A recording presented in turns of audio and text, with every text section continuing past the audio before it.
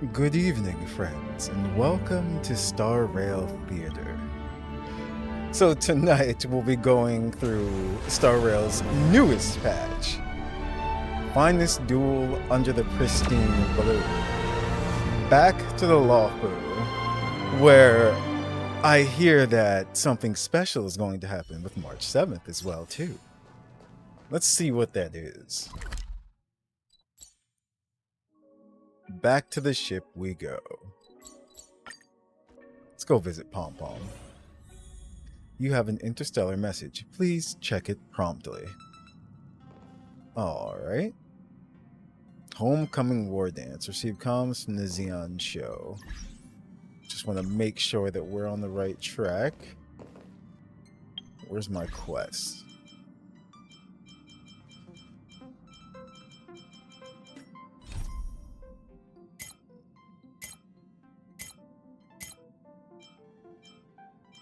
Yes.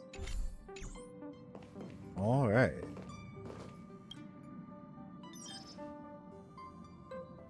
You have an interstellar message. Please check it promptly.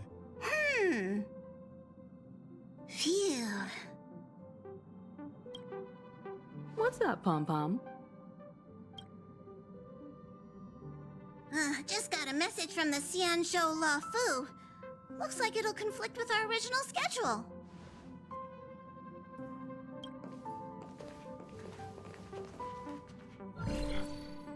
It's been a while, my friends on the Astral Express. The general. How's your trailblazing expedition going? Soon, the Xianzhou Luofu will be holding the Luminary War Dance. Those who have aided the Luofu in overcoming the crisis are cherished allies of the Xianzhou.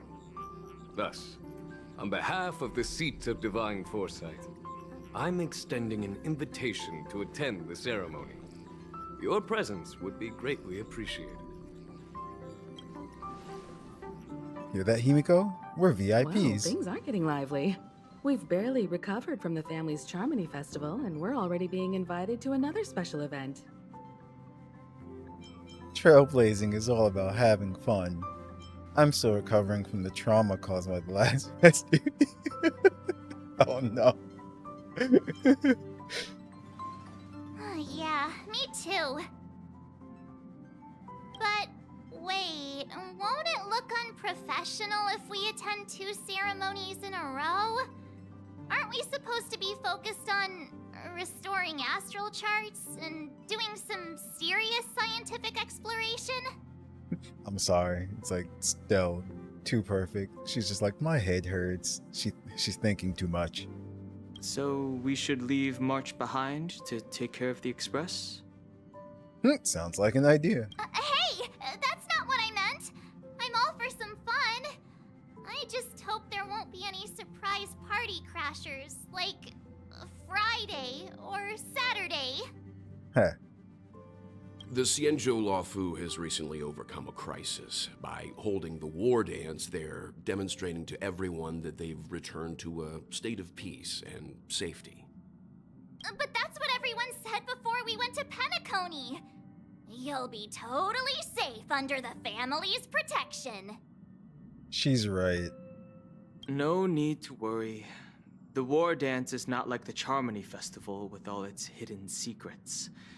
It's just a festival to honor the Rainbow Arbiter and the Cloud Knights, who fought against the abominations of abundance and protected the Xianzhou ships. Aside from star skiff performances, it's mostly martial contests. Nothing too different from the Taiki and Roboball contest we've seen before. What do you think, Himiko? Since we've accepted Miss Black Swan's proposal, we should probably head to Amphorius for refueling. There's certainly no rush. This trailblazing expedition is quite unique, and the Express needs to be fully stocked and prepared before moving on to the next stop. With Madame Herta's help, I was planning to deliver some Leviathan fossils from Kalinga Abyss to Ron May, member 81 of the Genius Society. It could earn us some favors before we set off. However, it may take a few weeks. Aw, so that means we're not going to the Luofu. Being an adult means maintaining relationships, whether we like it or not, Marge. Since we've been invited, it's only right for the Astral Express to attend the ceremony. So here's the plan. Pom Pom will take everyone to the Xianzhou Lafu. Mr. Yang and I will meet up with Ron Mei and fulfill our promise. Meanwhile, you, March, and Don Hung will represent the Express and attend the war dance. Himiko's getting rid of the kids. What do you two think? Sounds great. Let's split into groups. I want to play with Leviathan fossils too. Yeah, it does sound pretty fun though. And we get to see her on May again. Himeko and Mr. Yang will be busy with serious research. Besides, fossils can't compete with martial contests when it comes to fun, right? I'm not going for the fossils. Plus, you're the only one with so many friends on the Lafu. I'll be lost if you don't come along. You've gotta lead the way. Wait, what? Now that everyone's on board with the plan, it's time to work to the Xianzhou Lafu.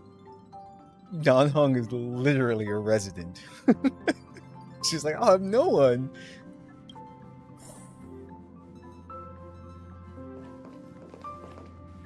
Optional. Discuss the travel plan with you. Yeah, sure, why not? We won't see them for a while. Gotta talk to Mom and Dad. King Abyss. What does she expect to find there? Current research on the Leviathan merely proves how little we know about such life forms. That's why geniuses are interested in that field. Science is all about uncovering the unknown. For science. The conversation between the two adults brims with complex jargon from us. Have a safe trip, you two. Come back soon. I'll miss you, Mom and Dad. Right? Like, don't leave me. Come back soon. Don't miss us too much. If I stumble upon some cool Leviathan fossils, I'll bring a few back as souvenirs for you. Yay.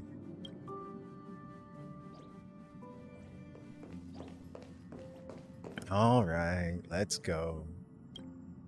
Himeko really knows how to convince people. Between Leviathan fossils and the war dance, the latter definitely sounds more fun.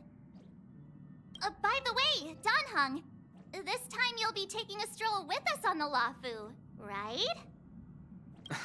And just let you two wander around aimlessly on the Luofu by yourselves?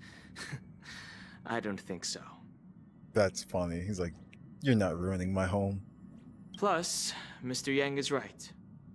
The Ambrosial Arbor crisis just ended, and both the long life and short life species are still feeling uneasy. And that's why Jing Yuan wants to organize the war dance, to show that the Xianzhou Luofu is stable and safe. And since he has extended an invitation, it's only right that I visit my old friend.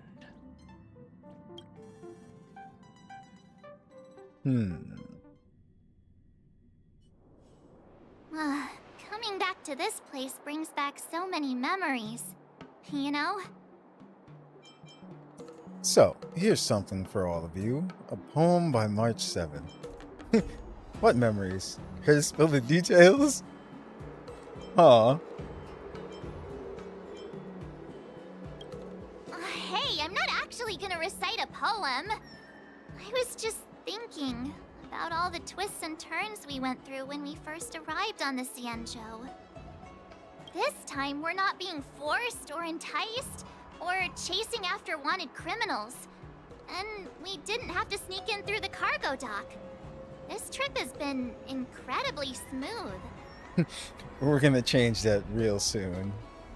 I'm just like, yeah, you're right. This doesn't feel right. Quick, we have to do something. Quite unusual, I must say. Definitely unusual. We're so easily pleased. I actually feel sorry for us. Oh, come on. Don't jinx us. No. Such is the fate of us nameless, I suppose.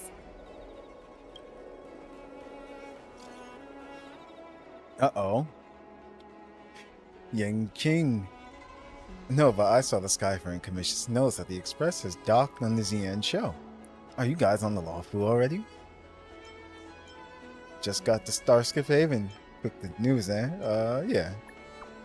Yep, fresh off the boat. We're now at Starskip Haven. Heh, the general sent me to welcome you all at Starskip Haven. See you in a bit. Is the Starskip Haven always this crowded? Oh, there's so many people here. I can barely hear anything. Yanqing said General Jing Yuan sent him to welcome us. But where is he? Let's wait for him in front of the loom. It's the most prominent landmark on the dock. Okay, since we're wandering around the Law Fu, we've got to go with this.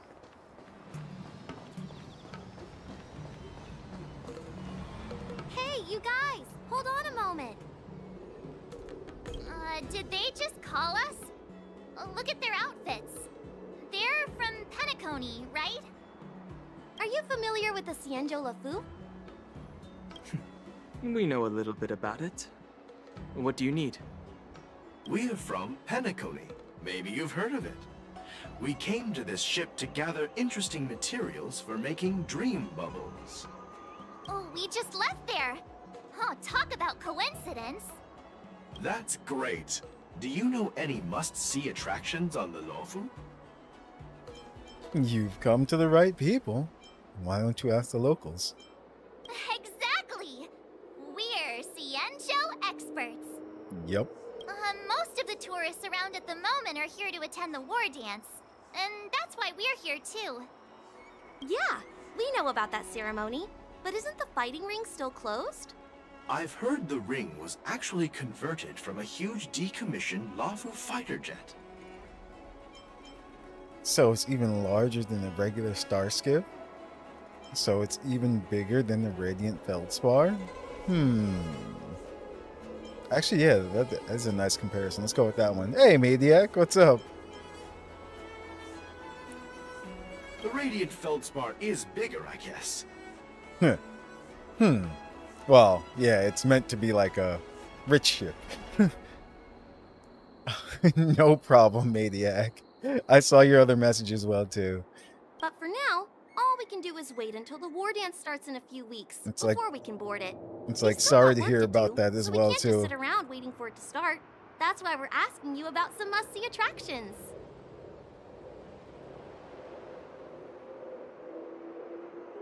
Hey, Wriggle, how are you doing? Where's my money, Brian? We're looking for unique experiences that you won't find on Penacony. Our clients love these kinds of dream bubbles the most. You're the expert here. Give them some suggestions.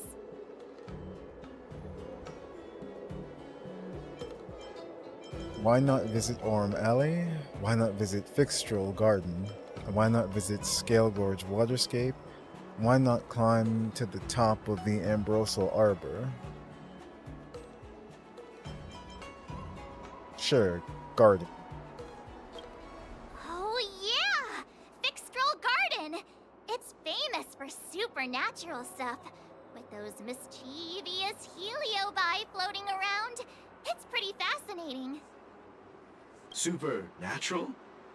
I don't really like scary things, but our clients will love it. Ooh, it does sound interesting. Let's go check out Fixtrol Garden. Maybe we'll bump into each other there. Look, Yanqing's here. Really? Let's go catch up with him.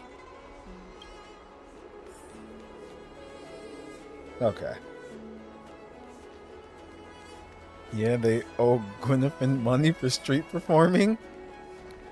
You don't want me to catch you. She owes us for ghost hunting.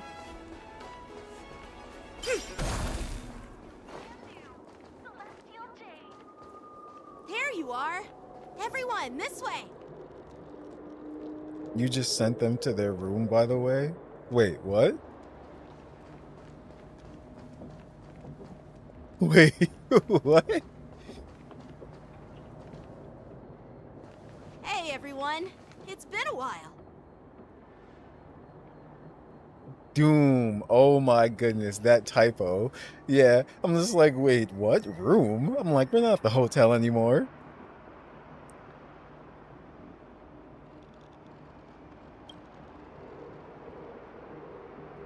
Well, it doesn't feel like it's been that long since we last saw you. But, Yanqing, are you? Glad you're not playing woke Western games. I need the escape from Hollywood. What? Oh, Ubisoft. I heard about that situation. It's pretty bad. What's up, Miss March? They say kids grow up really fast.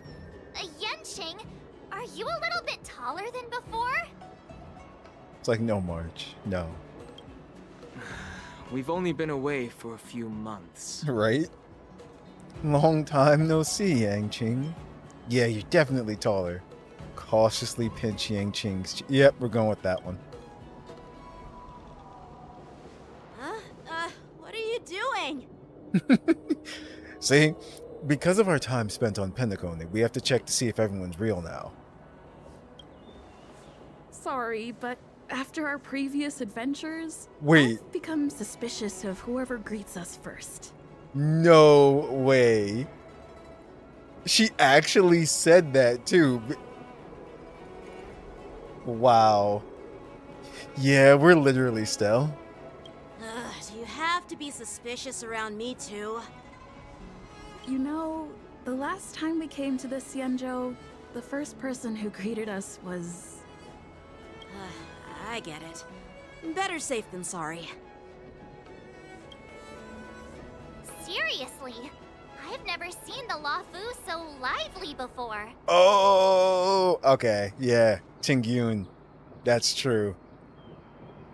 I was a bit worried that holding the war dance right after the Ambrosial Arbor crisis might be too soon. But seeing the bustling Starskiff Haven, I understand why General Jing Yuan chose this timing.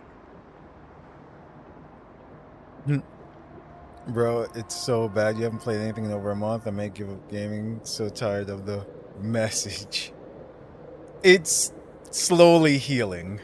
Gaming is slowly getting back to usual. Also, we're gonna start another game soon. One that I've been waiting to play for. Yes, we do. Where's his sword collection? Show us your swords. Yep. There's people from other delves and travelers like you three who've come from afar. I've got a bet.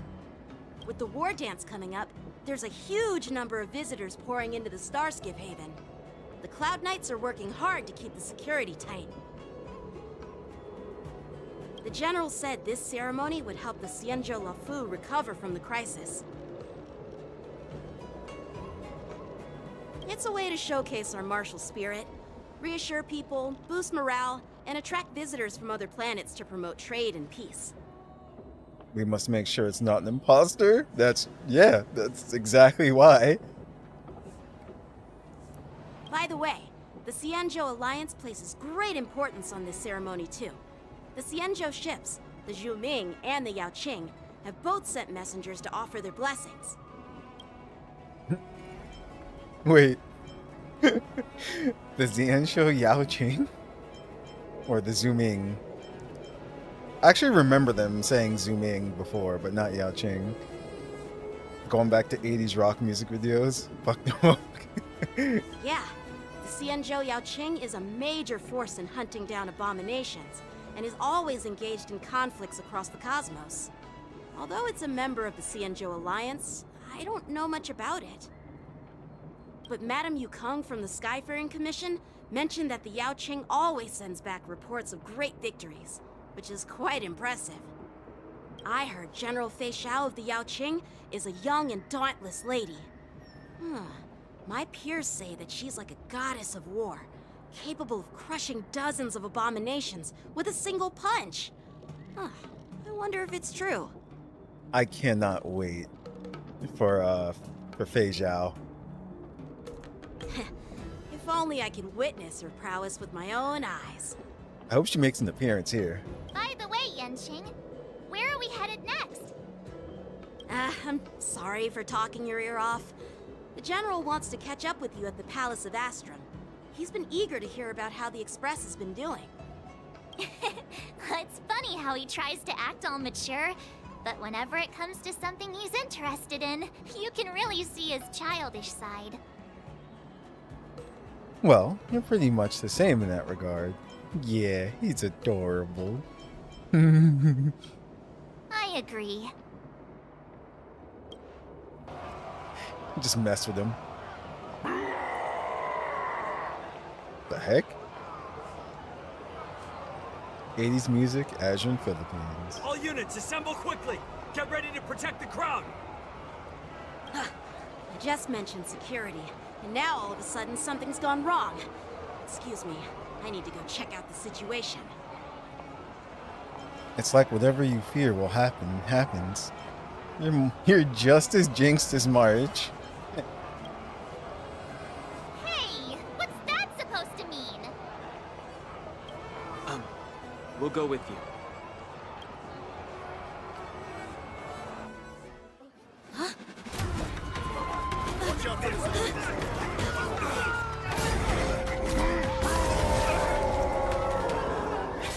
Protect the civilians. I'll deal with him. Did we get to play as him? Moon Rage. Enemies with this mark can enter the Moon Rage state. After enemies use attacks, apply 1 stack of Bloodlust to enemy units that can trigger Moon Rage. Okay. When Bloodlust reaches a certain number of stacks, the unit enters the Moon Rage state. At the same time, a Moon Rage countdown appears on the action order. When the countdown's turn begins, Moon Rage is dispelled across all enemy units. Okay, so basically they get stronger? Yeah. Borison? Oh, why are there Borison here? Actually, these are new enemies, so This ends now. kind of want to see what they can do. Yet stratagems, constellations, are human creations!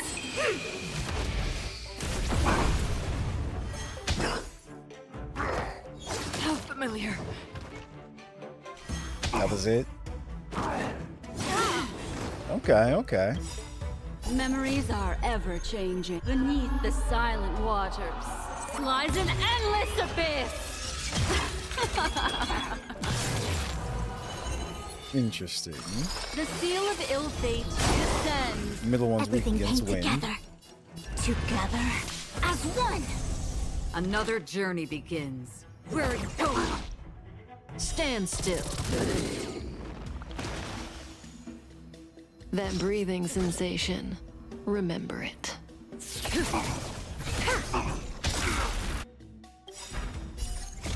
Yeah, I weep they're for the departed. dead.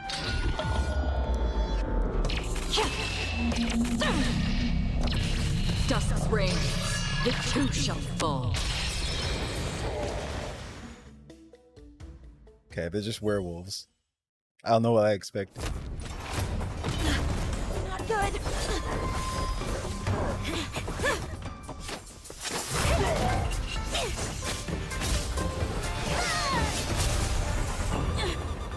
Took his swords and threw them at it. Feet.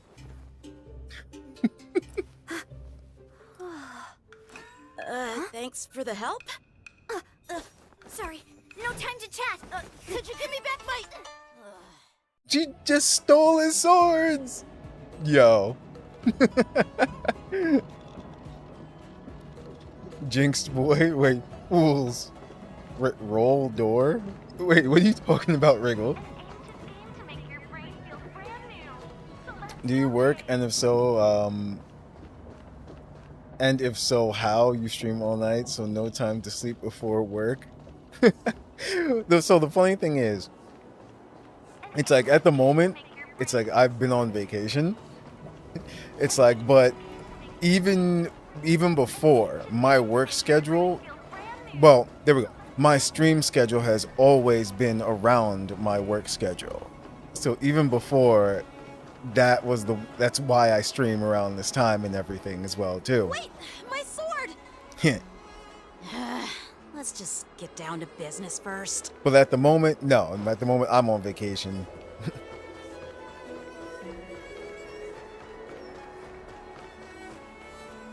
I'm sorry, but I'm afraid we'll have to put our plans on hold for now. I need to find out what's going on.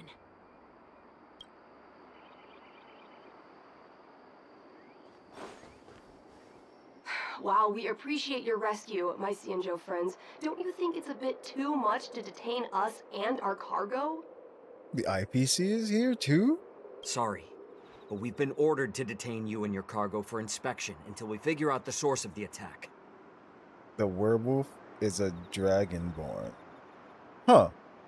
Once we're done with the formalities, we'll let you and your cargo go. But it's a werewolf. Oh, but this shipment isn't even meant for the Luofu. And it's IPC's patented technology. Who do you think you are to conduct an inspection? According to the protocol, all cargo arriving on the Luofu must go through inspection. Oh, but we didn't officially enter your dock at all. We just sought refuge in your dock because we were attacked by the Borisons. Looks like this argument could go on forever. Let's not get involved in a heated dispute that won't lead to a resolution. Right? Let the local authorities handle it. But I'm gonna. How dare you detain our ship? Who do you think you are?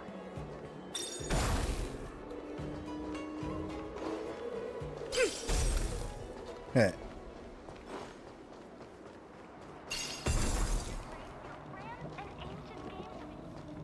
Who's in charge here? I need some answers. It's my fault. We let our guard down for a moment. I take full responsibility. With the war dance approaching, safety should be a top priority. Now, tell me, how did Borison prisoners end up in Starskiff Haven? According to the protocol, Borison prisoners should be held on a Starskiff and taken directly to the shackling prison under strict supervision without ever touching the ground. Who allowed a prisoner transport ship to dock at the passenger terminal? Please don't blame this, Captain. This incident involves the Zhu Ming's diplomatic vessel. Ah. Who are you? I'm Liu Jun, an officer of the Patrol Defense Squad. Thank you for your help, Lieutenant Yanqing. The situation unfolded rapidly, and it shouldn't be held against the captain. Here's what happened. An IPC transport ship was attacked by the Borison just before arriving, and the Zhu Ming's diplomatic vessel came to the rescue. They fought off the Borison pirates and imprisoned them on their ship. So, an IPC ship was attacked by the Borison near the Luofu, and the Zhu Ming envoys saved them? Sounds complicated. Honestly, it gives me a headache too. The Zhu Ming diplomatic ship, adhering to standard procedure, docked at the passenger terminal to hand these criminals over to the Luofu. You know, with all the outsiders flooding onto the Luofu, the Starskiff lanes are under immense pressure. The Borison desperados decided to put up a fight before the prisoner transport Starskiff could get there. And that's what you just witnessed. We'll make sure these prisoners are sent to the shackling prison as soon as possible. I see. It's an unusual situation indeed. I'll report it to the security department of the Realm Keeping Commission and ask for their cooperation in handling the aftermath. Maybe I should gather more details from others so that the Seed of Divine Foresight can have a better understanding of the situation. Cloud Knights calm the crowd, then dispersed. Okay. Oh, you look much maturer now, Yanqing. Please don't tease me, Miss March. The situation on the Cienjo before the war dance is like a calm lake that can be disturbed by even the smallest pebble, capable of generating far-reaching ripples with even the slightest disturbance. What are those people? I mean, those monsters we just dealt with? Those werewolf monsters are known as Borison. They are abominations of abundance, and we've been fighting them for a very long time. See? Werewolf monsters. That's why I was like, Dragonborn. The Borisin have been a powerful force for a long time, plundering and enslaving many worlds. The threat they pose is just as terrible as the Swarm disaster, and the Alliance even had a fierce war with them 3 decades ago. Oh no, he mentioned the Swarm. Their presence has faded over the years, but who would have thought? According to that officer, they attacked an IPC ship near the Senjo Luofu. Such a brazen attack seems quite unusual to me. You were joking because he used the Dragonborn shout that punts people? Oh! Wait. Dragonborn shout that punts people. I don't know why I don't remember that, though. Yeah, that's what I find strange, too. It seems like the IPC and the Borisin have some serious grudges. Well, enough with the chit-chat. The General wants me to take you to the Palace of Astrum. I'd love to chit-chat a little longer, but there are some things that can't be left unchecked. Is it a serious matter? Maybe you'll need our help in hunting down the Borisin? Thank you, but it's no big deal. By the way, that young lady who just appeared, she took my sword. I'm thinking of filing a lost property report at the Realm Keeping Commission to see if I can get it back. I love it. He's just like, she took my sword. Boost Roda. I haven't played Skyrim for more. Your autocorrect is really, oh, okay, for more than 2 hours, and I know about it. Gotcha. Okay. I haven't played Skyrim at all. I doubt she did it on purpose. Yes, she did. So when Cloud Knights get into trouble, they have to call the emergency services too? You go file the report, and I go fetch the popcorn. It's gonna be quite the show. Yeah. Don't remind me. I just zoned out for a moment, that's all. Hey, what's up, Waffles? You're so hot right now. You ordered a shitload of foods. It's time to abuse myself. Uh-oh. Someone's got the munchies. Alright, let's not keep the General waiting. Don't worry. There aren't many people out there with that kind of talent. It shouldn't be too hard to find her. Isn't it nice to be able to order food, like, whenever?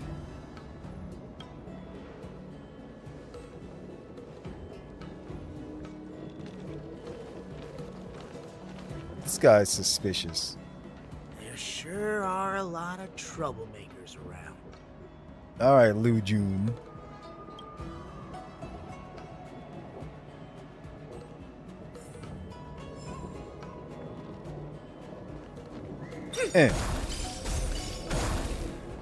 Take that. Success and failure. No, they always find a way to fuck it up. That's also true. And they overcharge. But the convenience of being able to do so. It's been a long journey, Elder Hwayan. Thank you for your presence. Don't mention it. Thank you for taking the time to welcome me. Hello, Hellmaster Secretary. How are you today? Tail!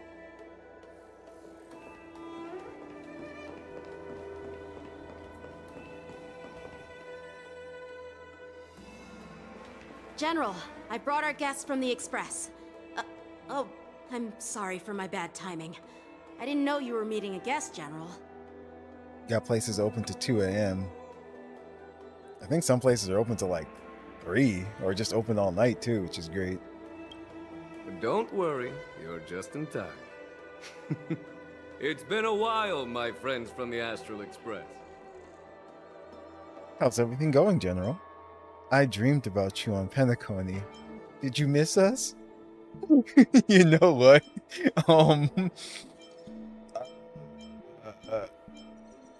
It's either 2 or 3. 2 just seems so like The most awkward, and I love it. Yeah, see, number 2. Oh. Well, it's an honor to be in your dreams, my friend. Damn it. A normal response. Allow me to introduce you to General Huayan. He's the Arbiter General of the Xianzhou Zhuming, known as the Flaming Heart. No need to be so formal. I'm just a tourist here, no different from other tourists who've come to attend the ceremony. Elder Huayan is not only one of the Arbiter Generals, but also the Furnace Master of the Artisanship Commission. That explains the Besides burning. his martial skills, he excels in forging various weapons. Such talents are unique, even among the Arbiter Generals. Be it Arbiter General or Furnace Master, these are merely titles given to me long ago. I've retired several times already, but with the current change in circumstances, the Marshal has called me back to duty, and I had no choice but to answer the call. Well, in the end, I'm to blame. Living such a long life naturally brings its share of disapproval. By the way, the VA for Huahua and Lucy and Sokaku both got replaced this patch.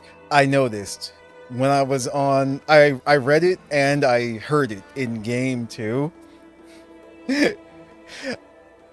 Yeah. That's all I'm gonna say on that. No, I'm gonna be completely honest.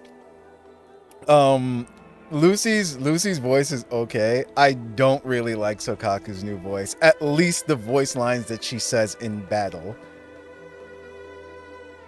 It's like, not that they're bad, I just like the old one better.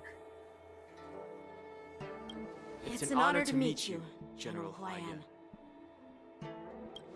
It's my honor to meet you, General Huayan. It's lacking the gremlin. Yeah. You know what? The next, ZZZ stream, I have to like hear it some more, like in other voice lines and stuff like that and everything, because I know most people are farther than I am. But yeah. As far as Lucy, like I said, hers is okay. Yeah, like it's okay. Basically, for both of them, I did like the older VAs, or how they said the voice lines better. Glad to meet you, General. No need to be all formal. Today I'm just a guest on the Lawfu, the same as all of you. So, these 3 are the ones you mentioned, Jingyuin? The heroes who helped you with the Ambrosial Arbor crisis? Lucy is lacking the old sass. Maybe that is it. Indeed. There's Dan Heng, March 7th, and her. Without their help, I'm afraid the Lawfu might not have easily overcome this crisis. Her. I have a name. So, the Imbibitor Lune's reincarnation has returned to the Lawfu and will attend the war dance. I'd love to have a drink with you should the chance present itself. You're more than welcome, General Huayan. And this young friend is? It's like drinking. I'm telling Mom. Just tells Himiko. Yanqing, my apprentice. He remains by my side as my retainer due to his youth, which I hope will season him with experience. He will stand for the Lawfu's Cloud Knights in the upcoming war dance, ready to take on all kinds of challenges. Uh-oh. That look. You can tell she's like, She's sizing him up. Head pats. Great!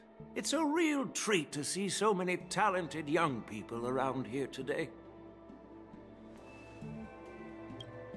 Oh, I almost forgot. This is my apprentice, Yoon Lee. That's smug. You! He's like, give me my sword, sword stealer. Oh, Oh, it's you. Hello. Oh, you two already know each other? Guess we don't need any introductions then. She stole my sword. What a coincidence! I was afraid I'd have trouble finding this girl. Can he just call them back? I mean, he controls them in battle. Oh? Now you've piqued my curiosity. Tell me, how did you two become acquainted? She helped me capture the escaped Borisin prisoners at the Starskiff Haven. Allow me to express my gratitude for you. But when you left, you took my flying sword with you. Your flying sword? Oh, so that's why I found a dagger in my bag. Turns out it's yours. Wow. Yes, it is. Now that we've met again, I hope...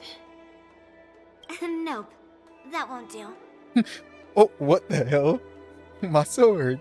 Won't do? You want your sword back, right? Well, you can't just take it back. On the Juming, when you lose your sword on the battlefield, you have to reclaim it on the battlefield. We weren't fighting you. As for this little sword, it was supposed to strike that escaped Borisin prisoner.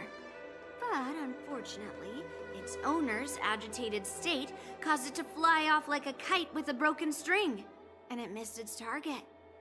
By the way, if I hadn't caught it and helped it hit its mark, that Borisin prisoner would have gotten away. Hold on a sec, Yunli. You took my sword without even asking, and now you're refusing to give it back? So much for Luofu's swordmasters. What did you just say? The kids are fighting again. If you just stepped up and took your sword back from me fair and square, I would have totally respected you. But nope, you tried to play it down, expecting me to just hand it back to you like it's nothing. In front of everyone. With all due respect, you don't honor your sword, so you don't deserve it. Doesn't matter, it's not yours. Hasn't anyone told you that taking without asking is stealing? If you want to settle this with swords, fine. Let's have a one-on-one duel right now. Yanqing. Well, that's more like it. Just be careful, because I'm not as easy to handle as the Borisin. You two, be quiet and apologize to Yanqing. Hey! Whose side are you on, Grandpa? I don't take sides. It's a small misunderstanding, and an apology would be too much. I've heard about the Zhu Ming's incredible swordplay and craftsmanship. Most notably, the legendary Flame Wheel Octet. Seeing Miss Yunli, who is among those ranks today, well, I must say, she definitely has that fiery edge. Such grandiose names. Some folks love to spin these fancy titles, trying to set the Cloud Knights apart. Yunli is still just a young girl, a bit awkward and hot-tempered. So please forgive her if she's being rude. Well, everyone, Elder Huayan and I have some business to discuss. For now, Yanqing, why don't you entertain our guests and take Miss Yunli to the inn? I'll find another chance to talk with you all. I'd like to express my gratitude to the Astral Express for helping the Luofu during the crisis. Yay, rewards. That's so kind of you. I mean, you've already thanked us so many times. Please forgive me for coming at an inconvenient time. You needn't apologize, General Huayan. All right, Yunli. Take this opportunity to clear things up with Yanqing. Yeah. It's better to make friends than enemies. But I won't be heading to the inn just yet. I want to visit Lingsha. She just arrived in the Luofu and could use some help settling in. Oh, that's the dragon lady.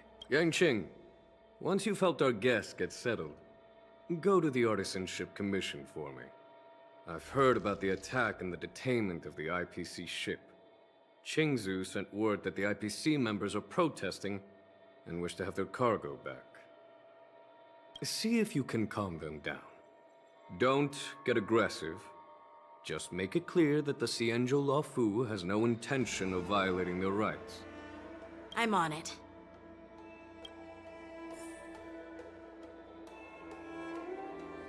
All right.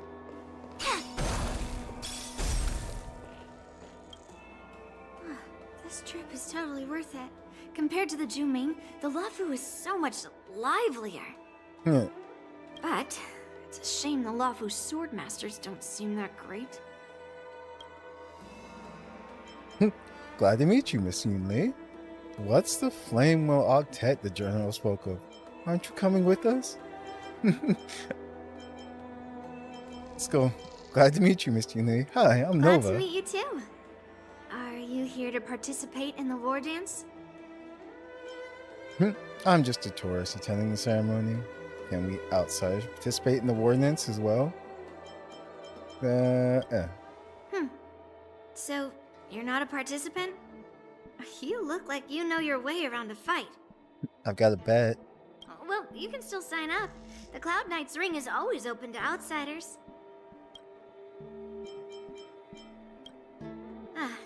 That's how outsiders refer to my peers in the Juming Cloud Knights and the Artisanship Commission.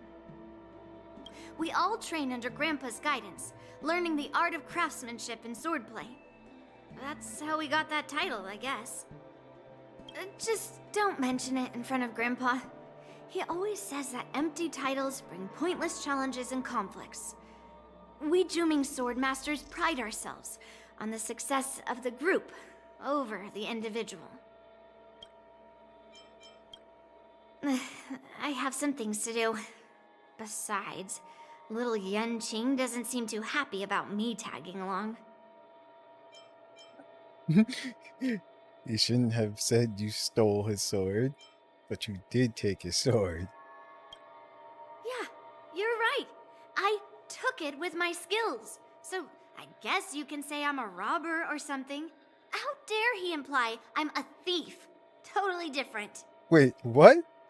Where is her logic coming from? Besides, the sword seems scared of its own master. I'd like to ask him, you claim to cherish your sword as your life, yet you don't even recognize the state it's in right now? I didn't intend to keep his sword. I was planning to take this chance to return it to him. But now, I've changed my mind. I'll give that poor flying sword some proper maintenance. I won't consider returning the sword unless he learns how to say please, hello, thank you, and sorry. So he can forget about it for now.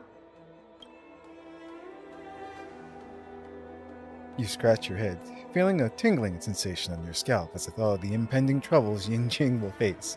While you're distracted, the young girl has already wandered off on her own. Her whereabouts unknown. Too funny. This is the report Qingzu just sent me. Let me take a look. Looks like the general has given me a tough challenge. He wants me to try and help put the IPC's mind at ease. Is this some kind of test from the general? These kids are like 80 by... You know, that is true. I keep forgetting, even if they don't have any like special features or anything, some of them are still long-lived species. Well, it's not exactly a test. As Cloud Knight officers, we not only learn the art of war and martial arts, but also occasionally have to handle diplomatic disputes. It's just, you know, talking things out isn't as straightforward as duking it out with weapons on the battlefield. This is especially true when you're up against the IPC, with their non-stop corporate babble. Well, let's not worry about that for now. Shall I take you to the inn? Let's go. After watching Yingqing and the others leave. It is the Luofu's honor to have you in attendance at the war dance. Yet, the fact that a simple martial arts ceremony has attracted esteemed generals from the Zhu Ming and the Yao Qing implies intentions beyond mere spectating. Might there be any specific instructions from the marshal? You're overthinking it, Jingyuan. As I said, I'm here to broaden my granddaughter's horizons. I have no ulterior motives. Uh-huh. However, I have no clue what the Yao Qing Arbiter General has in mind. Do you remember when you accepted this position?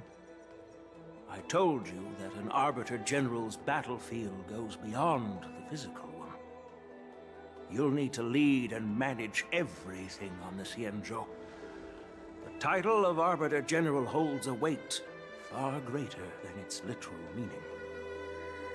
So many years have passed, and you've done well. However, longevity for the Xianzhou people can be a curse. Living too long means that every mistake you made will lurk in the shadows. And one day, they'll eventually catch up to you. The Marshal knows everything that has happened on the Luofu. As for the Merlin's Claw of the Yao Qing, she has come specifically for you. The Merlin's Claw. Speaking of which, why hasn't she arrived yet? They say the Merlin's Claw strikes like lightning. Being late isn't her style. That's not true, General Huaiyan. She's been here a while, but I'm sure you've heard of her unbridled nature. As soon as she disembarked from the star skiff, she mentioned having something to attend to and simply disappeared. You must be the messengers from the Xianzhou Yao Qing, I assume. We are Jiaoqiu and Moza, retainers of the Merlin's Claw. It's an honor to meet you in person, Arbiter Generals. Now this is interesting. A guest who doesn't come to visit but sends a message instead. What does she mean? Tell me, what could be more important to her than coming here? The Claw, aka Next Fox Mom? Gotcha. Fei Zhao then. Yeah. Yeah, that's a... Can't wait. Master heard about a spectacular view in Scale Gorge Waterscape. I believe she went there to enjoy it. A spectacular view? Ha! Did you hear that, Jingyuan? This person is being sarcastic. That's where, you fought, whatchamacallit, Fantilia. Yep. And that's where the root is of the tree, yeah. Please do not misunderstand me, General Huaiyan. I was simply stating the truth. Master thought it would be inappropriate to keep you waiting, so she sent us here. Once she's finished with admiring the scenery, she'll personally come and apologize to the both of you. Okay. In the meantime, outside the Palace of Astrum... Drat. I forgot to ask Yun Li to return my sword. I'll go get it back for you. I don't think you'll ever get your sword back. Just mess with him. Unacceptable. Every sword is precious to me. If it weren't for the General's interference, I would have taught that shameless girl a lesson in swordplay. By the way, I don't know if it's just me, but the General seemed a little... reserved? Could it be because of Elder Huaiyan's visit? Reserved? Really? Maybe I'm just overthinking things. No, you're not. When I entered the Palace of Astrum, I realized that the messenger from the Xianzhou Zhu Ming was actually the Arbiter General himself. So, The messenger from the Xianzhou Yaoqing must be the Merlin's Claw herself, I presume. That's right. Well, that's what makes this entire thing so unusual. General Clown Shoes had to straighten up. What's so unusual about it? They simply received an invitation from Jing Yuan, just like the crew, right? The war dance is just a small festival. And now we have 2 Arbiter Generals from other Xianzhou ships here. I'm afraid they're here for something more. Seriously, are the ships just like fighting each other as well too? Maybe they've come to hold Jing Yuan accountable for the Ambrosial Arbor crisis? But we fixed it. Hold him accountable? Come on, didn't the Luofu fall victim to the disciples of Sanctus Medicus and the Antimatter Legion? Why would they blame the victim? Don Shu's rebellion and Ventilia's scheming are merely one side of the story to the other Arbiter Generals of the Alliance.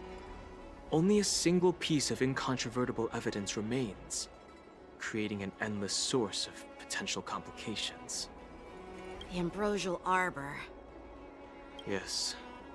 It's undeniable that the plague mark, which was subdued by the Xianzhou Luofu, has resurfaced. But was it really a conspiracy instigated by the Antimatter Legion? Or does it indicate a traitorous intent from within the Luofu, implicating Jing Yuan himself? Once the spark of suspicion is kindled, it proves hard to extinguish. We can vouch for Jing Yuan though. No wonder we were called back for the ceremony. Exactly. What was I thinking? Seriously, here I was looking forward to a carefree and enjoyable trip. But it seems wherever we go, drama is just around the corner. Aw, I was so excited. I thought those Arbiter Generals were just here to see the ceremony. This is what makes General Clown Shoes so great. Exactly. Like, G1, he knows what he's doing. Yeah, why don't you guys come and watch this festival? Basically setting us up to aid in whatever the heck is about to happen. By the way, I heard that an alchemist from the Juming diplomatic ship has arrived, and rumors say that she's to be the new Cauldron Master of the Alchemy Commission on the Luofu. Wait, can he just ask Pinky what's going on? She can see everything, apparently. An alchemist from the Juming serving as the Cauldron Master on the Luofu? While it's not unheard of, the timing itself... Thanks to your words, Mr. Danheng. Now I finally see the underlying tensions. Lingsha, yeah, I wanna see what she looks like in game. The General is under tremendous pressure right now, but I was completely oblivious to his troubles. How naive of me. Come on, don't think like that. Leave the adult matters to the adults. Even if you wanted to do something for the General, it's not like you can do anything. Pinky can see bits and pieces, and it's best not to rely on that according to her. Well, see, that's a contradiction though. Like, because because she herself is going, like, her whole life is run by that now. So for her to say that is just like, yeah. It's like, but you do. Even if they are just bits and pieces. Just like the whole, like, she shut her eyes thing and, you know, her, whatchamacallit? It's the truth, though. Yeah, I know, but it, like I said, it's still so, like, if you're telling us it's bad to follow your advice, but you follow your own advice.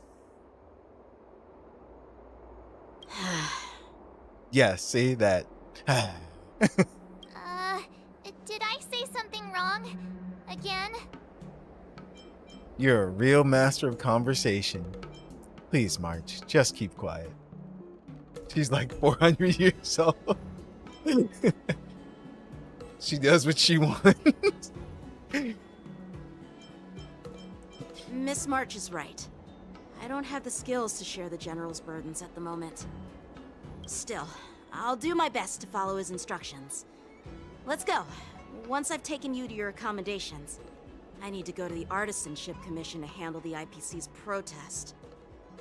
He looks like he has a lot on his mind. We can't just let him go alone. Why don't we accompany you to the Artisanship Commission? Oh, I'm sorry. I know she's not trying to be, but it's hilarious. She's being a bit condescending, but not on purpose. She's like, "How can we help you, little boy?" Yang-Ching is just like, "I hate you." This is too much trouble. While I appreciate your kindness, dealing with the IPC's workers could be tricky. I'm afraid this will cause trouble for the Express. Also, Pinky, 400 years old. That means we have a chance. No worries. We're pretty experienced in dealing with the IPC. You've heard of the 10 Stone Hearts? We've dealt with quite a few of them, right? Yeah. Brag all you want, but don't drag me into this.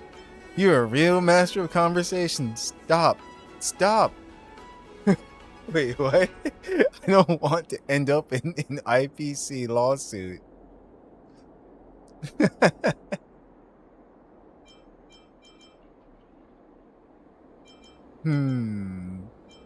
Yeah, that one. What's with you turning into a scaredy cat? I didn't see you worrying about lawsuits when you wrecked that giant mech. Well, since you're willing to help, I won't decline your kindness. Let's head to the Artisanship Commission and meet them. Dealt with by losing the game.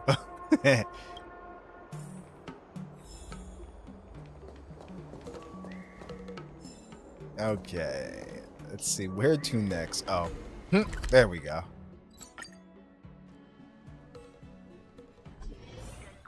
Can I really reason with you Xianzhou people? No. I think I get it now. In your words, this is called looting a burning house, right? Oh boy. I am trying to reason with you here. Okay.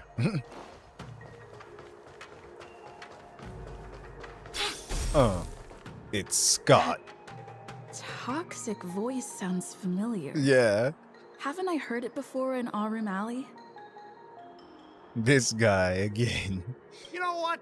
This isn't my first time dealing with the Skyfaring Commission. I can handle your unreasonable ways. But straight up snatching IPC cargo, isn't that going a bit too far? Just as I've said it many times already. Once we've inspected the cargo and completed the security check, you can be on your way. Is there something wrong with your ears, or is it just your brain? I'm hearing you loud and clear. I'm thinking clear. And my answer is crystal clear. Not a chance. Damn. Keep detaining my cargo and I'll file a complaint directly with your general. What's all this arguing about? Scott, what are you doing here? Did I just hear a dog barking? Oh yeah. That's the one. You jerk! Who are you calling a dog? Wait. Why are you here? You're staying on the Xianzhou, are you?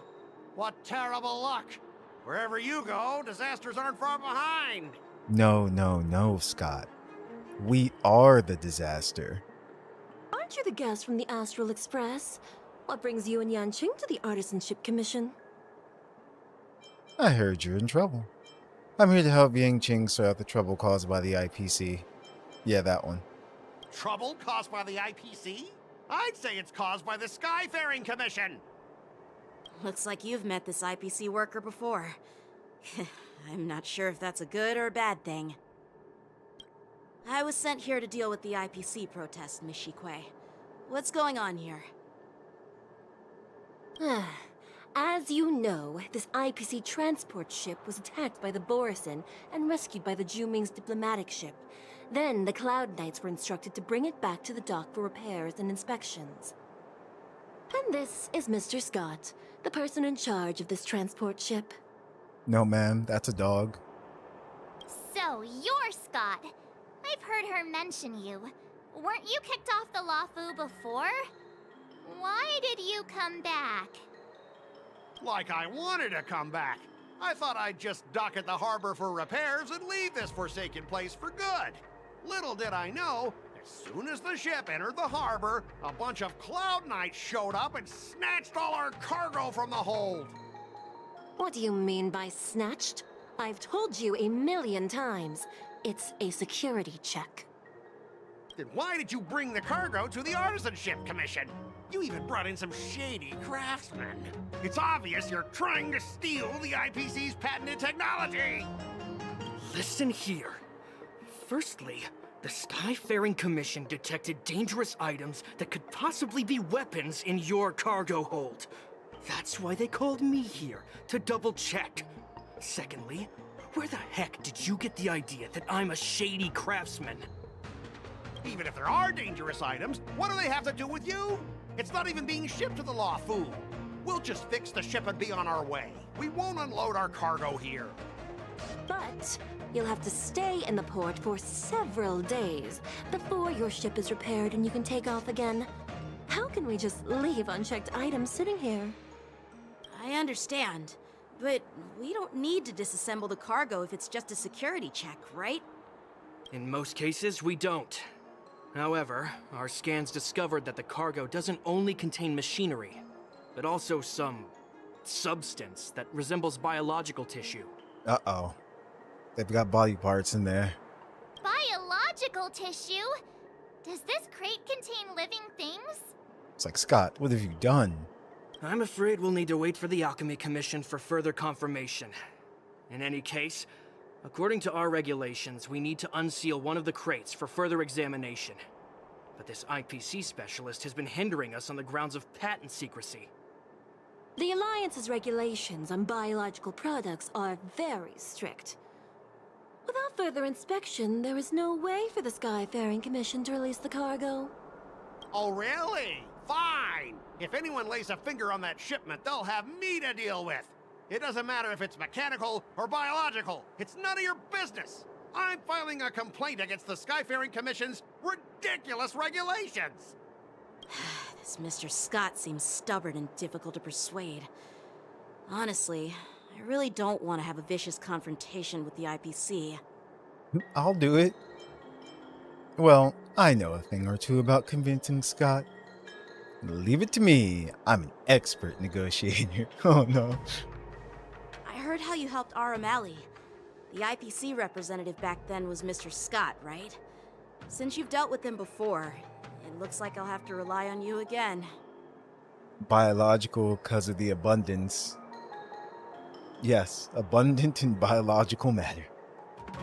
What are you guys whispering about over there? Just hurry up and give us back our cargo. Oh no, are we doing this again? I forgot they did debates here on this planet.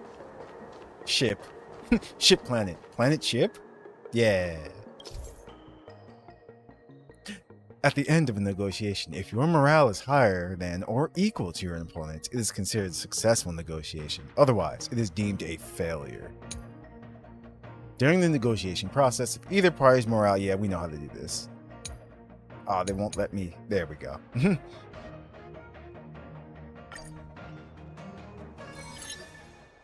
As I recall, this guy won't listen to reason and can only be persuaded with intimidation.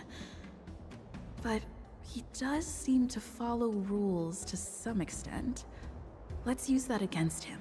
I'm gonna get everything wrong. Alright, let's see. What's the negotiation strategy? During my turn, fine. It's sort of different, I see it. Speaking of regulations, we have our own laws and regulations too. According to Article 4 of the Cienjo Alliance IPC Trade Consensus, the Alliance and IPC shall never infringe on each other's intellectual property rights. My rebuttal is, I don't care. Look at my bat, Scott. Make proposals from the legal perspective. Start by making him feel uncomfortable. Use Yangqing's identity to intimidate him. Remind him of his embarrassing past. Just call him a dog and be done with it. Like I said, yeah, I'm just like, look at my bat, Scott. I don't care.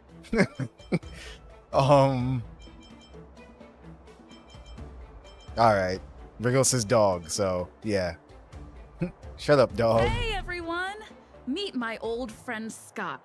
He's very talented, especially at imitating animals. I like this now. Stop it! Let's focus on the business at hand. What's the point in bringing No. up the past? Wriggle, why? Oh, you're amazing! Can you teach me? Which animals can you imitate? Just forget it. That was fun, though. Even if we set aside the secrecy of intellectual property, these prototypes built by the Intelligentsia Guild are incredibly valuable, beyond your wildest imagination. If anything goes wrong, you won't be able to pay for it even with your lives. You won't be able to get away from me. My bad. Just skip the reasoning part and resort to good old violence. See? Assure him that you will proceed with caution. Pay you compensation? You wish. The Skyfaring Commission can pay compensation.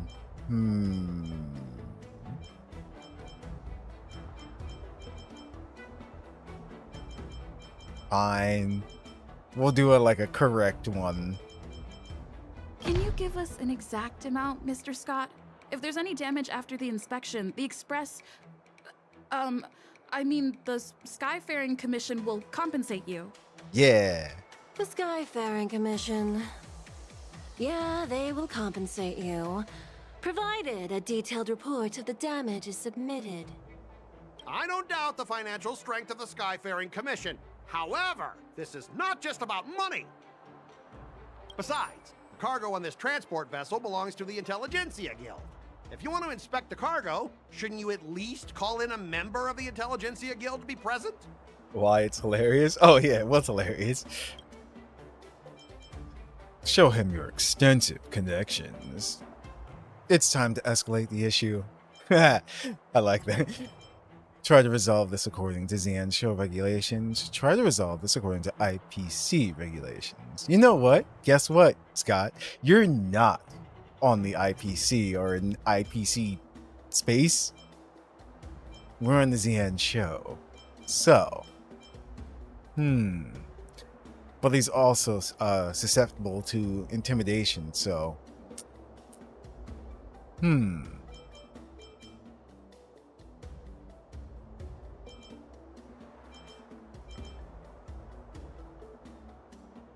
know what? Yeah, no, because he's saying someone present. Let's go with this. Yang Qing is right here. I'm pretty tight with Dr. Ratio from the Intelligentsia Guild.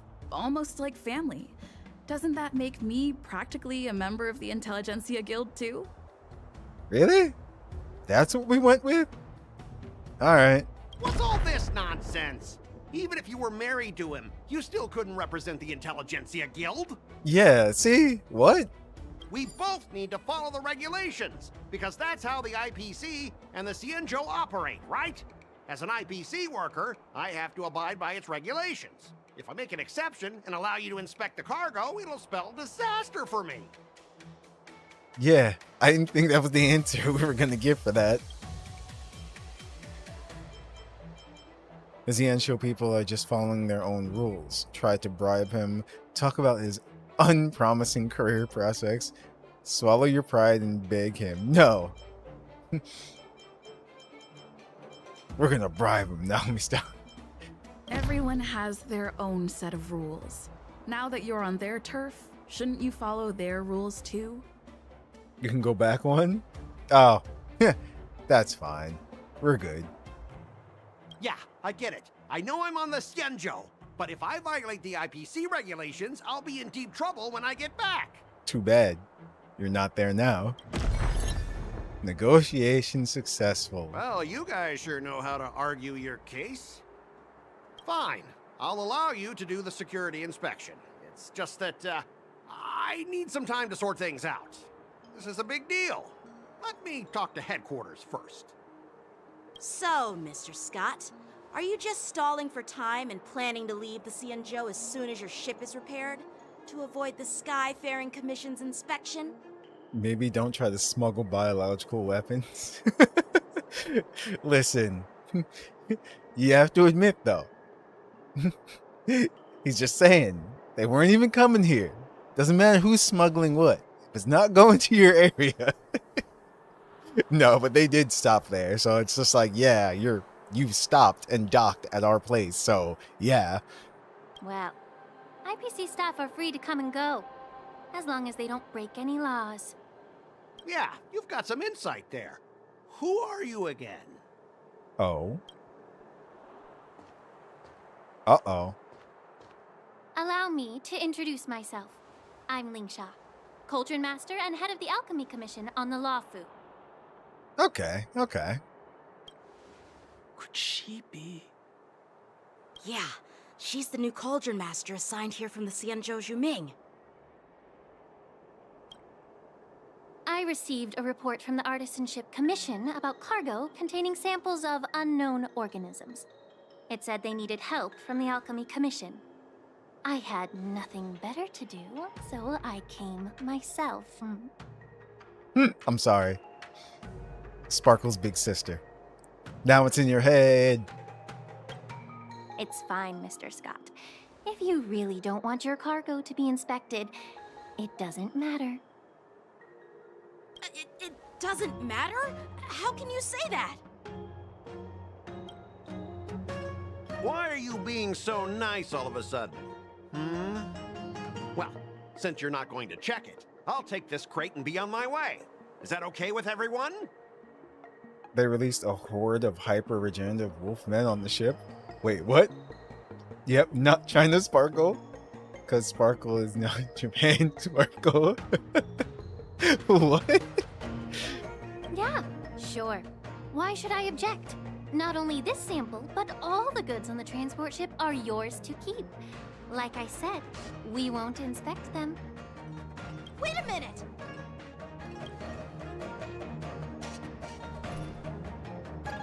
Well, that's more like it.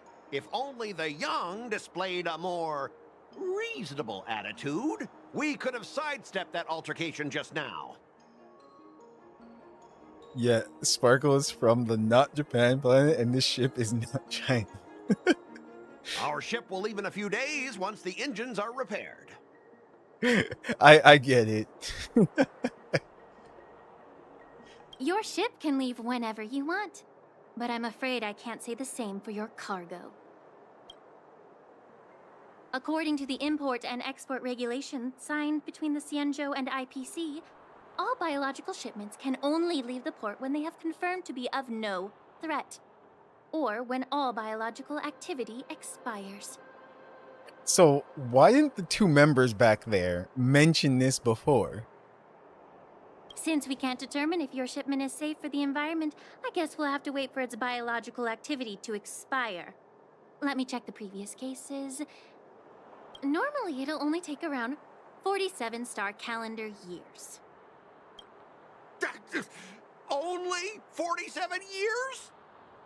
They did. Scott doesn't care. Why so surprised? You're still young and full of energy. I'm pretty sure you'll live a few more decades. Have some confidence in yourself. Hilarious. Ha! Typical of a long-life species. Your words are dripping with sarcasm. While you may not care about time, I do. I'll be demanding double compensation from the Skyfaring Commission for every minute wasted.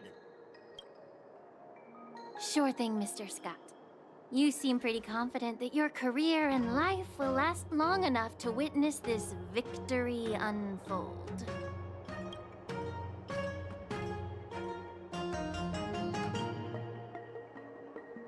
Step aside, guys. Let them do the inspection. But, Mr. Scott... Yeah, exactly. Come on, we're already in enough trouble. Just let them do the security inspection. And if needed, I can always grovel before the Intelligentsia Guild later. I'm just using my head for what it's apparently good for, right? Sorry for the trouble. Thanks, bro. At least you wised up for once. Well, honestly, at least you're not as annoying as that woman. Bro, just do the inspection. This lady is really something else. Yes, thanks, bro. Is this the IPC product? Listen up. Any damages caused by inspections will be filed with the IPC.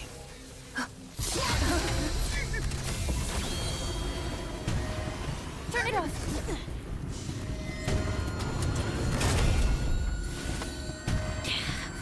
Biowolf. Activate. Terror Grip.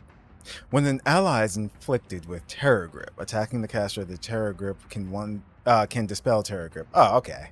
Gotcha. When Terror Grip ends, if the caster of Terror Grip is not attacked to dispel Terror Grip, then the affected ally will fall into the terrified state and be unable to perform actions. Ah, okay. It's another version of that. Gotcha. You know, I'm honestly waiting for them to introduce a status effect like they did in Shadow Hearts. Insanity, pretty much. When they just start attacking random things, be they enemies or your own teammates.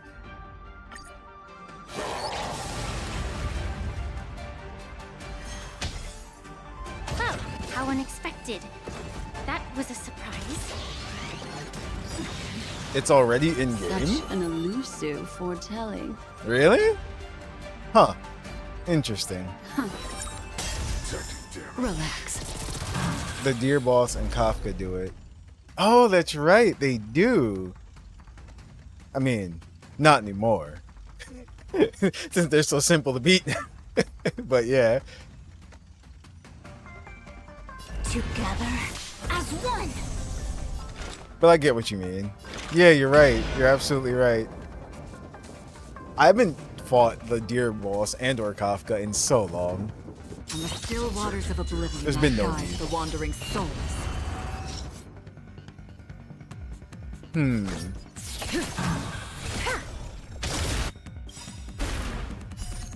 I know, right? The departed.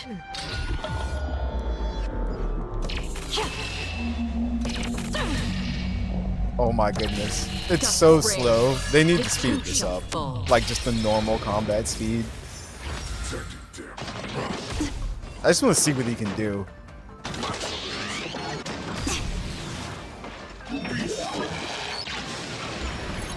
Moon Rage. Okay. It's like, that's nice. Stand still. Good times. never Armor last. damaged. Time to say bye. Boom.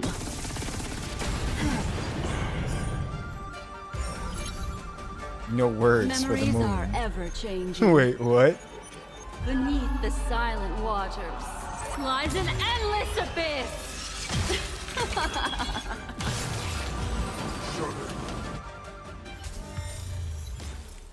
Were you seriously planning to leave this stuff unchecked at the dock for days? That's way too dangerous.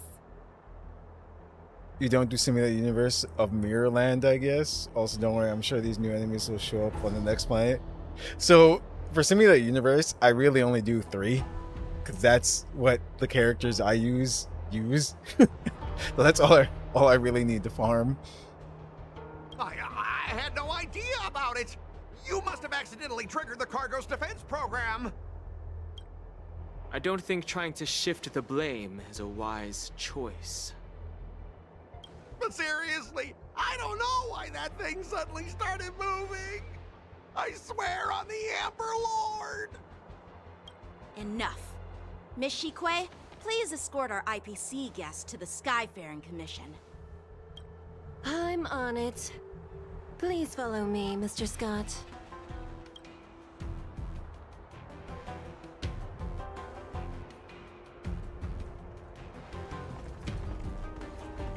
Gentlemen, our preliminary inspection shows that there is indeed hidden biological tissues inside, just like the craftsman feared. I can't even tell if it's ingenium or biological in nature. At least, that's what they hinted at by shipping them these dudes. Gotcha. Why do you say that? The core of this device is what they call wetware in industry slang.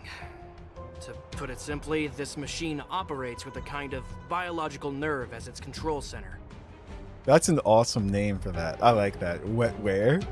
But it makes so much sense, yeah. I'll take some samples for the alchemist to analyze and figure out where the biological tissue comes from. Why would the Intelligentsia Guild use such unethical technology? Perhaps they're trying to create a new weapon? Whatever the reason is, it's probably why the Borisin attacked the ship. No wonder the IPC were trying to obstruct our inspection. I'll contact the Ten Lords Commission and ask the judges to come and give their final verdict on this. According to our rules, all prisoners and weapons involving dangerous creatures must be taken to the shackling prison for further sentencing. After all, it's the safest place on the Luofu. Wetware gives you a gross image like shredded pork with a battery attached. That's literally what it is.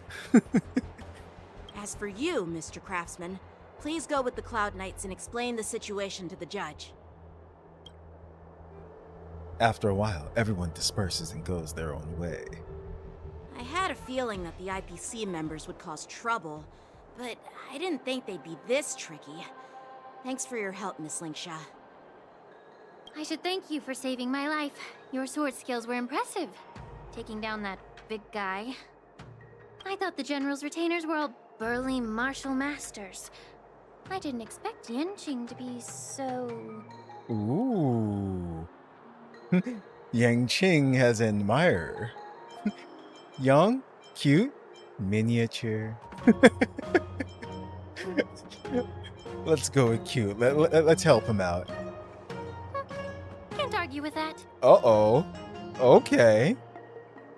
As for you, you must be the guests from the Astral Express, right? Saving the Luofu from that crisis. It's so impressive. It wasn't a big deal. Really. Is that, oh, is that Dia's voice? I don't know. It's still early, so why don't we get some tea at the Alchemy Commission? We can discuss your suggestions for revitalizing the commission. I'd be happy to accept your invitation. Just asked you out on a date, man. No, And you three are coming too, right? never mind. Time for tea.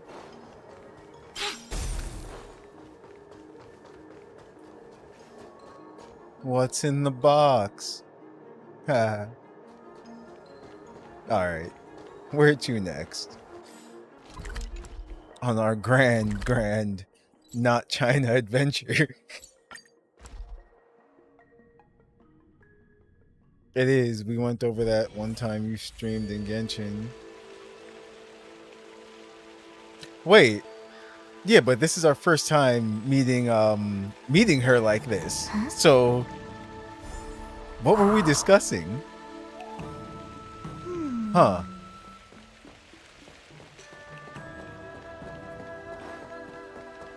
I'm here to pay my respects to the new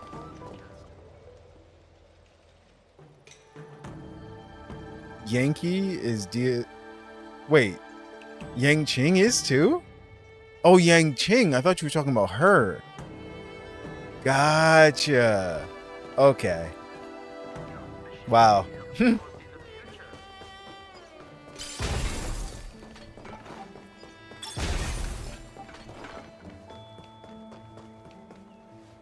All these years, and the view at the Alchemy Commission hasn't changed a bit. The tides come and go, but the ancient sea remains the same. For us Vidyadhara, there's nothing more nostalgic than our homeland.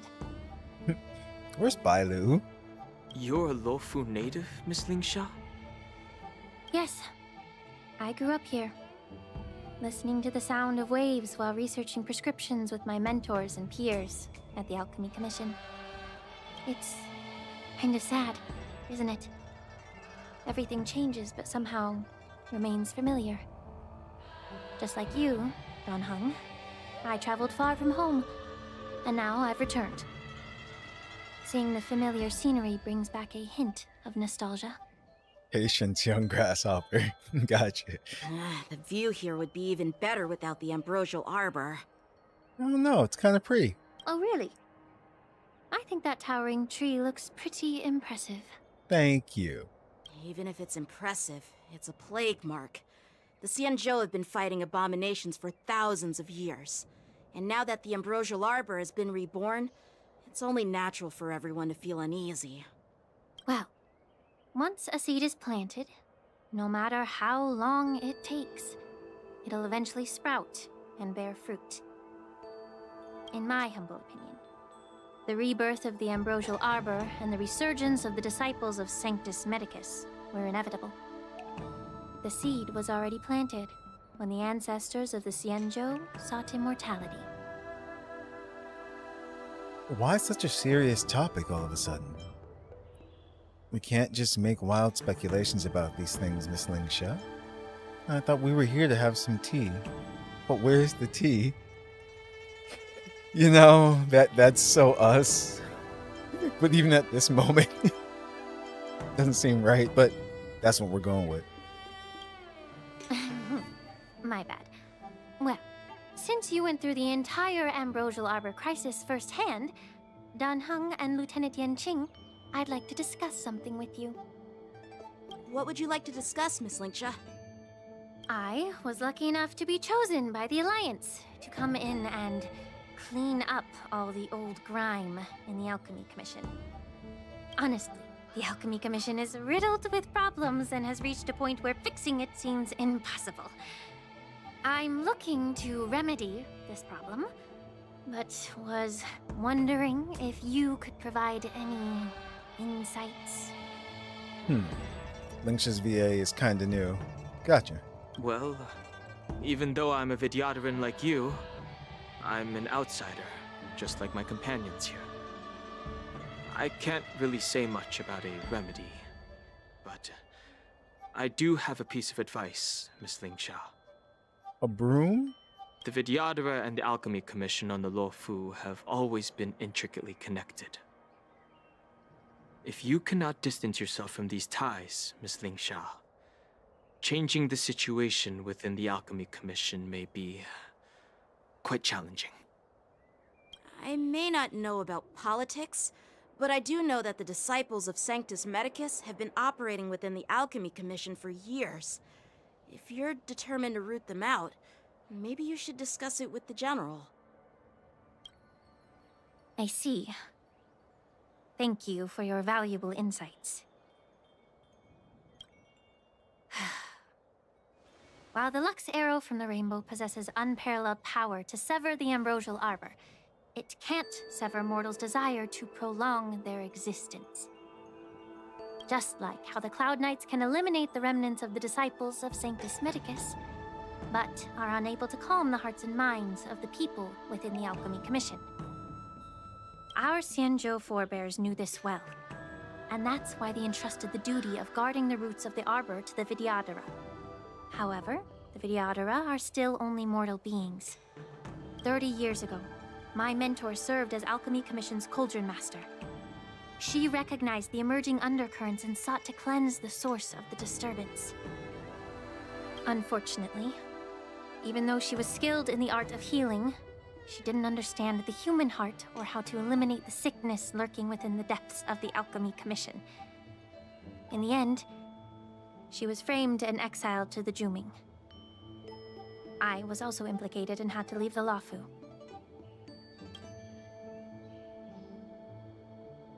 And guess who arbitrated the case and handed down the sentence?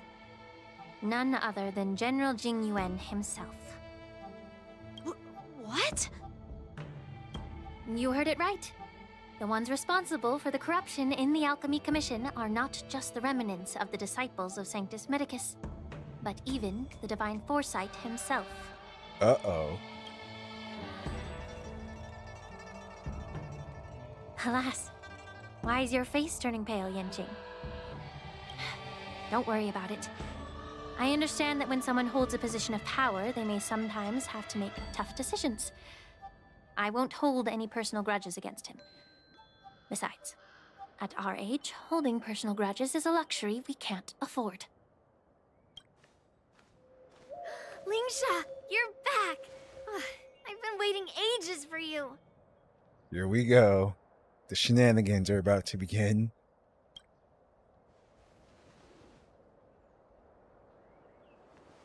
Yun Li, why aren't you with your grandpa?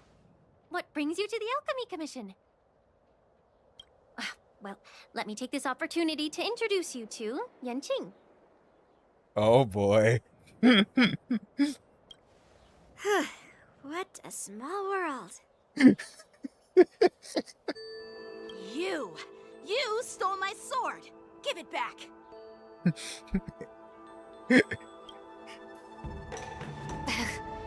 I see. Let's skip the introduction part then. In a timeline far, far into the future, these two are married and still fighting. Why do I keep bumping into you? Are you stalking me or something? Really? Okay, hold on. She just showed up. What? Of course not. Unlike you, Miss Yun Li, I have important things to take care of. You, on the other hand, seem to have all the time in the world to wander around without returning my sword. Grandpa used to say that a sword reflects its master. I talked to your sword, and it told me that you've been distracted. You hesitate when you should strike, and you struggle to stay calm when your sword is unsheathed. No one's gonna say anything about her talking swords? Now that I see you again, I realize your sword was right. It wasn't me who took your sword. It was you who lost focus. Do you really expect me to believe that nonsense? I've been taking it easy on you because you're a guest from the Juming, but you're not taking the hint. Don't people from the Juming know you're supposed to return what you've borrowed? Just look at this flying sword. Even if I gave it back to you now, it'd just be taken away again in a few hours. You know the Cloud Knight saying, a Cloud Knight must never let slip their weapon. Yes? Well, sure, I can give it back to you now, but on the battlefield, that's a whole different story. Poor flying sword. Fine! You don't have to give it back, because I'll take it back myself! Maybe I should call the general. Oh, to be young and at the whim of impulse. So, is this the war dance? You know what? That's the best one. Is this the war dance, guys? Between these two, who do you think is tougher, huh? Don't get me wrong. I'm just curious. This is a fun war dance. Get ready to separate them. Okay, come on. If there isn't a scene where we're holding him and she's holding her and they're just like, this, come on. It is my first day at the Alchemy Commission. A brawl is definitely not how I imagine celebrating it. Aww. Well, since you don't approve, I won't draw my sword here. I just wanted to see them kicking and screaming at each other. I didn't mean it in that way. Since you've already drawn your swords, you'd be disappointed if you didn't get to test one another, right? I've received reports that the delves near the Alchemy Commission are still infested with abominations. Seems like my predecessors left quite a mess. So, if you two want to determine who's better, why not focus on them instead of each other? I love how Ling's just like, I can use this. Clearing out some abominations? Sounds boring. It's the Cloud Knight's duty to eliminate those abominations. You don't have to ask me twice, Miss Lingsha. I'll help you get rid of them. Oh, you think you're the only one who knows how to behave? Oh my goodness. If Lingsha needs anything, I'll gladly draw my sword and help her out. It's so heartwarming to see both of you being so sweet and caring. So then, shall we get going? Let's go. Ever since the disciples of Sanctus Medicus were eradicated, their experimental abominations have been festering here. If you want a contest, I'll be the referee. The one who kills the most abominations within an hour wins. Lingsha, as always, you're still an expert in making unpaid work sound so noble and grand. Thank you. It's for your own good, little Yunli. While you desire to compete against each other, I don't want to see either of you getting hurt. That's really thoughtful of you, Cauldron Master. So, are you both ready? Oh, wait, what? Oh. Okay. I guess we're doing this. Aww. Fine. Ugh. Looks like my predecessors left quite a mess. Let me say it again. The one who kills the most abominations within an hour wins. Be careful when you draw your swords, and make sure you don't hurt each other. Can we start now, Lingsha?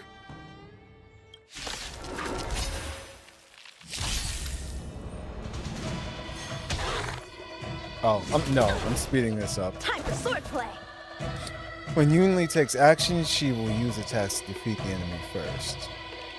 Oh. Oh, they really are competing. Okay. The number of enemies defeated by Yang Qing and Yunli is recorded The sword here. is like water. It cannot remain still.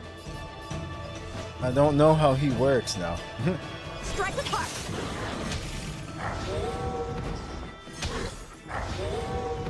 What do you want to know? Let's see. Ill tidings manifest. Free will, or was it fate? Stand still. I weep for the departed. Wait, does he specifically have to kill them? Oh well. It too shall fall. I didn't expect someone who can't even hold on to his sword to actually have some skill. How many can you block? Relax. Through clouds!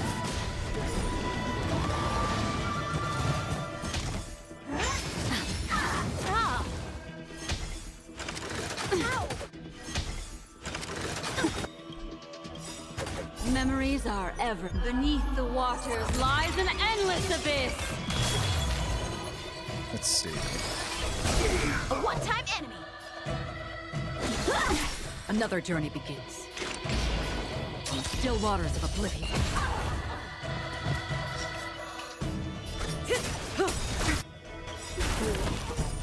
Good times never last. Wait, what? Did that one Time die? to say bye. Oh. Boom. Didn't hurt. Again. No, did.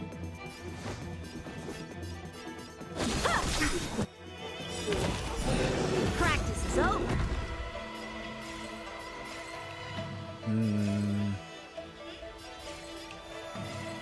She's gonna kill them next turn anyway, so let's kill another. Swords descend! Through clouds! Yup. When will this end? Ill tidings Up. manifest. I weep for the departed. It too shall fall. Memories are ever. Beneath the waters lies an endless abyss.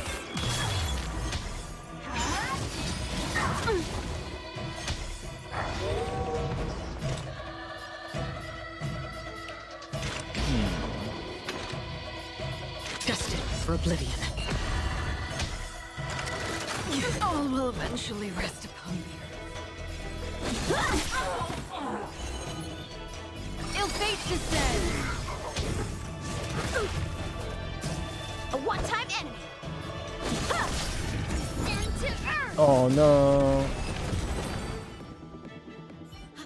I win, Miss Yunli! He was so excited too. You got lucky. Why don't you just give me back my sword, sincerely apologize, Uh-oh. and then go cry your eyes out to your grandpa? Really, Yang Qing? Consider yourself lucky that I'm not interested in your rusty sword. Oh no. As I don't have the nasty habit of snatching other people's weapons. All you did was chop down a few monsters. Don't get carried away with yourself. If you think you can just take this sword from my hand, go ahead and try. Really?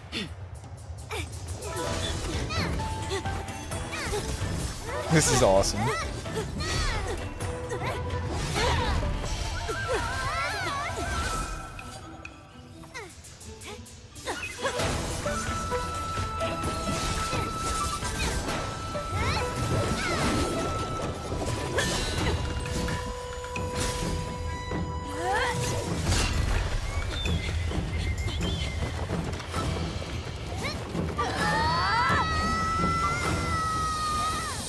Oh. Ooh. There we go. Well fought, my young friends. Yes. Yes. Yeah. However, both of you have shortcomings. One of you focuses on dodging and weaving, while the other relies on brute strength, trying to take down targets with a single strike. Yo, look at her eyes. Who are you?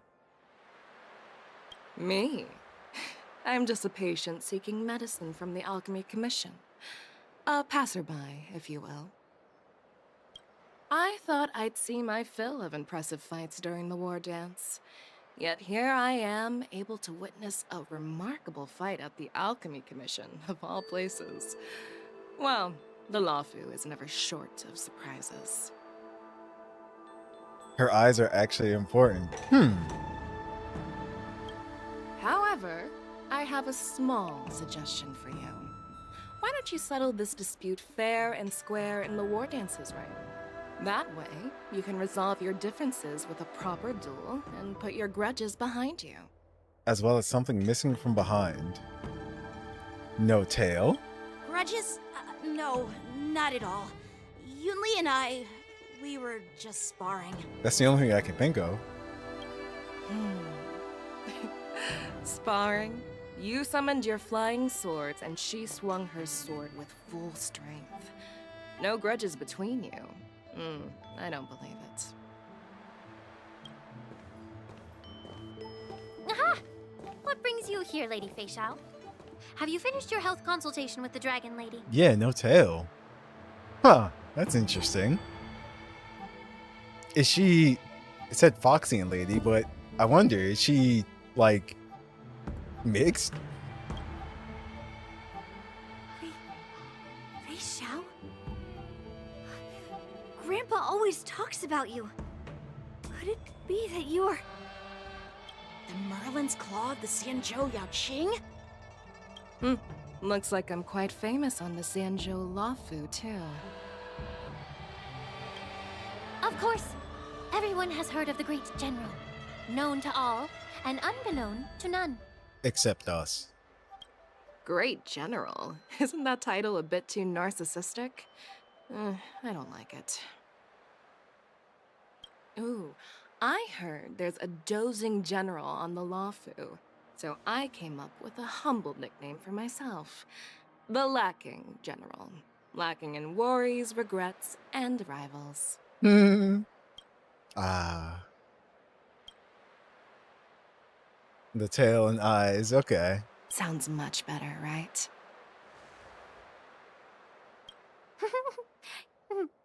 Yeah, that's a befitting title that sounds both humble and impressive. Now that the sparring session is over, Yanqing and Yunli, shouldn't you politely thank General Fei Xiao for her guidance and bury the hatchet? Here's your sword. Keep it safe. Or it might get taken away again. By the way, we haven't settled the score yet. I'll defeat you fair and square next time we fight. She's like, This is how she apologizes? Poor Now Yanqing. that I finally got my sword back, I should report to the seat of divine foresight.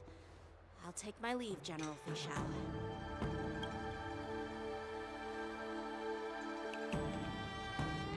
Oh, by the way, Miss Linksha, If you've got some free time, I'd like to invite you to the Seat of Divine Foresight for a chat with General Jing Yuan. I think there's more to those personal grudges you mentioned earlier.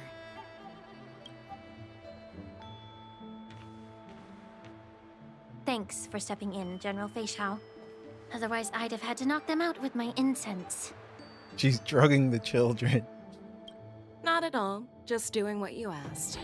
How about we call it even as payment for the healer lady's consultation? Sorry, but even a general needs to pay their bills. We don't do credit here. And let's Damn. not forget, you'd have been waiting decades for a chance to see the Dragon Lady if it weren't for me. Well, you can always send the bill to the Seat of Divine Foresight and say it's for mentoring those kids. After all, it was quite the effort splitting them up. I nearly had to get tough. Now, if you'll excuse me, I need to find a spot and get some fresh air. That's hilarious. Send the bill. The General Yuan. A moment later, Fei Xiao leisurely walks to the ancient seaside something. Okay.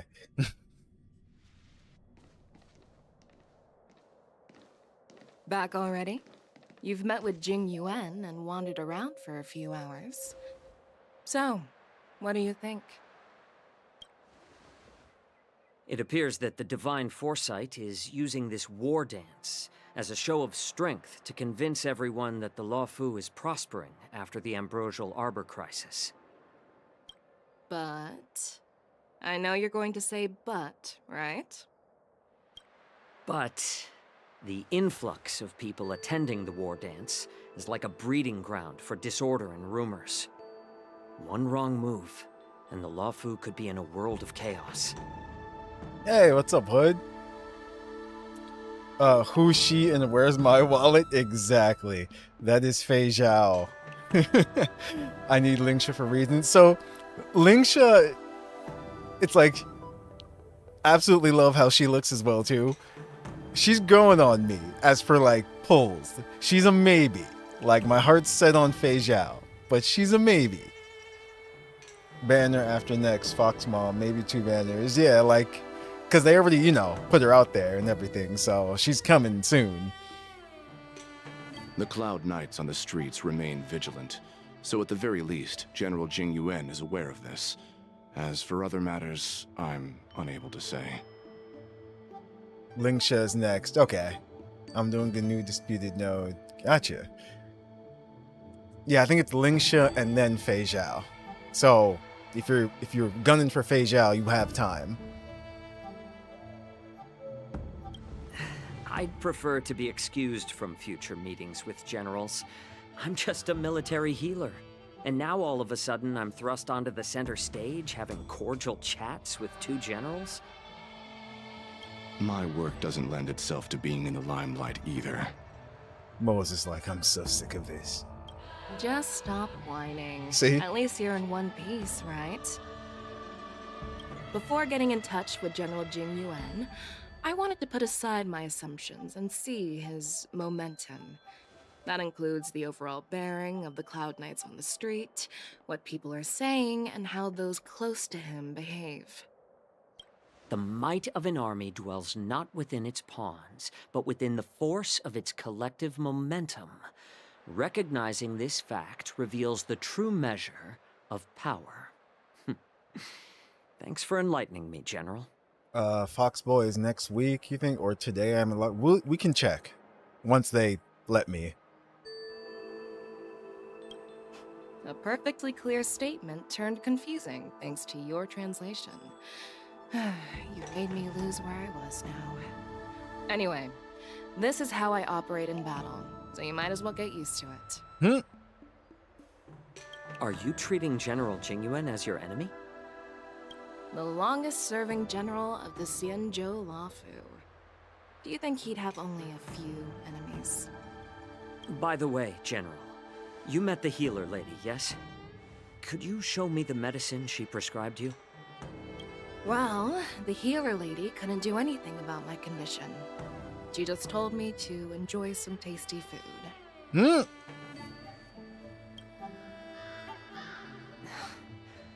So not even the famed healer lady could help? I'm guessing dying, or her soul is leaking out of her slowly. Something along those lines. Don't worry. I'll fulfill my promise and find a way to cure you. Actually, I've found some leads. Well, life and death, Jiao Zhou. It's all predetermined.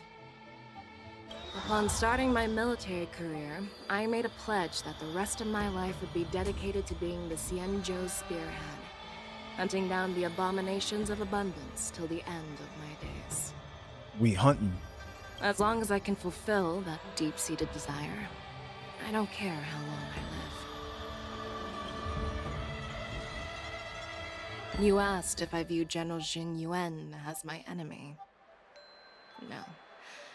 My real enemy has always been myself. He wished upon that March 7th star. The eyes, bro. The eyes. I don't know what you mean by the eyes, Rigo. I'm going to be honest. I see them. They're quite beautiful. I know the whole thing about like March 7th's eyes, but these aren't the same. There's probably lore that I missed then for these eyes or something. Piper is carrying me in her truck of assault. Wait, what? What's going on, Hood? Who kidnapped you? No. The color, you've seen it before.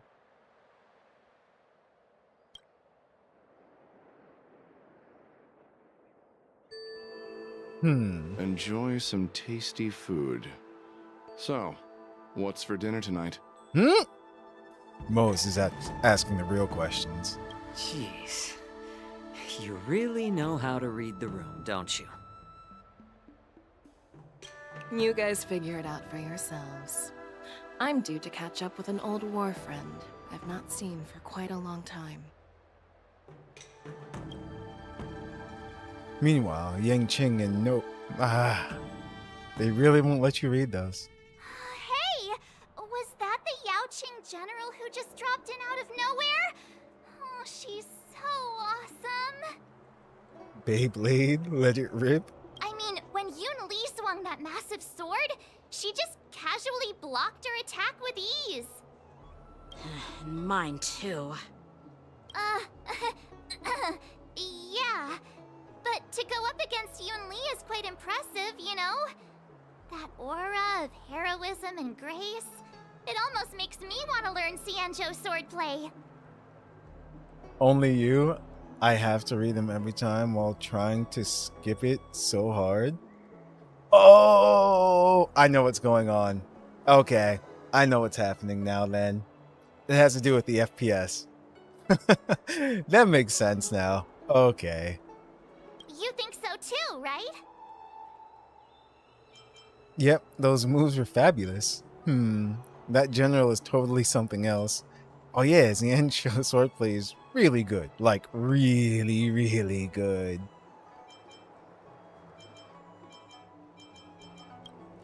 I agree. General Fei Xiao is indeed impressive. I was talking about Yanqing, actually. Damn. Thanks for the kind words, Miss March. The war dance is coming up, and I've been chosen to represent the Cloud Knights in the ceremony. You click a lot and it won't go away. Yeah, that's has to do with FPS. That's all I'll say. I've had my fair share of defeats lately, and even though I know there are always more skilled swordmasters out there, seeing General Fei Xiao's skills today has made me feel a bit uneasy again. Don't underestimate yourself. After all, generals won't fight in the ring during the war dance. Just remember the state of mind you had when you single-handedly took on me and Blade, putting life and death aside. With that mindset, you can prevail against most challengers. Why do you need 120 FPS for this game? Because it literally moves faster. As you can see. You need it for everything. I see. Thanks for the advice, Master Danheng. By the way, now that today's events are over, General Jing Yuan wants to invite all of you to the Seat of Divine Foresight. He has something important to discuss. Things are just a lot smoother. It's like animations and stuff, and that's why. Report. Something important? I bet it's about how to deal with the generals from the Yao Qing and the Ju Ming. I really don't want to get caught up in grown-up games so soon. I just hope Generals Fei Xiao and Huaiyan can see the truth. We don't need any more chaos on the Luofu before the war dance.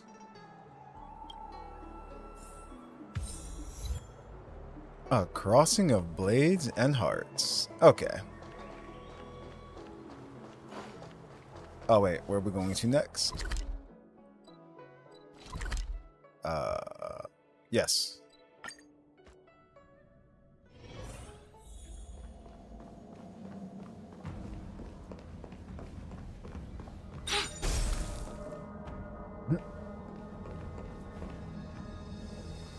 Oh, check the banner. You got it.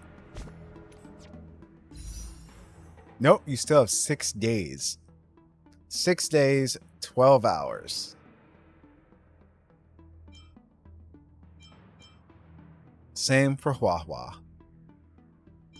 You know, I haven't heard her new voice yet or anything, so.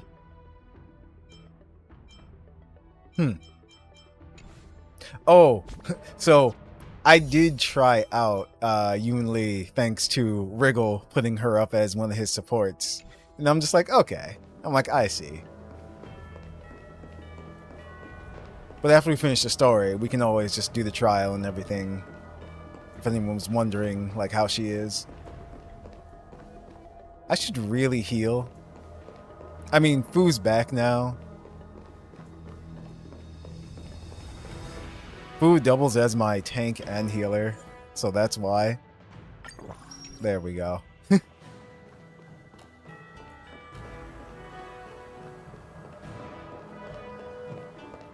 She's pretty cracked, but not really necessary. Exactly. That's absolutely how I feel about her. It's getting late. Earlier at the Palace of Astrum, I introduced these guests from the Astral Express to you, Elder Huayan. But with all the people around, we only exchanged pleasantries. Now, I'd like to officially introduce them to you. Yeah, like, unless you want to build, like, a team specifically around her, or just, you know, want her because you like her, yeah, like, yeah. These three braved great dangers, accompanying me into perilous places, defeating the chief culprit Vantilia, and uncovering the conspiracies of the disciples of Sanctus Medicus. If you wish to know more, please, feel free to ask us. Well, I skimmed through the reports about the Arbor's rebirth from the Master Diviner Hu Xuan. She's been summoned to the Yu Chui for questioning. Pinky. There are a lot of doubts within the Alliance about this whole situation. But despite all that, I believe in you. Pinky mentioned.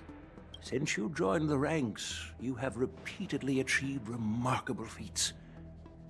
After the High Cloud Quintet each went their separate ways, despite the many criticisms within the Alliance, the Marshal still stood firm against the dissenting voices and entrusted the Luofu to you. Over the years, you've served the Alliance with loyalty and wisdom. You've taken down abominations in Thalassa, rescued the Xianzhou Yu Chui from a siege, and destroyed the demonic planet summoned by the denizens of abundance. I still remember those battles vividly. There are fools who doubt your loyalty. They're happy to see the divine foresight fail because it gives them some kind of sick satisfaction. They haven't achieved anything of their own, so they feed off the failures of others. But I've seen enough failures in my time. And I want to believe that your loyalty has never wavered. So, General Fei Xiao of the Yao Qing is the only one investigating the Ambrosial Arbor crisis on behalf of the Alliance? No. I am too. This old man's words always catch me off guard. The Marshal ordered me to come to the Xianzhou Laofu, but the document only says, attend the war dance and listen to Fei Shao's questioning. What does that mean? Really? That was self-explanatory. Since it's the Marshal's orders, do we need to step aside? No need for that. You're all important witnesses. The Marshal is well aware of Jing Yuan's purpose in holding the ceremony, and understands the situation he is facing. She mentioned it because she believes both issues are important. Thanks for your kindness and sincerity, Elder Huayan. But is it appropriate to tell everyone here about the Marshal's orders? By introducing the Express's witnesses to me alone, aren't you aiming to discern the intentions behind both my actions and Fei Shao's? And whether there's any discord between us? Well, since I'm being open and honest with you, I encourage you young folk to do the same. As for the Ambrosial Arbor crisis, all I need to do is listen. General Fei Shao will be the one asking the questions. To be honest, I'm more concerned about the timely start of the war dance. Oh, by the way, I've prepared a gift for the war dance. Oh. Rewards, you say? Head pats. Wait, is she taller than Fu?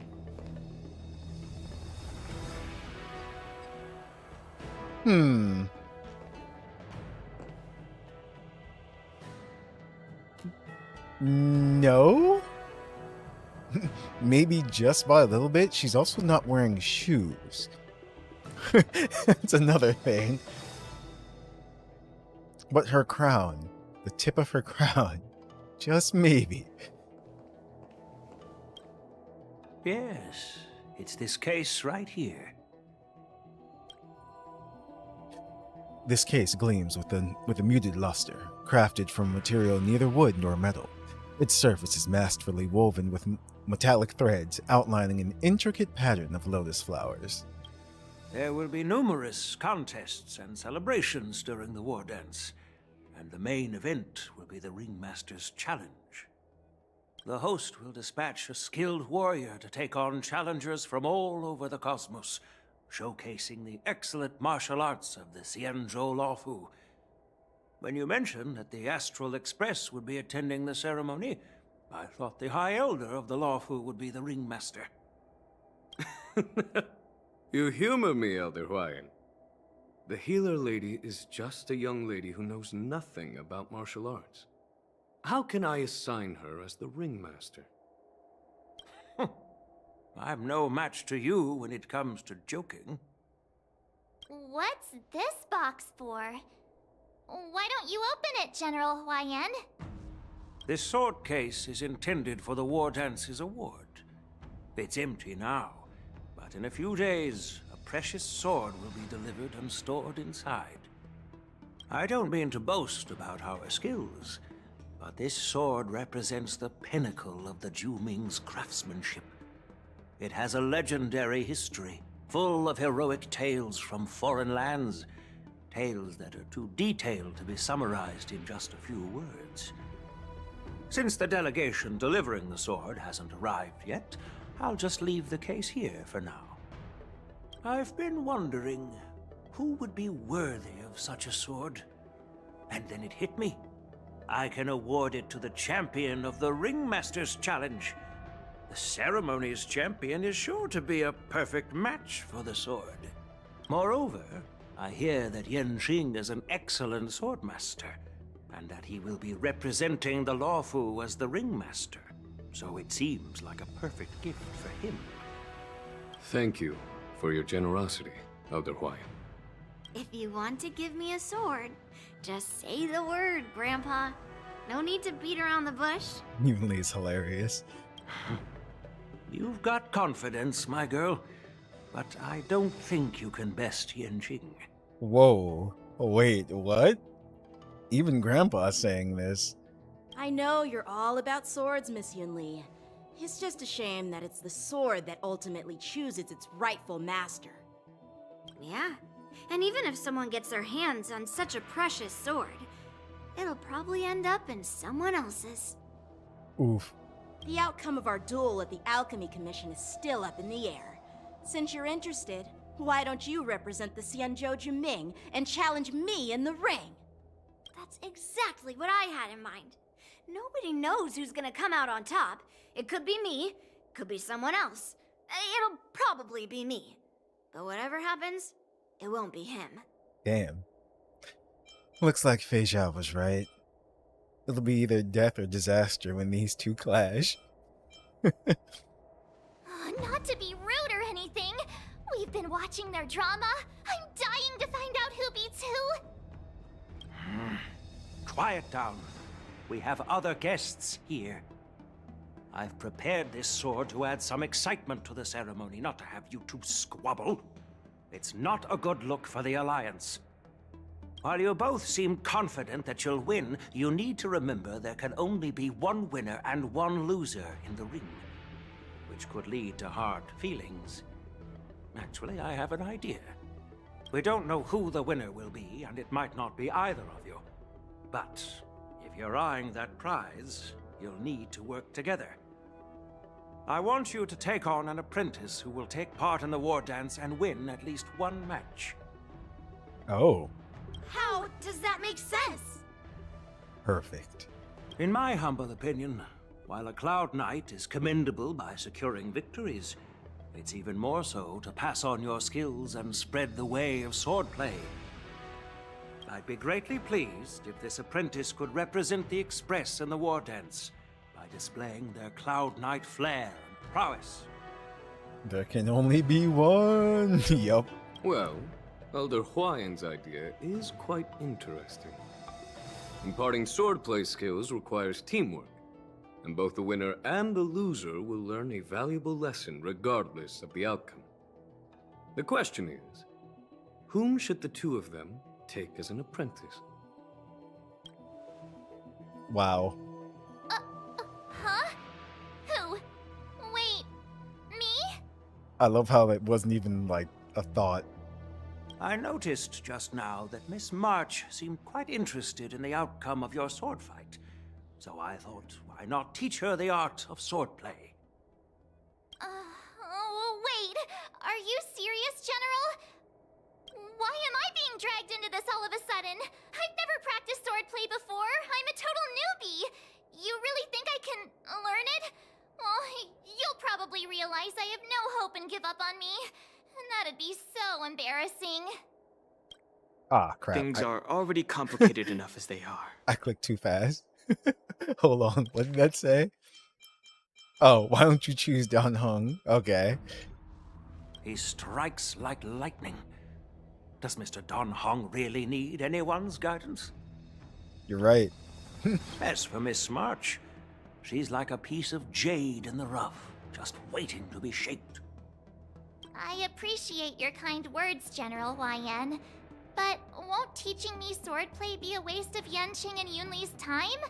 They should be preparing for the ceremony. Plus, I heard that each swordmaster has their own special moves. What if they let something slip while teaching me? If everyone knows each other's tactics, won't that make it hard to catch people off guard during the war dance? That's considerate of you, March 7th. But don't worry. It'll take you at least a decade of hard training before you can even start learning special moves. No need to freak out. A few Juming swordplay tricks will mean you'll be more than equipped. I don't know. March 7th is stupid smart sometimes. Really? Looks like March's curiosity has been piqued. The whole point is to know each other's moves. Defeating your opponent in just one move? How boring would that be? Plus, what really decides a swordsman's fate isn't some special move. It's the solid fundamentals. So Miss Yunli has already agreed. What do you say, Yanqing? General, I haven't graduated yet. how can I be qualified to teach swordplay to others? Huh. So you're admitting your defeat, huh? If you're not even confident to teach, why don't you let me be the ringmaster instead? Yanqing, teaching an apprentice is also a way of honing your own skills and gaining insights. You've been an apprentice for years. It's about time you looked at swordplay from another perspective. I see, General. Then count me in. Now that Yanqing has agreed too, it all comes down to Miss March giving her nod. It's up to you to make the final decision, March. At least that way, I won't have to worry about you accidentally shooting me in the butt all the time. What? Hey, I've never missed my target. Then I'm on board. Thank you for your kindness, General Huayan.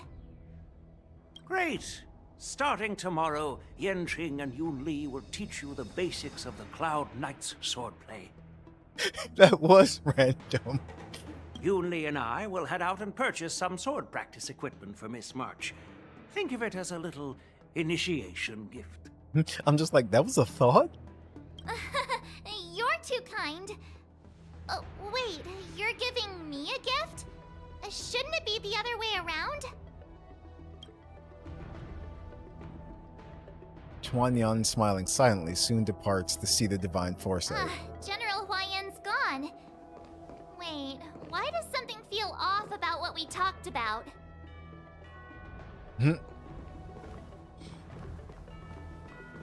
Alright. I think we strayed off topic. How did things even get to this point? Yeah, I brought you here because the General said he had some important matters to discuss. But how in the world did Yun Li and I suddenly become Miss March's swordplay mentors? Because General Huayan wants us to stick around on the Luofu for some time. But aren't we here to attend the ceremony anyway? But from his point of view, we're no different from all the other tourists who may leave at any time. Since the crew's actions were mentioned in the Luofu's operations log were given to the Alliance, he probably wants to see firsthand if we're as capable as the report claims, or if we're just some made-up excuse to save face. And he wants to see it for himself during the war dance, which is why he even dragged Yun Li into this. What began as a simple contest between two swordmasters has now evolved into you two collaborating to mentor March. Oh no. I just realized that means that March is overall representing us. Elder Huayan is still that tricky general who likes to give everyone a headache. My apologies. Truth be told, I invited all of you to the ceremony because I wished for you to act as my witnesses. I apologize for not disclosing this information earlier. In the coming weeks, I'll also invite all of you to a meeting with General Fei Xiao, where you may need to answer her questions and clear up any doubts she might have. So please, be prepared for the meeting. No worries. Answering a few questions is no big deal. Perhaps we should just pack up and leave tonight? It's like you want him to have confidence in you, but at the same time, this is funnier. Did we do something wrong? We really did save the Luofu, so why do you want to sneak off like we're fugitives? Don't worry. No matter what happens, I'll stay here as a witness and answer any questions she might have. Thank you, everyone. General, I know there isn't much I can do to share your burden, but... God bless. Good luck. Exactly. Just leave. Like, alright, bye. As the Luofu ringmaster, I won't let anyone defeat me in the war dance. I know.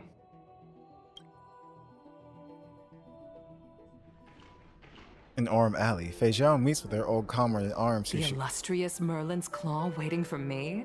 And for so long, too? It's quite an honor. It's been a while, General Fei Zhao. Yukong. It's been 30 years since we last saw each other. Right, Yukong? 30 years. Yes. Back then, you were the vanguard of the Yao Qing's Verdant Knights, and I was a pilot of the Law Fu's Rainbow Orbit fleet. Who would have thought that upon meeting again, you'd be a general, and I'd have given up flying? Really does feel like a lifetime ago.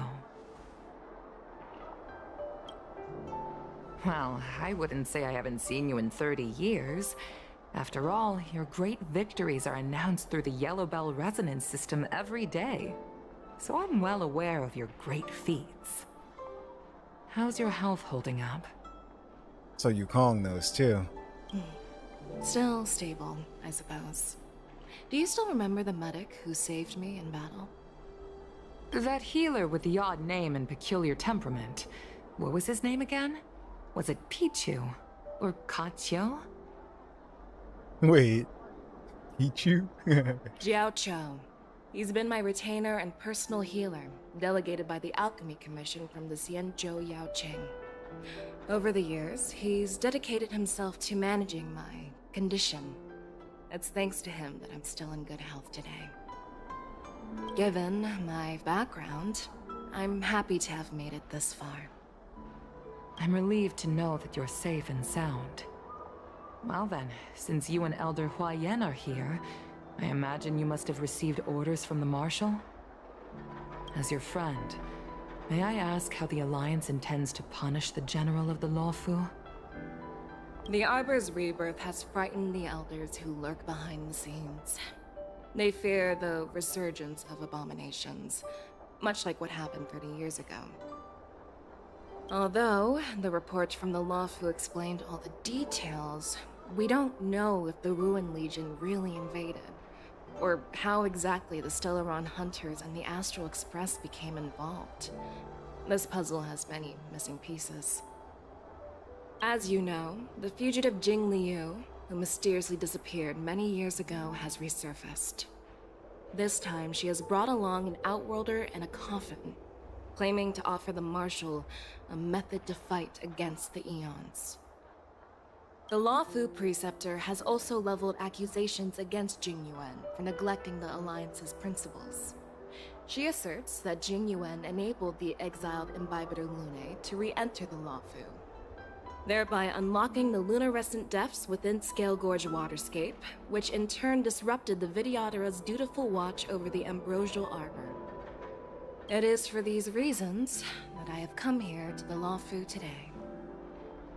Well, duty calls. Perhaps I shouldn't have mentioned all of this to an uninvolved person, but since we once fought together, I didn't want to keep you in the dark. Perhaps pretending you didn't hear any of this would be for the best. I understand. I'm sorry. I was out of line. I know I shouldn't be defending General Jing Yuan right now, but... well, you know how I am. The Lawfu has enjoyed centuries of stability since the end of the sedition of Imbibitor Lunae, much of which can be attributed to General Jing Yuan's masterful strategizing. Unfortunately, for a long-life species, enduring through the ages always culminates in a failure that undoes all previous achievements. A moment that our adversaries relish. That's true. And that's why I'm also here for another purpose. To visit Hule. Hule? Hule? You mean that Hule? The Borisin warhead?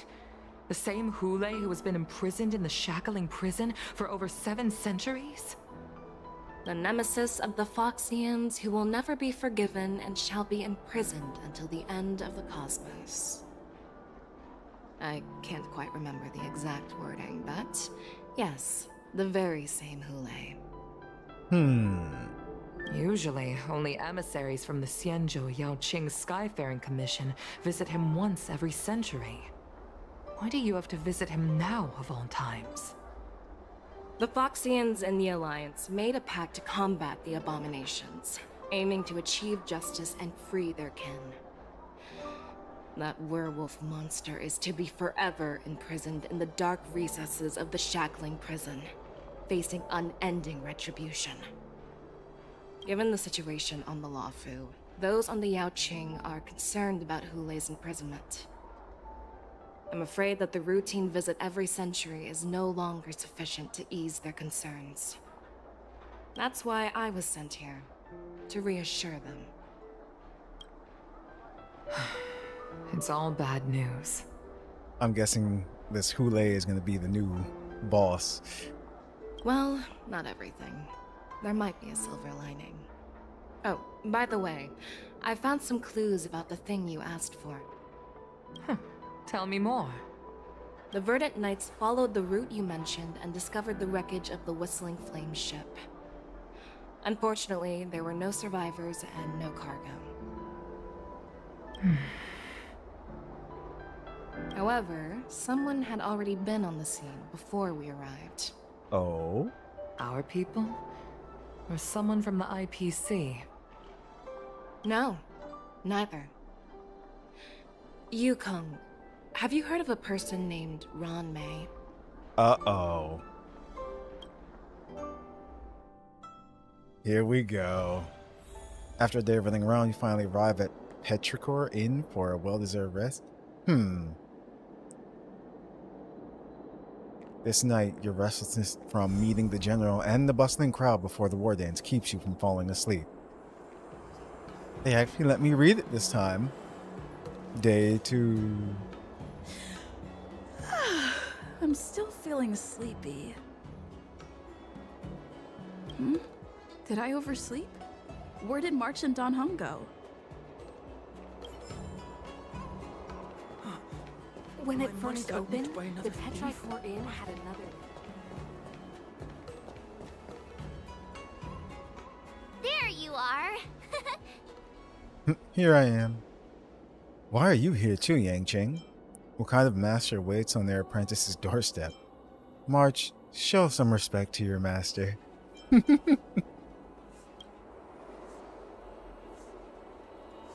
It's an honor to learn from you, Master Yanqing. You did it too.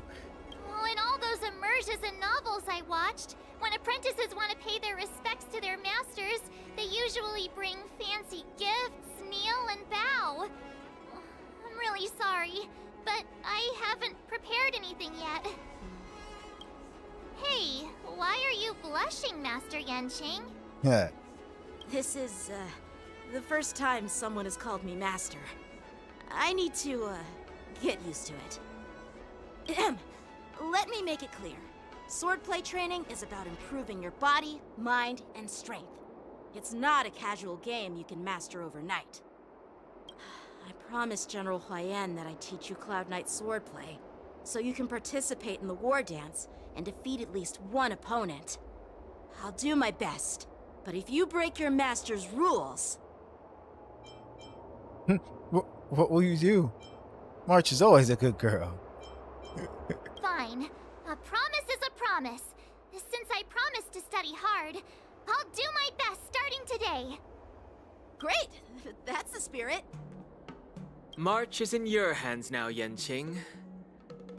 Don't be too easy on her. Damn. Dan Heng, do you even have a heart? Did you lose it somewhere? When he got revived. By the way, where's Yun Li? I've found a quiet spot in the back garden of the Palace of Astrum for our first lesson together. March 7th waves to you and Dan Heng, embarking on the first of their something. Uh-oh. Switching to March 7th's POV. Seriously? It's the first day, and you two are already late? Why is everyone on the Luofu so laid back? So disappointing. Have you seen our general? Really, Yun Li? Master Yun Li, you're already here. Sorry for keeping you waiting. Oh, wait. Were you trying to teach her in secret? That's sneaky. Really? I'm just showing you what Luofu etiquette is all about. She might be my apprentice, but it's customary for the master to personally escort their apprentice to the place of learning. He looks like a damn hobo. As the host, I'll be teaching Miss March the essence of Luofu's swordplay, after which she'll emerge victorious in the war dance ring. You won't be complaining about Luofu's swordplay then. Stand aside, rookie. Let me show you how we Ju-Ming swordmasters treat their apprentices. Quickly, over here, Miss March. This is a reverse mentorship gift from me to you. I hope you put it to good use. What's this? Xianzhou clothing? It's so beautiful! Here we go. Sword practice requires precise movements. This outfit is tailored to fit perfectly and allows for smooth movements. I even added some small accessories. I put a lot of thought into it. You're awesome, Master Yunli! See? See? How can you compete with me? I'll teach March 7th the essence of Ju-Ming swordplay so she can win the contest with my sword skills.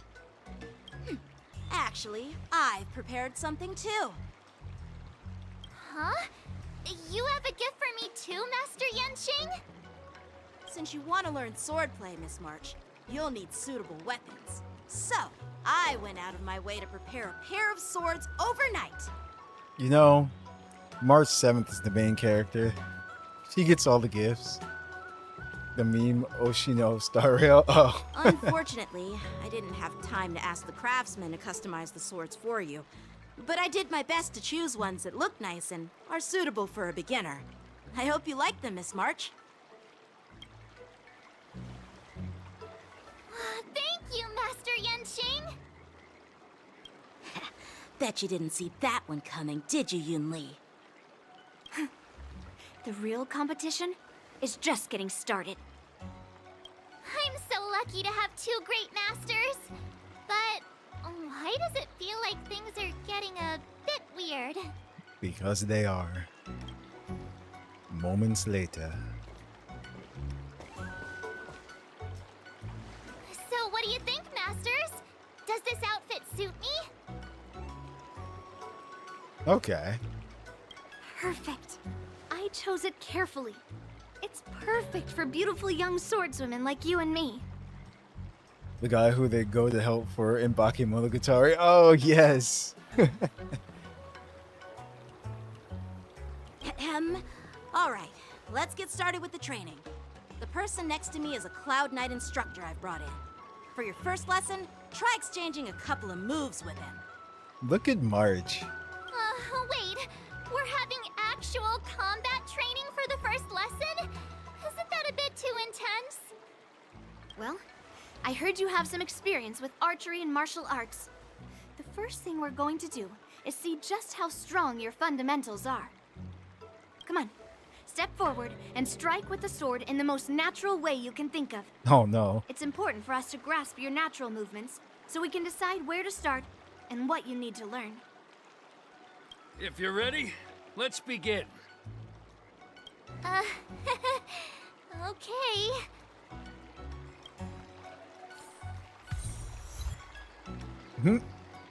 Okay. The novice's stand. Alright, let's do this. What's this? Ah. Are you ready? I'm ready. Yeah, I'm ready. But please go easy on me. Then I apologize in advance, Miss March. Heh.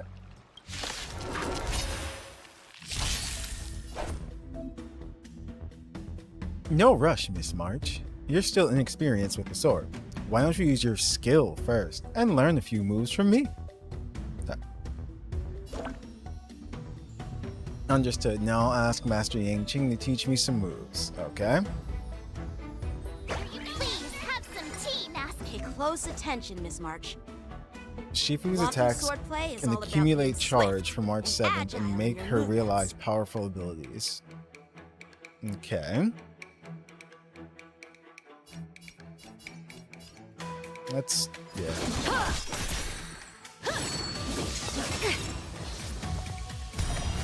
Yes, you! Show us your moves. Yes.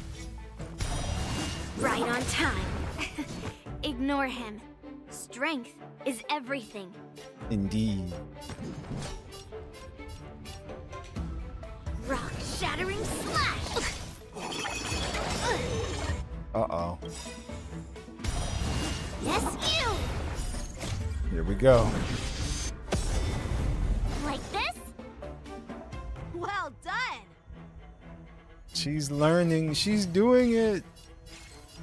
All right. No, seriously though. Hold on. No, not that. There we go. Causes the target being hit to take extra damage, which is not considered an attack. Master's Tea Time makes a single ally become Shifu when using basic attack or delaying enhanced basic attacks damage triggers the corresponding effect based on the Shifu's path. Huh. Okay. Oh, come on! Let me fight! Alright, hold on. No. Let's do this instead. Run, mountains, oh!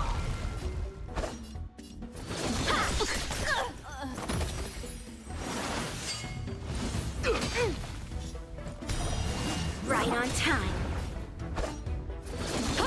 I want to see more of March's moves, that's why. I could take 10 of you!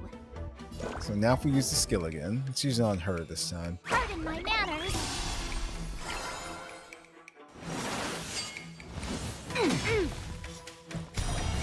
Yes, you! Now it's at 5. Skills polished, ready to shine. Master, have some tea. Oh, Time to show you what I can really do. Azure Dragon, White Tiger, eating less carbs. Watch this! What are you mumbling about? So, how many of my Isn't this sword technique? this is Shouldn't I be hilarious. saying something cool? Practice is over. Swords descend!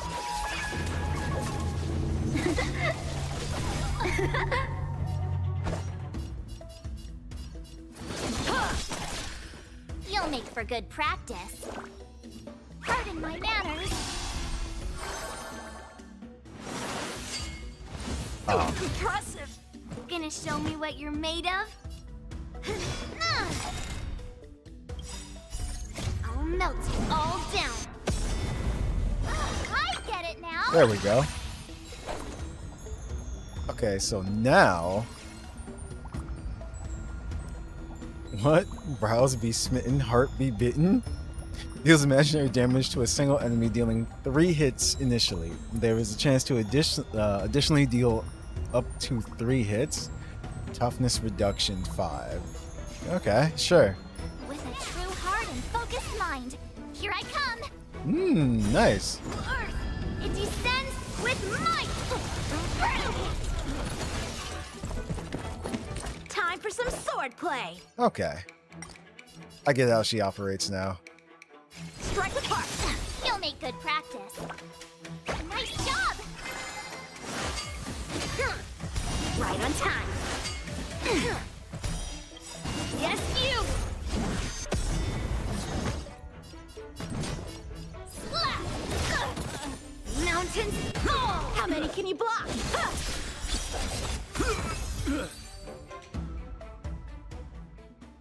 Nice. I didn't expect the first lesson to be so intense. And she's imaginary. Miss March has quick hands and a flexible body. She's a perfect fit for practicing Lawfu swordplay. However, she lacks strength, and her strikes were a bit unfocused. But don't worry, that's totally normal for beginners.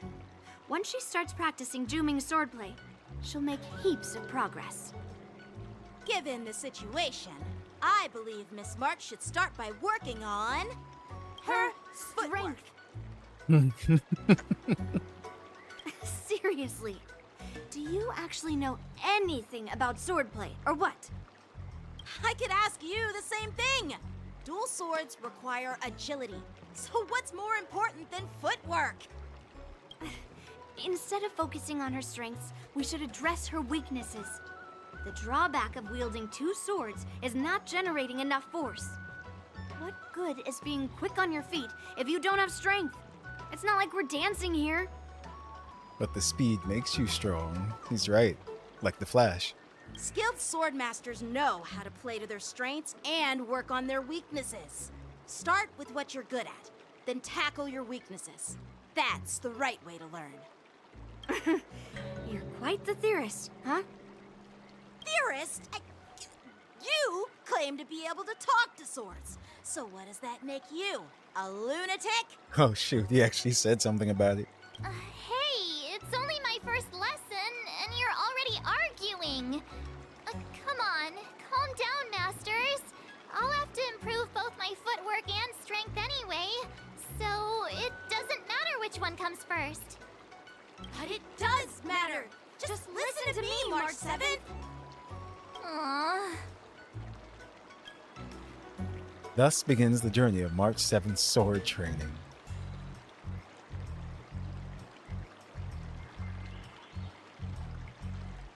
So what's next? The Anshi's Hunt. Imaginary Hunt. New path. The Hunt unlocked. Designate an ally Shifu to learn enhancement effects from different schools and master powerful abilities. Okay. Preservation. And now the Hunt. So she can switch too. Alright.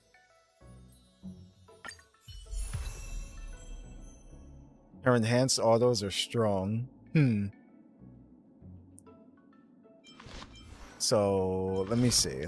Let me take an actually, good look at her. So, deals imaginary damage equal to 50% of March 7th's attack to a single enemy and gains 1 point of charge. Okay, so we did that. Initially deals 3 hits each, causing imaginary damage equal to 40% of March 7th's attack to a single target enemy. Whenever dealing the final hit, there is a 60% fixed chance to deal 1 additional hit of damage, up to a max of 3 additional hits. Energy regenerated from using enhanced basic attack does not increase with the number of hits. Enhanced basic attack cannot recover skill points. Okay. Her ultimate. March 7th, the Apex Heroine. Deals imaginary damage equal to 144% of March 7th's attack to a single target enemy. Increases the initial hits per action of the next enhanced basic attack by 2 hits. And increases the fixed chance of additionally dealing damage by 20%. Okay. Master its tea time. Designates a single ally, excluding herself, this unit, as Shifu and increases Shifu's speed by 6%. Only the most recent target of March 7's skill is considered as Shifu. Ah, okay, so it doesn't you can't place it on one and then another and have them both be it. Only the most recent. So, whenever using basic attack or dealing 1 hit of enhanced basic attacks, damage triggers the corresponding effect if Shifu with the specified path is presented on the field. Erudition, Destruction, the Hunt. Deals additional damage, damage type based on Shifu's combat type equal to 10% of March 7th's attack. And then Harmony, Nihility, Preservation, or Abundance increases the toughness reduction of this instance of damage by 100%. Okay. Interesting. She's the one character you actually want to upgrade normal attacks. Wait. I mean, you always do for all of them. I guess, yeah, I always max out everything for the characters I use, but yeah, I get what you mean. Yeah, that makes sense. She has crit damage boost, attack boost, yeah. When the battle starts, March 7th's action is advanced forward by 25%. That makes sense too, because you want her to go first and start using her skills and whatnot. Okay. And her technique is, if March 7th is on the team, she gains 1 point of charge at the start of the next battle whenever an ally uses technique, up to a max of 3 points. After using technique, March 7th regenerates 30 energy when the next battle starts. Gotcha. No one upgrades normal attacks? I always upgrade everything. It's like, but yeah. I mean, I guess it just depends on everyone's playstyle and who they're using.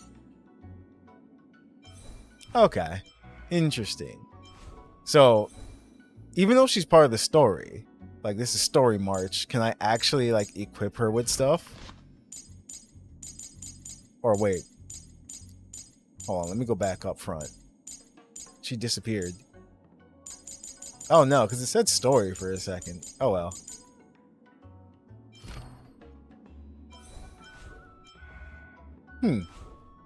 It's like, and how do you get more of her? When Shifu is on the field, increase March 7 speed by 10%. Blade dances on Wave's flight. After Shifu uses basic attack or skill to attack an enemy target, March 7 immediately launches a follow-up attack and deals imaginary damage. Damn! So then, yeah, her E2. That's pretty much where you want to get her to. If possible. After using ultimate, increases the crit damage dealt by the next enhanced basic attack by 50%. You have to do the... Oh, you have to do the event quest. Gotcha. Okay.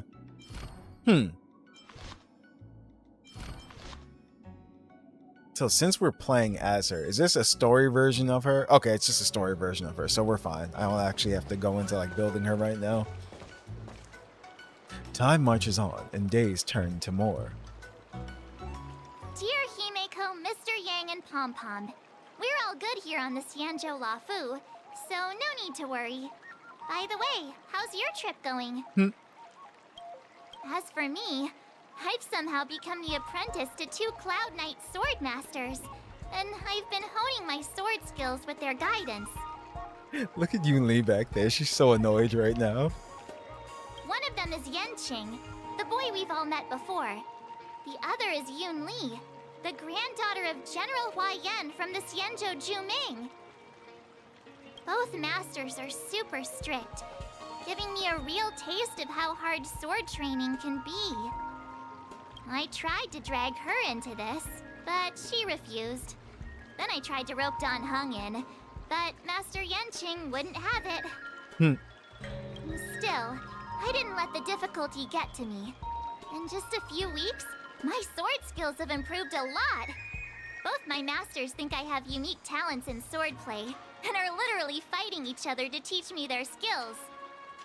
Thanks to their guidance, I've actually made some progress. When I get back to the Express, I'll definitely show off my skills and impress you all. Looking forward to your reply. Yours, March 7th. Days and nights fly by in the Delve as the war dance fast approaches. Under the strict supervision of her 2 masters, March 7 trains tirelessly, almost developing tennis elbow. On that day, after the sword training. Well done. Let's call it a day.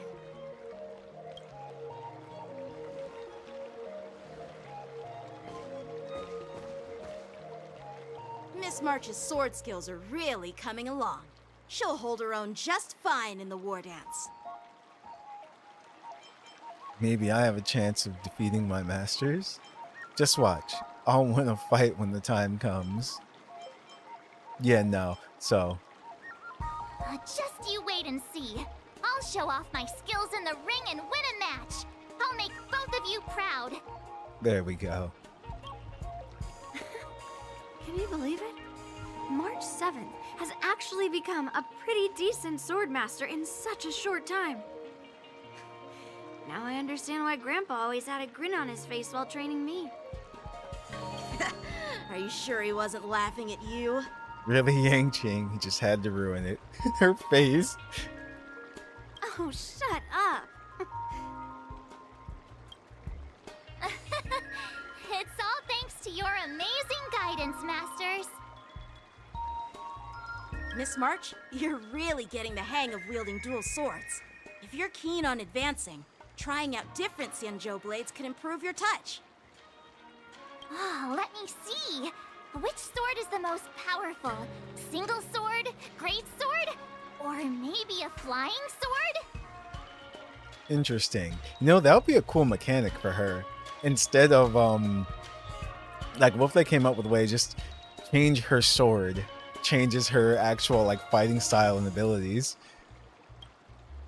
There's no such thing as the most powerful sword. It's all about the skill of the sword master. Yanqing wields several flying swords, while I only wield one. But remember how I kicked his butt at the Alchemy Commission? First, you didn't kick my butt. Second, you'll never kick my butt. Third, how about we settle this right now and see who kicks whose butt? But... Yeah, I'm up for that. And if I kick your butt, you'll drop out of the war dance. Deal? Why are you two arguing again? I thought things had been improving between you lately. There was talk that the leading disciples of the Luofu and Juming generals were supposed to face off in the war dance, but for some reason, they suddenly teamed up to train an apprentice of their own. Turns out, the rumors are true. It's Pichu.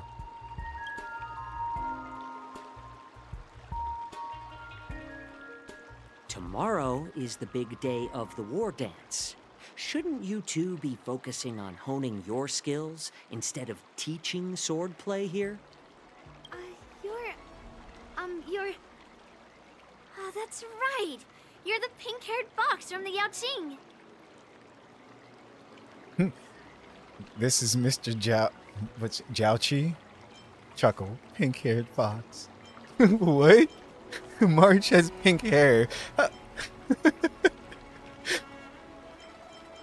This is Mr. Jiaoqiu, the healer working for the general of the Xianzhou Yaoqing. Ah, got it. So, you're the participant attending the war dance on behalf of the Yaoqing. And you were trying to sneak a peek at our training?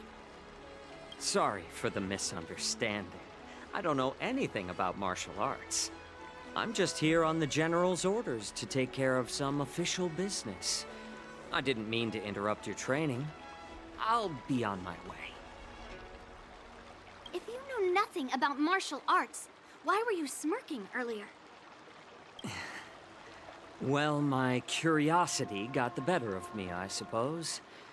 When I heard Miss March's pondering about what to learn, I couldn't help but wander over. From my professional experience, cleavers, slicers, chopping knives, and carving knives are all just tools. Kind of like frying, sautéing, boiling, and deep frying in cooking. They're just ways for people to show off their skills. How you use them really depends on the ingredients you're working with. It's like your sword teaching methods. If you align your ingredient, in other words, your apprentice's natural tendencies, with the right cooking method, by which I mean the teaching method that best suits her, she'll make double the progress in half the time. For example, golden eggplant tastes best when fried, cloud peppers when stir-fried, and yellow boulder beef when simmered. It's all about discovering the nature of the ingredients. Apprentice. Yeah. I'm about to say, I'm getting hungry. All this talk about food is making me hungry. Aren't you a healer? Why are you talking about food? Well, it's just a metaphor. The medicinal school I follow on the Xianzhou Yaoqing is called the Ranja School, that specializes in food therapy. So it's only natural that I know a thing or two about cooking.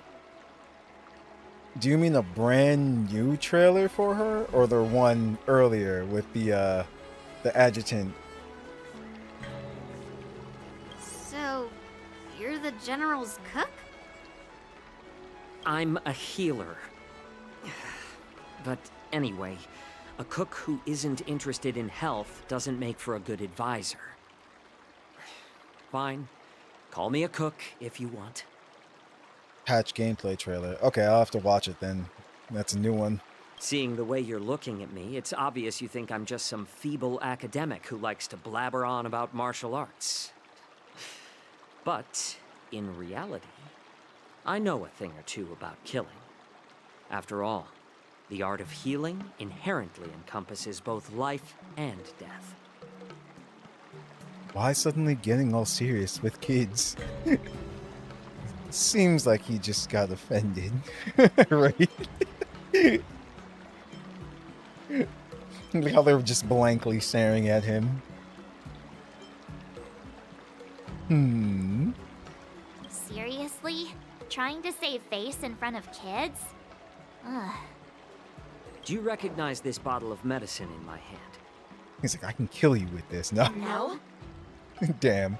This is called tumble dust, an extract from an exotic flower named Yabra. Yeah, bruh. Is it poison? Well, it depends on how it's used. With just one drop, it's able to numb a patient's body during surgery, making them painless throughout the entire process.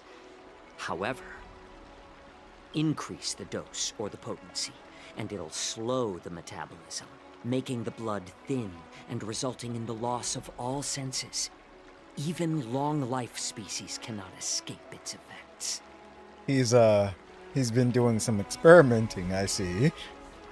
This thing can save lives or take them. It's more powerful than the swords in your hands. That may be so, but still, I prefer settling things with a sword than, you know.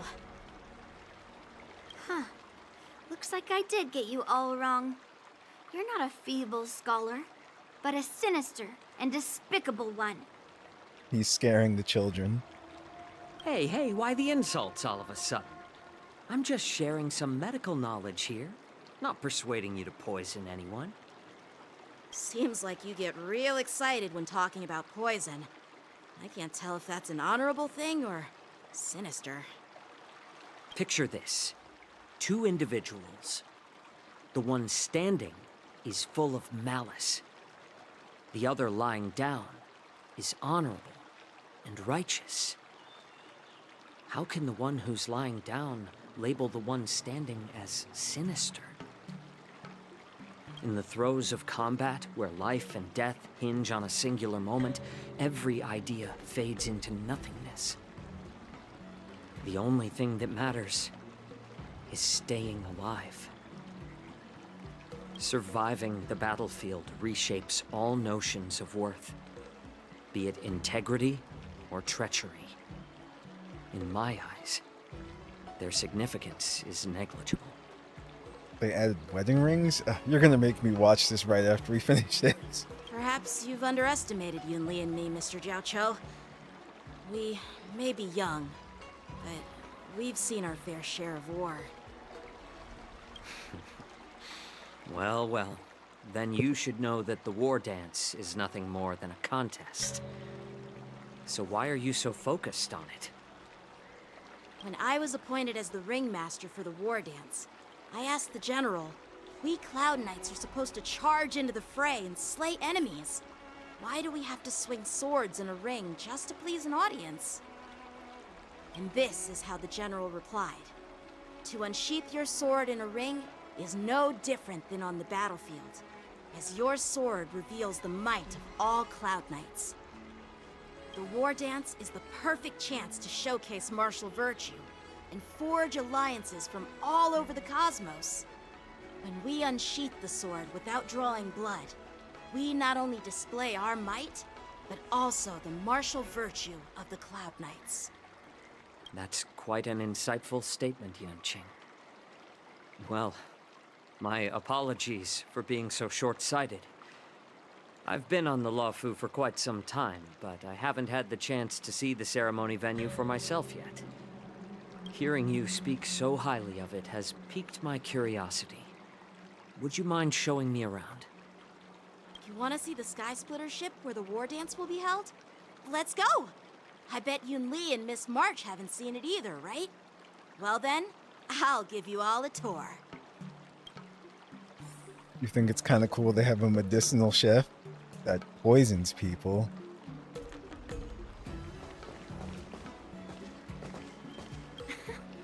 Can you believe it? March 7th has actually become a pretty decent swordmaster. Oh. Let's go. I'll give you a tour of the Sky Splitter. She said that before. Here we go.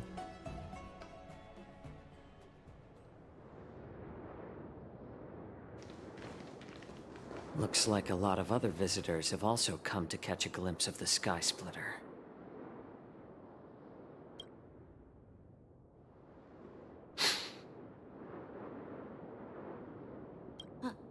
What's up, Mr. Jiaoqiu? I was about to say, he super buffs a heron. But she really doesn't need any more buffs. No, it's nothing. I'm gonna say he buffs birds?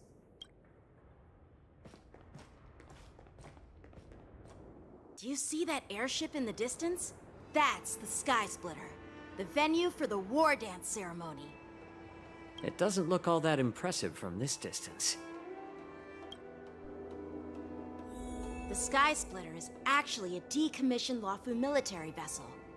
People aren't allowed on board until the war dance officially commences. It's a nice picture. Look how excited Yun Li looks. Tomorrow, when the bell rings and the ceremonial cannons roar, I'll be there representing the Cloud Knights of the Xianzhou Luofu, standing in the ring, ready to take on challengers from all over the cosmos. Since I was a kid, I've been training in swordplay and the art of war under the general.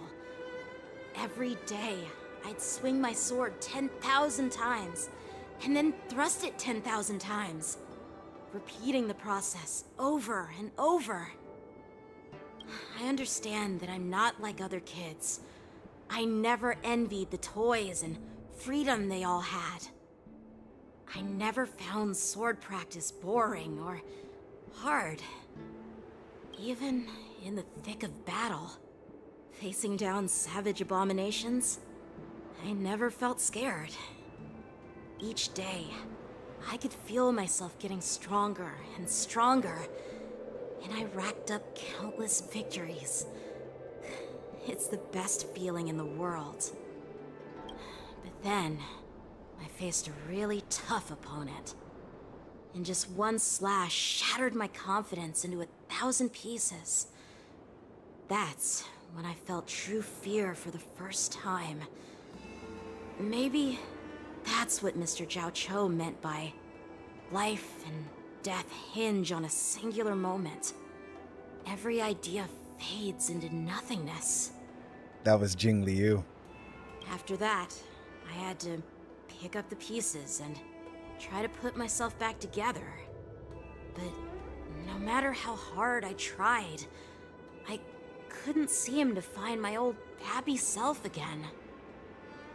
I often ask myself, why do I wield my sword? If defeat is inevitable, why do I continue to fight? Is it to reclaim the joy of victory? To meet the general's expectations? Or to secure my honor among the Cloud Knights? While the general could teach me the art of swordplay, he couldn't teach me why I should keep on going. He said the reason must come from within myself. I've been struggling to find that reason. But after talking with you, Mr. Jiaoqiu, I think I already have that reason in mind. As a member of the Cloud Knights and the General's apprentice, I've had a weight on my shoulders. And I know there's still more to shoulder. But when I wield my sword, it feels like I'm letting go of everything. I love the feeling of giving it my all. Facing any obstacle in front of me. Pressing forward. That's why I wield my sword. Oh, Yanqing. So young, yet so grown up. By the way, how old are you exactly? She's like 300. Age doesn't really matter. All swordmasters will understand how I feel. I get it.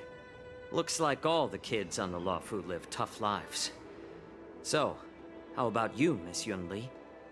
It's not polite to ask a girl her age, no matter which Xianzhou ship you're on. I'm not asking your age. I'm asking if you have a dream like Yanqing has. You don't talk like a cook. You sound more like a TV host or something. Need I repeat myself again? I'm a healer. He's healing people to death. Well, I don't have a dream like Yanqing does. The only reason I'm participating in the Ringmaster's Challenge is because I made a promise to my grandfather that I'd win the precious sword he's contributed to the war dance. Sounds like that mind of yours is just filled with swords. I bet you've got nothing better on your mind. My father was a craftsman on the Xianzhou Juming. Because of his foolishness, many innocent people fell victim to the cursed swords he forged.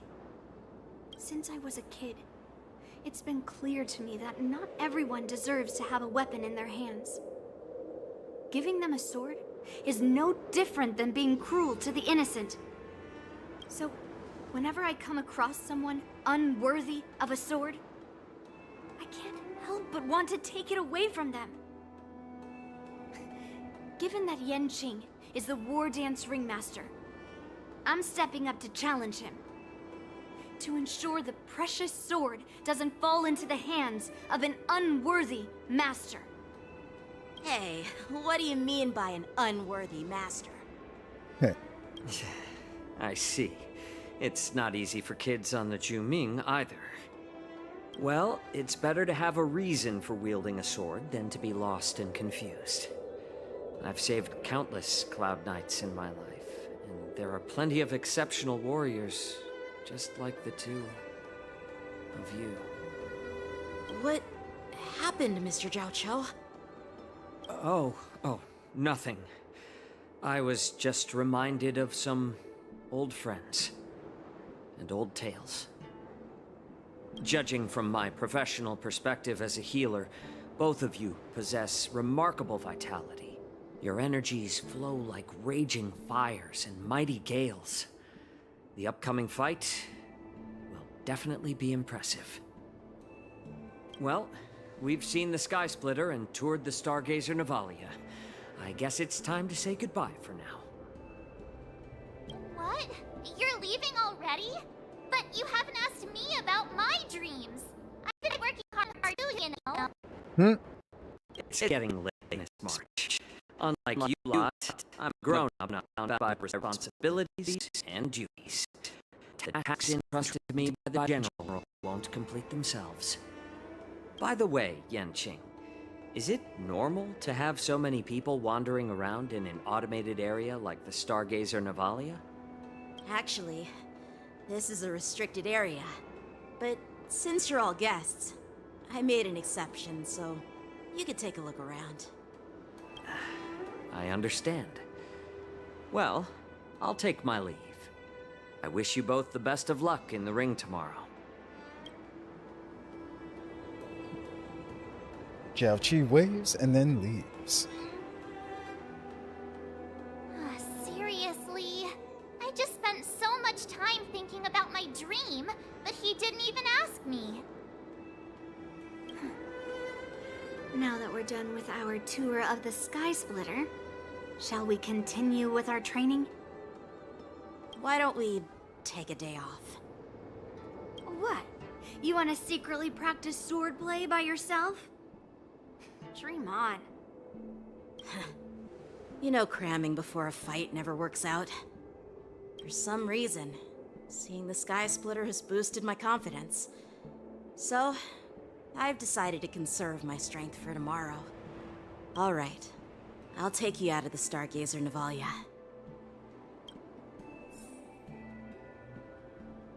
Alright.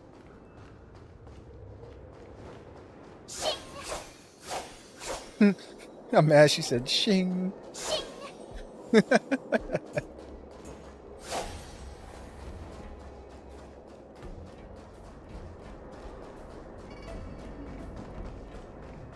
Just gonna run over here.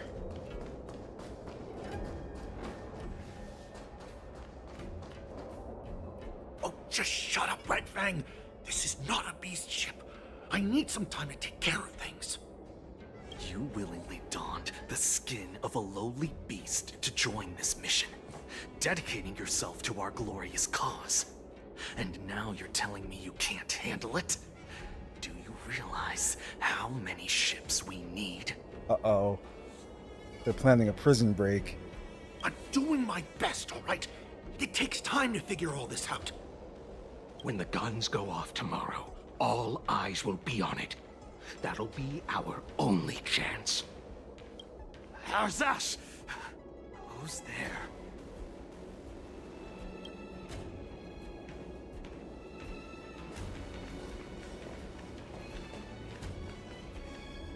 Who are you guys? An impromptu inspection. Why are there outsiders loitering in Stargazer Navalia? And a bunch of kids at that. Hey, kids, didn't your parents ever tell you to stay away from the Stargazer Navalia? I know it's an automated facility, but it doesn't mean you can just break in and do what you want. They have no idea who they're talking to. I'll take the little ones away right now. Who are you calling kids? I mean... Nah. First of all, I'm an adult. Second, I didn't just break in. Yeah, we flew here on a starskiff. Like, whoosh! Really? Well, I'm not trying to tell you off, but this place is off limits to the public, you know? Big sis, let's go. I want to play in Ever Hunt Planes.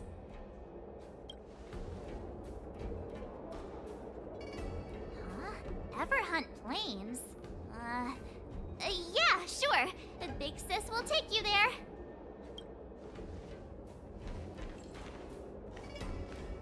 Shuha!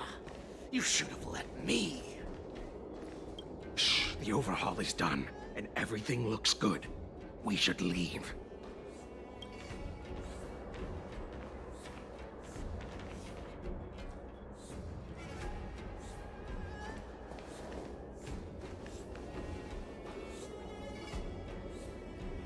Could you repeat what you just said, Yenching? What did I say? Big sis, let's go. I want to play in Ever Hunt Planes. Come on. Can't you read the room? Something is definitely off about the 3 people we just met. Yeah, anyone could see that. I just wanted to hear you say it again.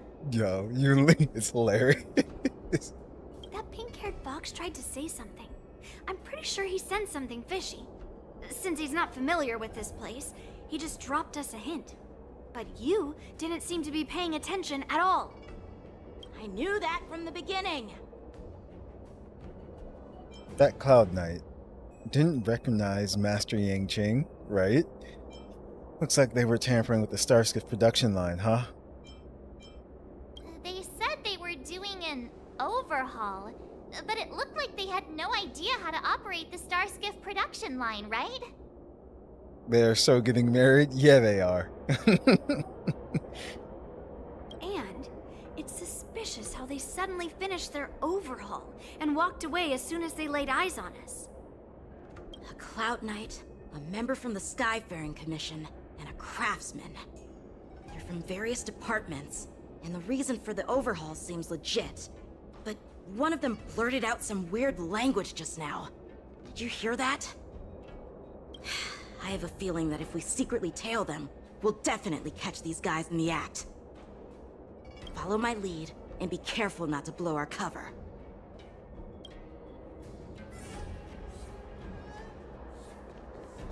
Alright. Never mind who they are. Let's just film them. Take a photo of the suspects plotting at the scene. What happens if you just go down there? Don't get too close, Miss March. They might spot you. Oh, okay, fine.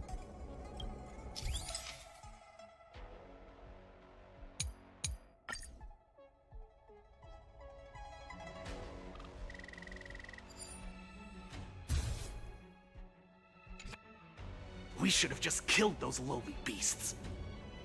Those little brats won't take up much space. There are boxes all over this place. Just dump them into one and no one will notice. Cut the theatrics, Grulock. Even the slightest slip-up could interfere with Lord Moktok's plans. Grulock, Moktok. So where are we heading next? To check the freight skiffs. We've got a lot of preparations to do. Also, don't forget to take those crates with you. Weapons, supplies. We've got to be well prepared. Otherwise, we're screwed.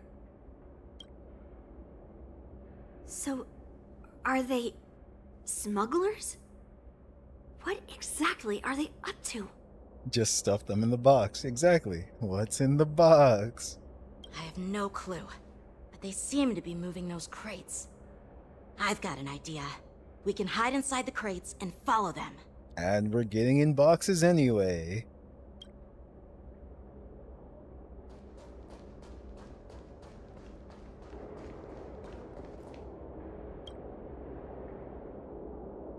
Taking advantage of the temporary absence of the group, you cautiously approach a crate and crawl inside.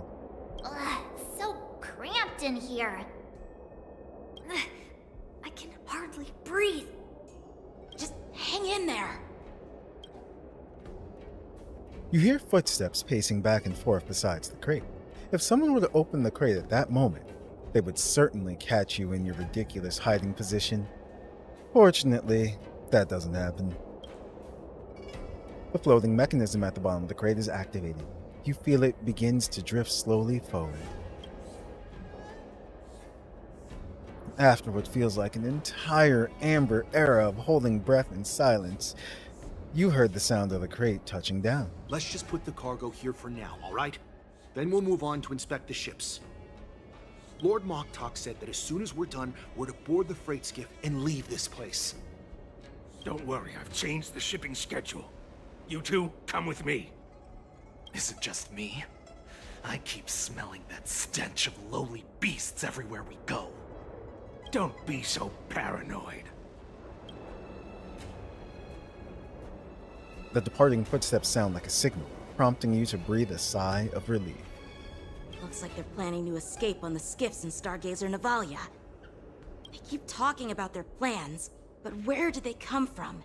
And what do they want to do on the Xianzhou? Destroy it. They're definitely up to something bad. Wait, they disappeared. Let's catch up to them. Trailing. Well, when trailing mode is active, the gameplay prompter will appear on top of the screen. Please keep the target you're trailing line of sight. Okay. You know what? I'm not even gonna read this. I want to see something. Played tons of games with stealth mechanics. Let's see. Tread softly. Breathe quietly. And make sure to keep an eye on them. Hide out of sight as soon as there's any sign of activity.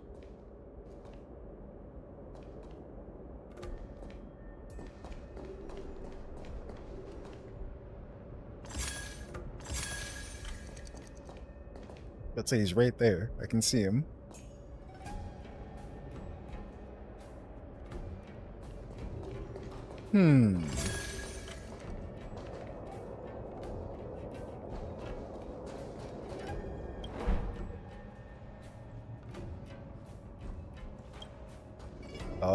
I see. He's right there. Don't be so paranoid. We're running out of time. Get over here! Shuhart, I'm coming! Huh? Oh, okay. I was about to say. They're leaving. We should catch up to them. Quickly!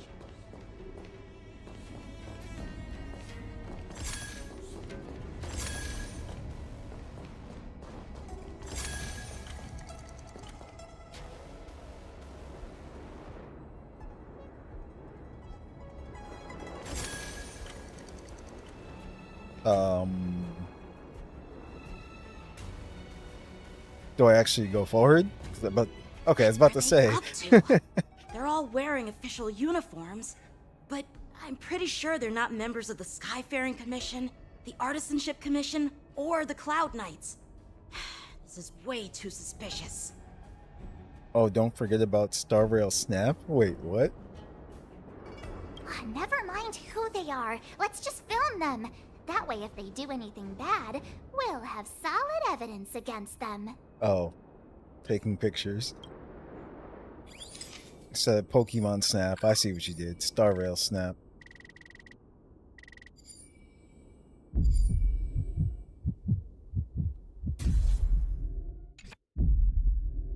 Look at this. A freight star skiff with enough room to fit at least 20 of my men. I'll let the others know and have them prepare more star skiffs. Once we're past the checkpoint, there will be beast ships waiting for us. Lord Moktok is ready. The revival of our ancient bloodline all hinges on this operation. What did he just say? Beast ships?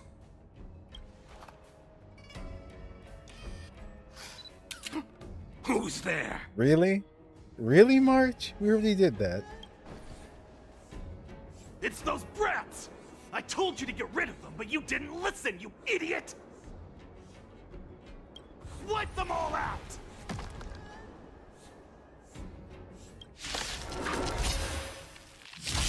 Borison? Adusa! Die, you lowly beasts! Sir, you're the one with tails.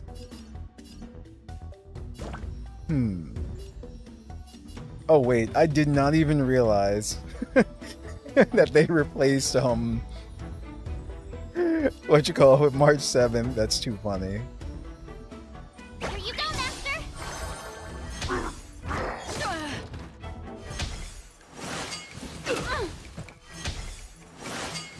How familiar. Bad luck. Ill fate descends. Beneath the waters lies an endless abyss. We came together, converge and awaken. Another journey begins. I could take 10 of you! 7!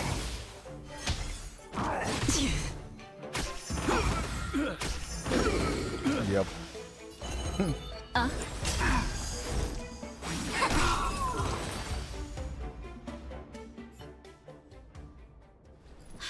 How is this possible? How did these Foxians change their appearances like that? It feels so bad without your regular team sometimes. They're not Foxians at all. They revealed their true form. They're Borison, just like the bandits I defeated on the IPC ship. Wait, that means... The Borison have infiltrated the Xian show. It's the Borg. How did the Borison disguise themselves as Foxians, though? That's the question. What kind of trick did they use? When we were tracking them earlier, they looked just like normal Xianzhou Foxians. It's not just a simple disguise of wearing our clothing and shaving their whiskers. They're somehow able to alter their appearance to be indistinguishable from Foxians. They even have official IDs for the Skyfaring Commission, the Artisanship Commission, and even the Cloud Knights? Let me check this fake Cloud Knight's tag. Maybe it'll give us some clues. Lujun. An officer of the Patrol Defense Squad? Huh? Wait! What's the matter? Are they all, like, dead or have gone missing? I encountered a patrol officer named Lujun before. It was a few weeks ago, when we were transporting the Borison prisoners. If they can forge official identities and move around the Xianzhou without raising suspicion... Oh no, this is bad. Even worse. If you find one cockroach on the Express, it usually means... There are more Borison hiding on the Xianzhou. I bet their plan is much bigger than just stealing information. We've got to report this to the Seat of Divine Foresight. Meanwhile, in the Seat of Divine Foresight.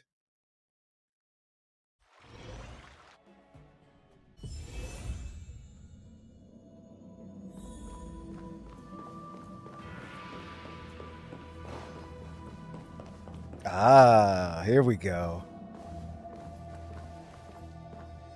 I am glad to finally meet you in person, guests from the Astral Express. I'm Fei Xiao, the General of the Xianzhou Yaoqing. Let me introduce our guest to you. The one dressed in green. He's the reincarnation of Imbibitor Lune, and the person behind him is the newest member of the crew. I've heard a lot about you. Hi, I'm Nova. Outside the reports from the Law Fu, the Skyfaring Commission of the Yaoqing has also gathered plenty of information about both of you. I've been eager to meet you face to face for reasons that I'm sure General Jing Yuan has explained, right? Yeah, we're here to answer your questions as witnesses. General Jingyuan didn't tell us about your intentions at all. You hear about the Ambrosial Arbiter's resurrection, no?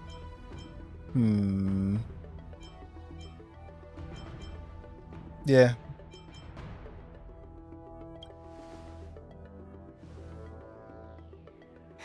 That's right.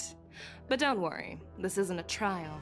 I just want to have a chat with you and get a better understanding of the facts.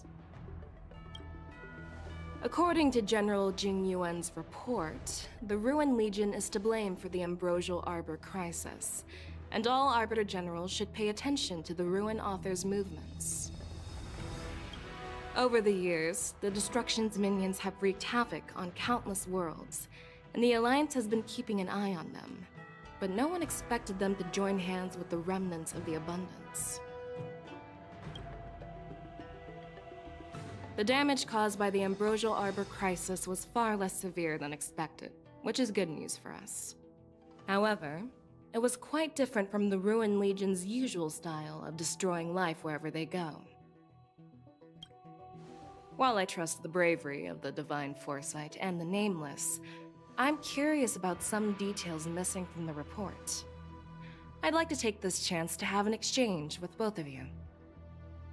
Let me be clear, the questions I'll ask might not reflect my actual thoughts, so please don't take offense if any of my questions seem a bit harsh. Please go ahead, General. But keep in mind we can only answer based on what we know. And perhaps you already have the answers to your questions in your heart. You have a clever tongue. I like it. So Merlin's claw is quite articulate. Right now, her intentions are unknown, and Jing Yuan wants us to be honest. Maybe I'll just stick to the facts we know. Let's cut to the chase. Before the crisis struck, the Astral Express was guided here by a Stellaron hunter, a wanted felon, in an attempt to resolve the Stellaron crisis. However, everyone in the cosmos knows of the Stellaron hunter's reputation.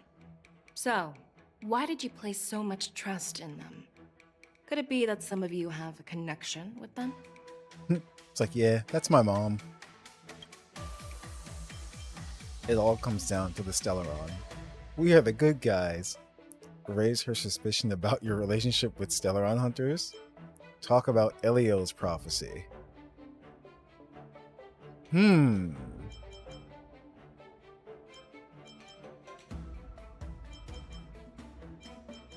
I'm gonna try to get these all right. Let's see. One of you have a connection with them. Raise her suspicion about your relationship with Celeron hunters. I mean, the Stellaron. It all comes down to the Stellaron. Yeah? Let's see. Apart from the Law Fu, Nope. there are many other worlds suffering from Stellaron corrosion. Oh no, that was For correct. example, Eurilo 6, the world that the Express stopped at before reaching the Law Fu, was one of them. That was on her side. To the Express, Stellarons act as roadblocks on the Silver Rail and pose risks to the warping process. And that's why dealing with Stellaron issues is part of the duty of the Nameless. Ah, I've heard about those problems caused by Stellarons. The Express connects various worlds, so it makes sense for you to take care of this. The cosmos is a mess, and the Trailblazers are just doing their best to fix it. I understand. Let's move on to the next question. The report suggests that Don Shu, the master of the Disciples of Sanctus Medicus, colluded with the Lord Ravager and used the power of the Stellaron to resurrect the Ambrosial Arbor. This is true. But here's the thing. Don Shu was just a chief alchemist.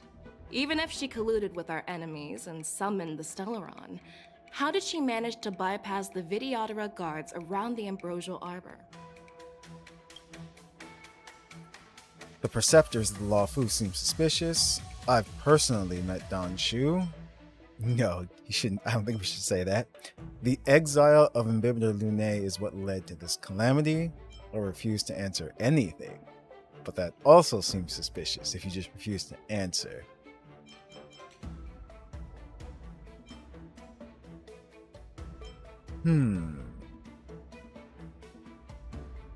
But that is true. The exile of Imbibitor Lunae is what led to this in the past, that whole thing. But she's specifically asking how she managed to bypass. But you know what? That's what I know. If the Law Fu hadn't exiled Dan Heng, leaving the Vidyadhara with no leader, they wouldn't have fallen into chaos, and there wouldn't have been the opportunity to bring the Stellaron to the roots of the Arbor unnoticed. Imbibitor Lunae was exiled due to his own crimes. Ooh. Now, Dan Heng, as his reincarnation, is free from his sins. However, why did he risk trespassing on the Xianzhou Law Fu before his exile was lifted? I was concerned about the safety of my companions, so I acted brazenly. I admit I was reckless at the time, but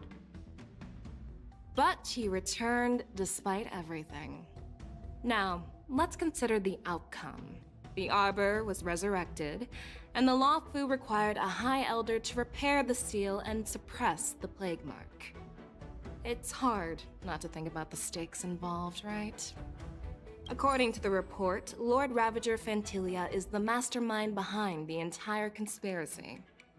She disguised herself as an ambassador of the Skyfaring Commission and traveled with you, only to vanish without a trace later on.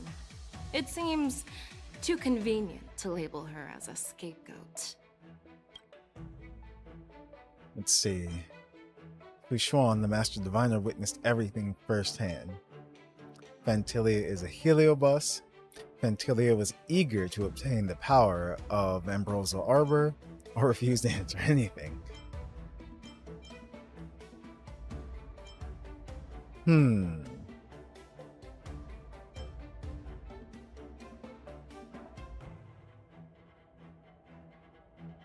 Trying to think. Fantilia was eager to obtain the power of the Ambrosial Arbor. But she's saying, let's see, she disguised herself and then...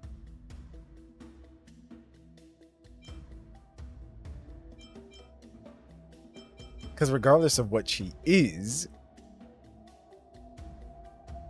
that would only explain how she escaped, but still. I wonder if we should just go with Fu, witnessed everything firsthand.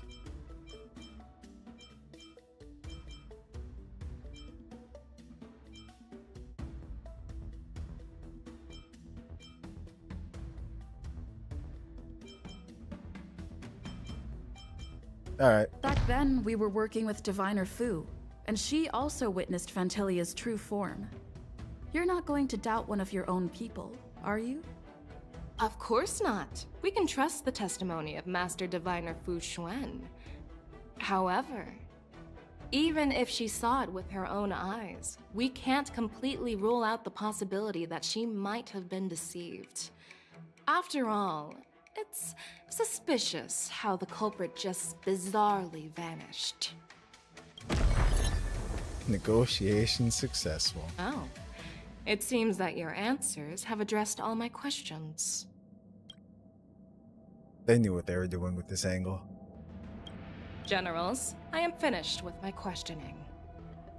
So, what do you think, General Fei Shao? Have the doubts in the report been cleared up? The two nameless have been honest in their answers. Even though there are some tricky details, my intuition tells me there is nothing wrong. However, the 3 questions I posed earlier were not just for the nameless, but for you too, General Jing Yuan. First, the disciples of Sanctus Medicus grew uninterrupted on the Law Fu, yet the 6 charioteers were not aware of it. That was a dereliction of duty. Second, you believed in the Stellaron Hunter's prophecy and entrusted outsiders to solve the crisis, even granting them access to the Plague Mark. That was a dereliction of responsibility. Third, you insist on holding the war dance right after the Ambrosial Arbor crisis, putting the Lawfu back in the spotlight. That is a dereliction of wisdom. Merlin's Claw. Is this your line of thinking, or the 10 Lords? From the moment I walked in, I made it clear that the questions I'd ask might not reflect my actual thoughts. The disciples of Sanctus Medicus were deeply rooted and had been plotting for a long time. I admit it was my negligence for not noticing it earlier. As for the Stellaron Hunter's prophecy, I didn't believe all of it, but in the end, the Law Fu did survive the Ambrosial Arbor crisis. So, I think it's safe to say that Elio's prophecy about the future holds some merit. And as for the war dance, do you think I'm unaware of the risks? However, risks can also be opportunities. The Law Fu has lain low for too long. I believe it's time to stir up the dregs hidden in the depths and wash them away once and for all. Just as I expected from our sophisticated divine foresight. You have a way with words. I like it. But, unfortunately, ever since the report was submitted, the Alliance has been filled with rumors and speculation. Even within the Lawfu, there are people accusing you of neglecting your duties, resulting in the Ambrosial Arbor's resurrection. So what are your thoughts on all of this, General Fei Shao? As a fellow Arbiter General, I fully understand the difficulties of this position. Personally, I think all these rumors are meaningless drivel. Across the sea of stars, the divine foresight knows better than anyone else what happened on the Lawfu and the meaning behind it. Just as what happened on the Xianzhou Yaoqing recently. Oh? You mean the Xianzhou Yaoqing is also... The scouts of the Verdant Knights have sent back reports that Borisin are making trouble again. The Borisin packs that were once divided and scattered have started swallowing each other up, forming larger and larger packs. Moreover, there's an entity named Mongus behind it all. An entity? According to the report, this entity isn't actually a Borisin. It's a woman claiming to be the messenger of the Master of Immortality. She's described as having 12 faces and 12 pairs of fangs, as cruel as poison and as elusive as quicksand. The Borisin believe she'll give them a chance to rise again. Interesting. That's Phantilia. That's right. You're lucky that I'm the one who came this time. If it were the Patina Justice or the Seer Strategist, this conversation might not be so friendly. I've always had faith in my instincts, so I don't doubt your good intentions. But the Alliance has its fair share of questions and doubts about the Law Fu. So, my plan is to come up with an acceptable answer to satisfy the Alliance. What's in this plan, General Fei Xiao? General Jing Yuan, you already know what has to be done. But since you don't want to be the bad guy, I'll take care of it for you. You need the final word from the Ten Lords Commission to quell any doubts. And for that, I'll have to ask the two Nameless to visit the Shackling Prison. Are you imprisoning us? No, I'm not imprisoning you. While you're there, I'll ask a judge in the Ten Lords Commission's Interrogation Division to record a detailed testimony with the karmic mirror from both of you. We'll fill in the gaps that weren't covered in the report, and silence any protests within the Alliance. I'm okay with that. Me too. I object. Will you let us come back? I mean...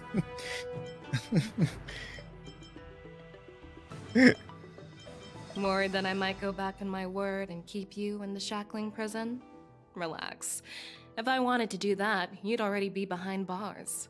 Once you're done with your testimony, you're free to come and go as you please. Then, as the Merlin's Claw requests... Oh, there's one more thing. This testimony is for silencing the voices of opposition within the Alliance, but I would like to urge General Jing Yuan to listen to the pleas of the Foxians on the Xianzhou Yaoqing. So, you are here for Hule. Exactly. Hule is locked up in the Law Fu's Shackling Prison. Since he is the Broodlord of the Borisin, I want to transfer him onto the Xianzhou Yaoqing and imprison him there. The recent movements of the Borisin suggest they're planning something big, so we must act preemptively. It makes sense to have the Foxians keep an eye on their arch-nemesis. Since you trust my judgment, I'll repay that trust. What do you think about all this, General Huayan? I was worried this would turn into a heated argument, but it seems like both of you are on the same page, solving each other's problems. I couldn't have asked for a better outcome. And as for Hule, I'll send my lieutenants Zhao Chou and Moza to check on his condition in prison and ready him for transport. If there are no more questions, shall we get this started? Okay, that went well. Oh. Oh wow. Just as tall as she is. Or vice versa. But her ears! Fei Xiao gave you a once-over, and despite lacking any apparent reason, you feel scrutinized as if she were sizing up an opponent. I mean, we are a pretty big deal. Do you actually believe in the Stellaron Hunter's prophecy? No, I don't. And honestly, that's the absolute truth. Because if absolutely everything comes true in Elio's prophecy, that means we're all heading for a bad ending.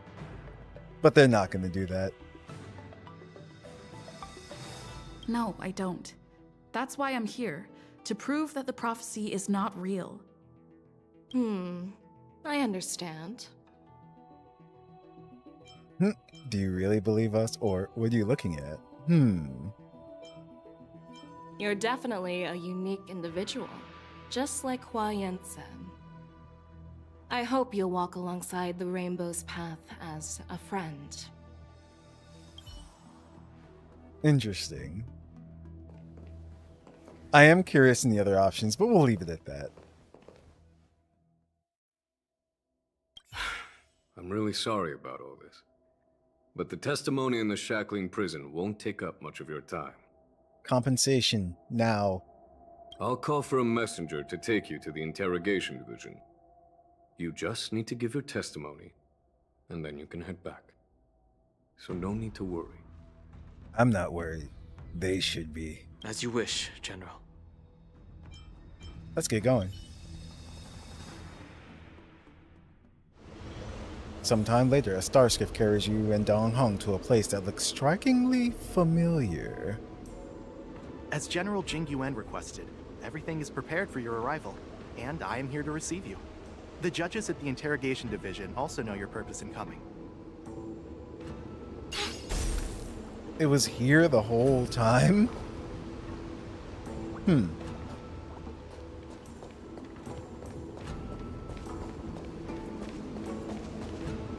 Alright, here we go.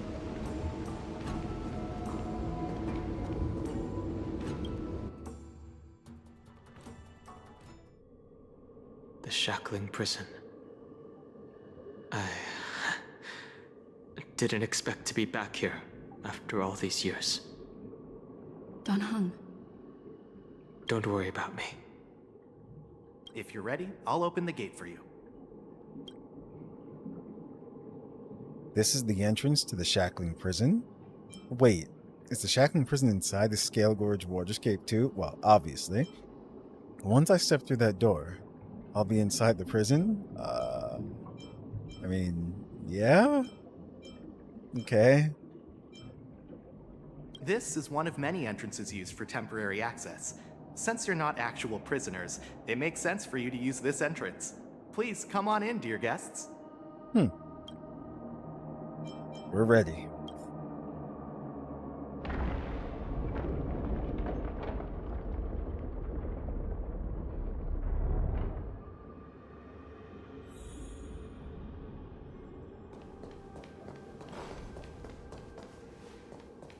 Hey, it's these.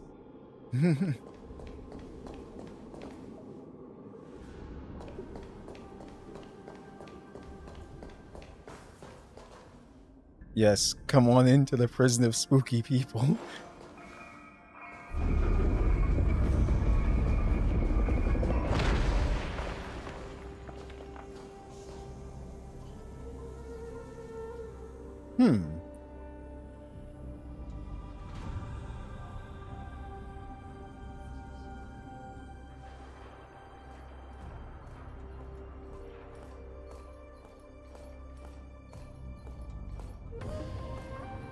What are you looking at? The shackling prison on the Luofu is completely different from the one on the Yaoqing. It's completely underwater. Whether it's in the clouds or underwater, breaking free would still be a piece of cake for me. Mose is like, nah, I'd win. Or I'd escape. Still thinking about your old jailbreak tricks, huh? Forget it. You're free now. Just don't do anything stupid, or the judges will throw you back in there and lock you up for a few hundred years. You'll see me again in just a few days. Yo, this man's hilarious. Taking Hule back to the Yaoqing means a lot to the Foxians on the ship, and to the General herself. So stay alert.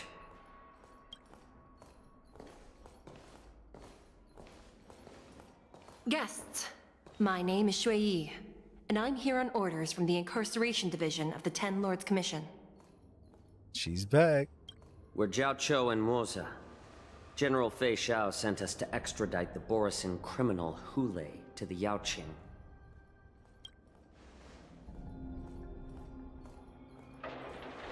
We're here to inspect the conditions of his imprisonment and make preparations for the handover and transportation. I assume you've been briefed, Your Honor. Your visit request has been approved. I'll be your guide for this trip. Prisoner Hule, the warhead and brood lord of the Borisin abominations of abundance and the arch-nemesis of the Foxians, is responsible for 2,123 wars of aggression and countless associated crimes. That's all. I'm sure Fintilia has much more. Due to his heinous acts, he has been imprisoned in the depths of the shackling prison and subjected to the punishment of the Forest of Swords until the end of time. He shall never be pardoned. No need to repeat his crimes and sentence, Your Honor. He is the greatest enemy of us Foxians. The stories of his atrocities are used to terrify our children. I'm well aware of every crime he's committed. Let's move on to the next step. When it comes to visiting criminals, there are rules in place to ensure your safety. I know you've heard legends about Hule since you were children, but your knowledge about him is likely very limited. Only the judges of the Ten Lords Commission truly know what kind of abomination is locked up at the bottom of the shackling prison. It has been centuries since Jing Liu, the former sword champion of the Luofu, captured Hule. And during all those years, we never provided him with any food. Yet he somehow managed to stay alive. It defies all the documented physical characteristics of the Borisin. The Forest of Swords, forged by the Punishment Division, is a device of intense torment, used to execute sinful abominations. Most Borisin die within 3 days in the forest, but Hule is different. Every time the blades pierce him, his body instantly heals.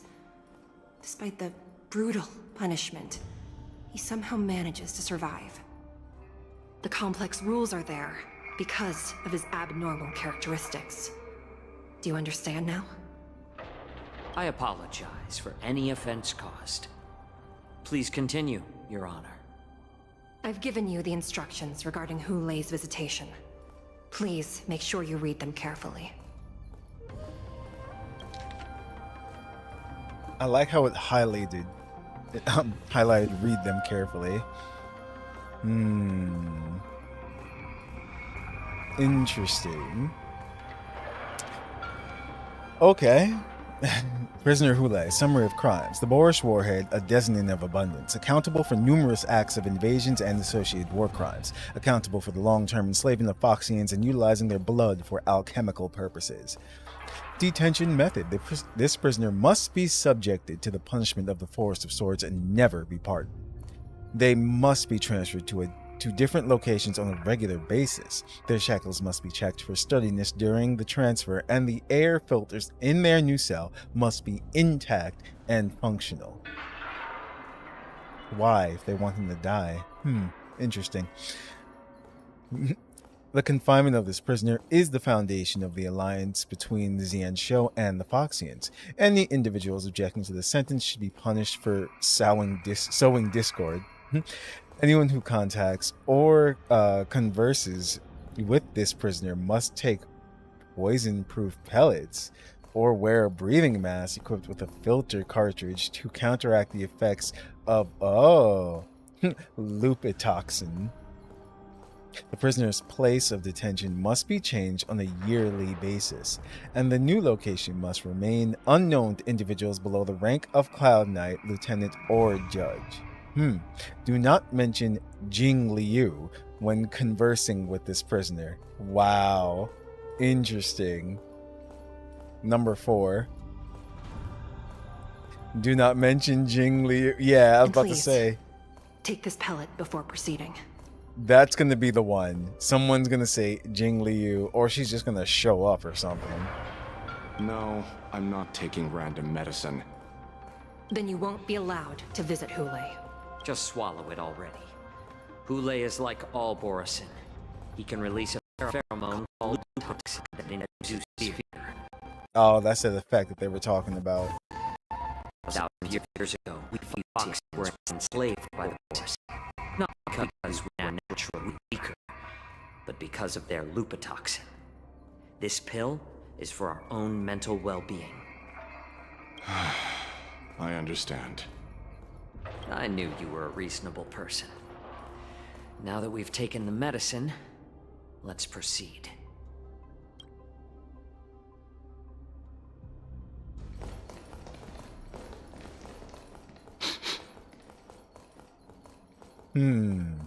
Your Honor.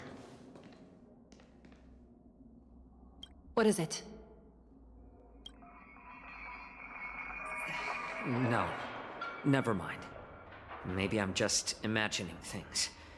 Let's keep moving. Really? Really?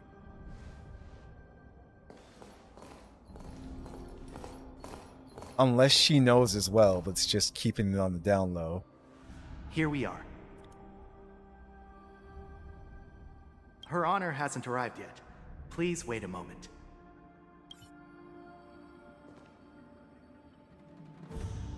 Take a walk around and wait for the escorting judges to arrive. Okay. You notice the Scale Gorge waterscape shackling prison was built at the bottom of the ancient sea as a column structure that extends endlessly into the depths. Spiritfarers monitor and manage real-time information of prison cells and prisoners on this screen. Her Honor hasn't arrived yet. Please wait a moment. Okay, wait.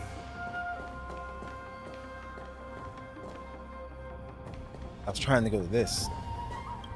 There we go. The Jade Abakai here glow with an unusual luminescence as they perform the calculations, possibly on the status of the prison cells or the security of each area.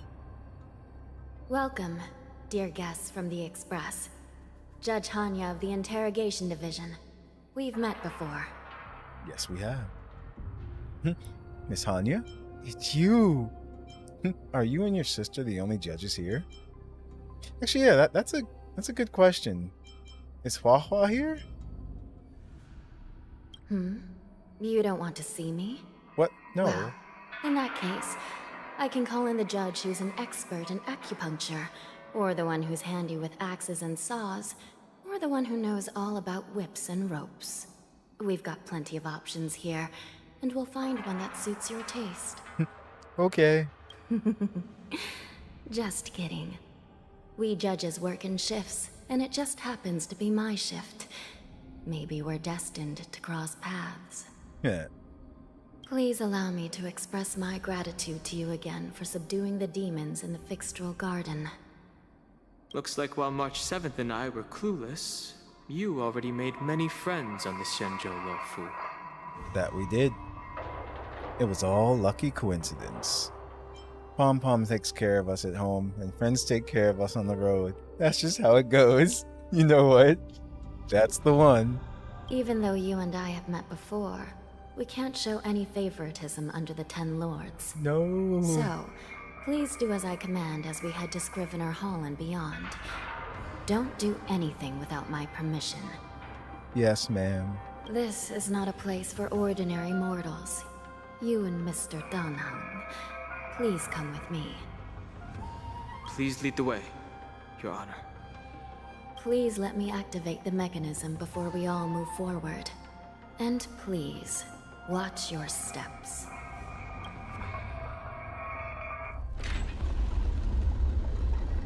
Okay.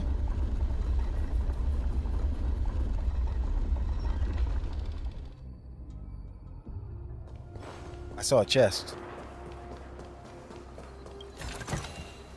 As divined. Okay, I feel better now. Just gonna randomly steal stuff. And now we're off. You forgot to go back and do chests and puzzles? Oh.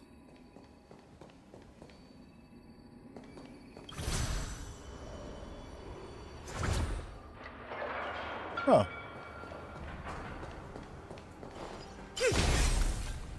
Like that.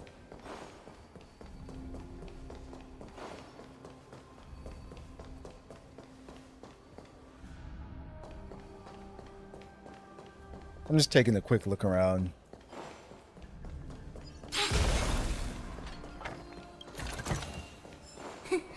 Just as I thought. So now you can see where all the stuff is, Wriggle.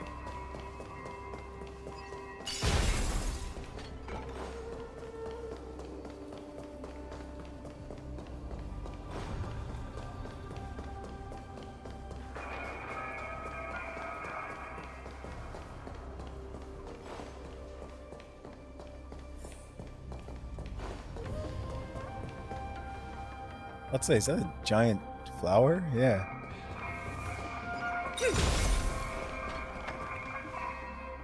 I said go back, not skip.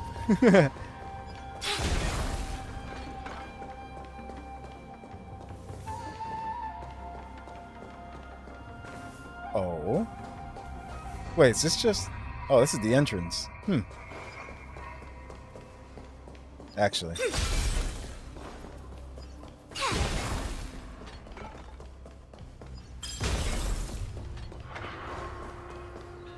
Excuse me. As divined. Oh. Hanya blocks your way forward. She has been entrusted with the important task of ensuring that you only explore areas she deems safe. Okay.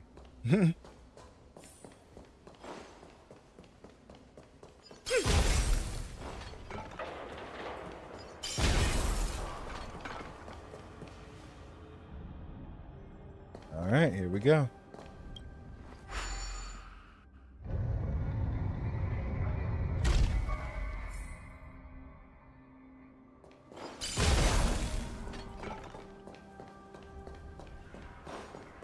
What's this? Okay.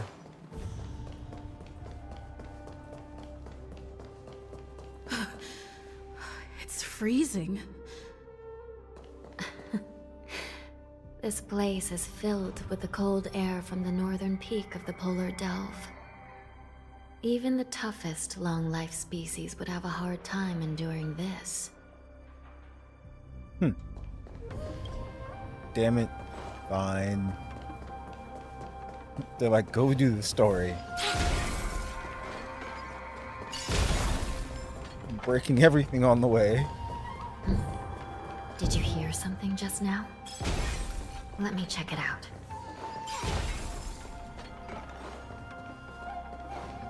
Ugh, what an eyesore. This place is packed with boxes and crates. And they're all mine.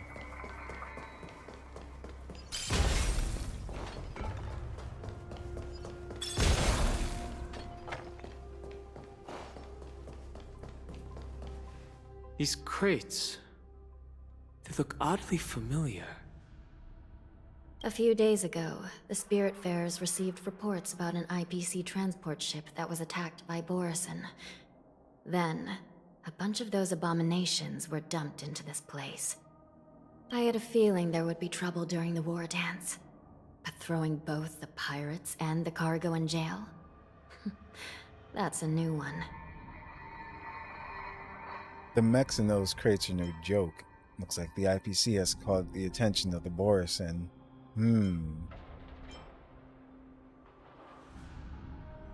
I heard the Intelligentsia Guild crafted something dangerous. We have many records in the Hall of Karma about these wise ones. They love to tinker with forbidden technologies, always trying to push the limits of Ingenia. I caught a glimpse of the mechs in those crates, and they bear a striking resemblance to Borison. I wonder what they're planning this time. Well, business first. Let's keep moving.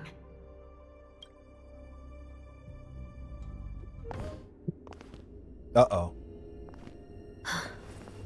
Strange. I don't remember checking the containment facilities a second time.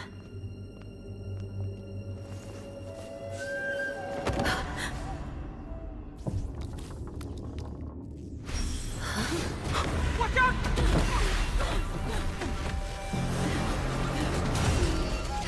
Emergency! All wardens prepare for action! Emergency! All wardens prepare for action!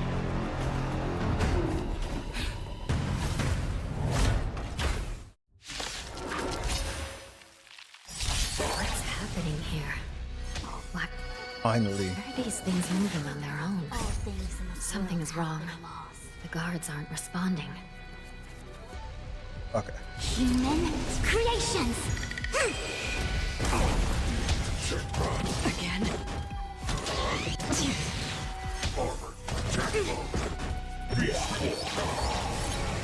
This thing is going wild, just like a Borison. Looks like we're on our own for this one.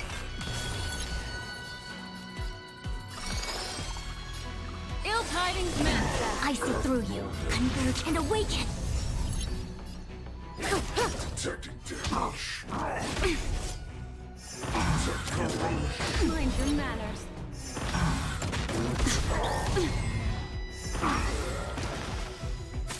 Destiny isn't chosen. Relax. Time to say bye. Boom.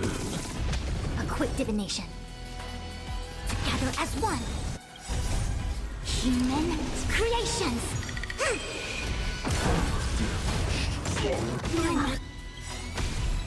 Memories are ever changing. Beneath the waters lies an endless abyss.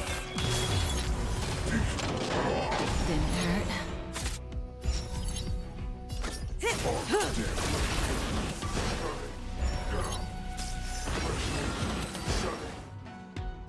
But how is this even possible? The Spiritfarers follow the protocols, cutting off power to the mechs and sealing the crates. How could these mechs still start moving? Oh, what did he call them?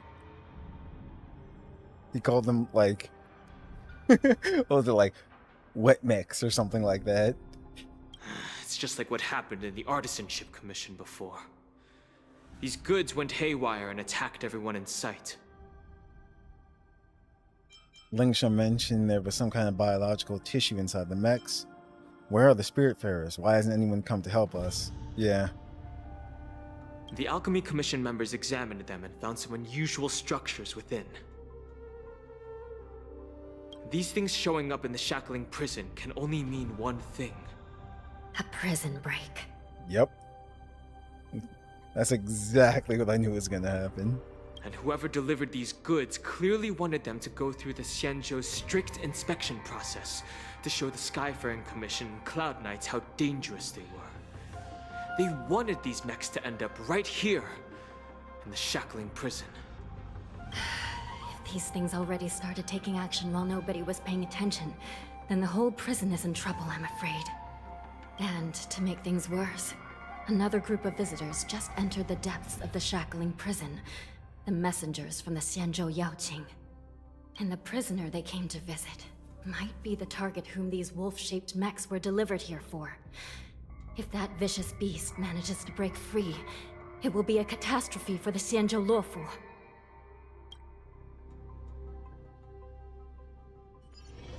A few moments prior, Zui Yi leads the Yaoqing messengers to the bottom of the prison. Here we are. Have we arrived already, Your Honor? Oh. Shouldn't there be a cage here? The most notorious felons are locked away in the solitary delves, deep down in the prison. Those delves can't be opened without proper authorization. The blue bird paves the path, and the Stygian lanterns illuminate it. Help me light up these lanterns, and the way to the bottom of the shackling prison will reveal itself. Okay. Foxfire, Foxfire, Foxfire.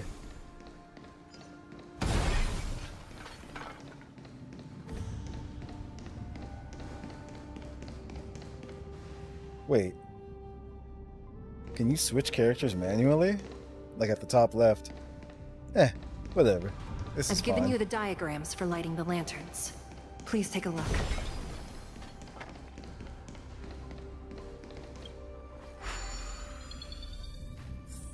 Oh no. Alright.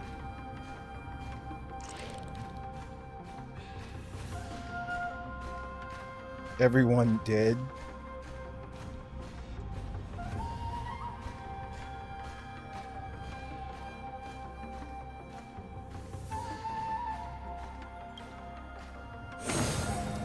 Fudge. Box. Can you open boxes as birds? Probably not. Oh my goodness, they descend so slow. I was caught on that chain. What?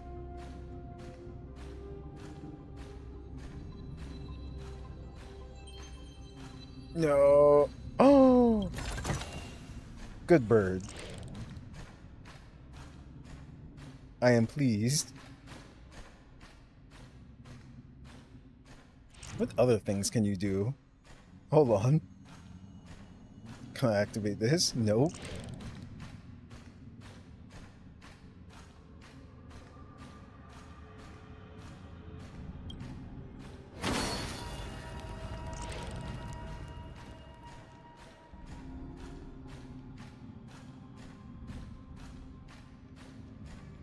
Lap faster.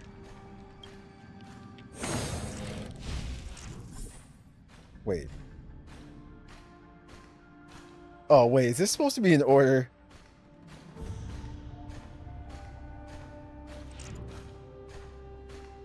Fine. Hold on.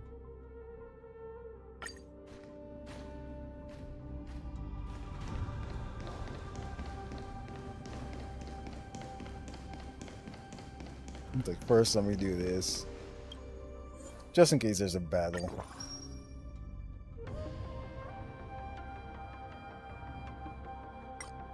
Wait, do I have that on? There we go.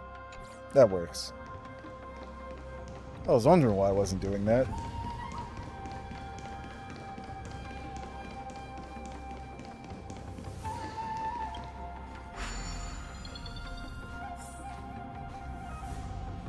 Okay, so...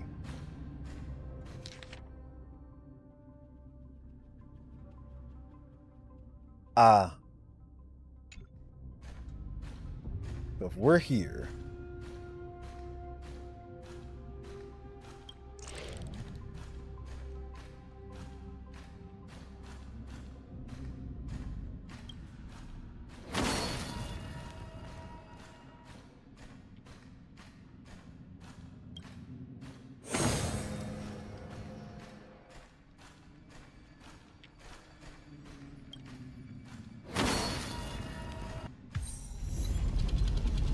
Avian vision. It's a giant freaking key. That's hilarious.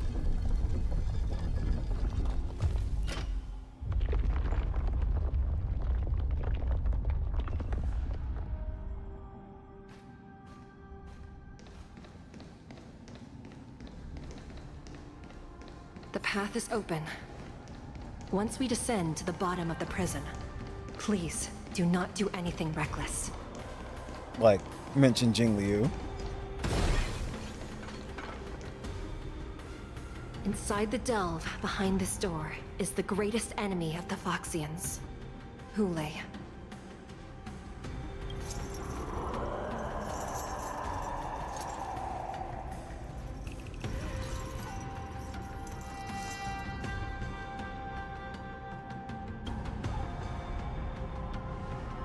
According to custom, envoys from the Yao Qing visit the Xianzhou La Fu once every century to check on this abomination's imprisonment and condition. Even though the Ten Lords Commission sentenced Hule to the Forest of Swords, suffering every day for the rest of his life, I understand that the Yao Qing messengers want to see him dead. Unfortunately, for the past 7 centuries, they've had to return disappointed. Because this beast simply can't be killed. If we can use his toxin to create medicine and save an innocent life, it might help balance out some of the sins he's committed.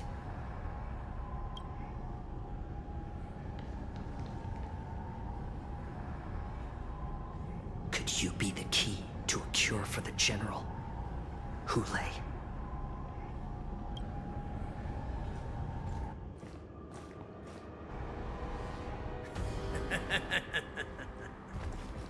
And once again, the envoys of the Yao Qing will leave disappointed.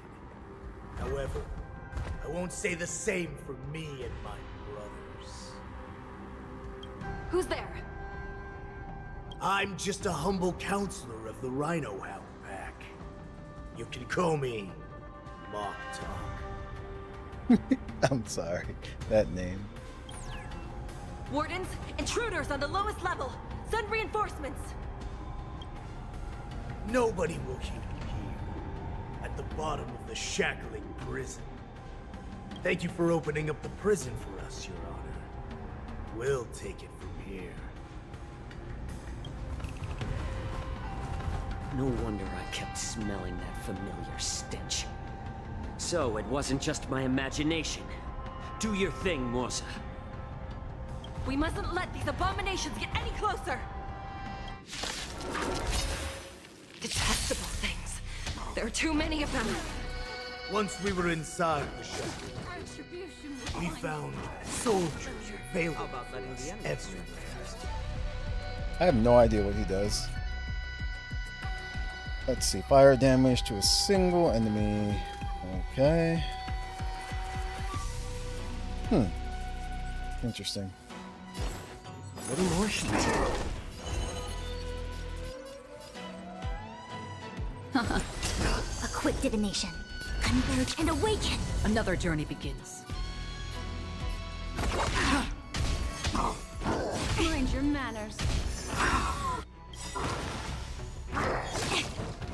Memories are beneath the waters lies an endless abyss. I suggest you surrender now. Of course, I'll still kill you. But I promise it'll be swift. Too funny. More season. Ooh. We're gonna do his before, you know, we do hers. I'm honored by your presence. Let's see. Since you're already here,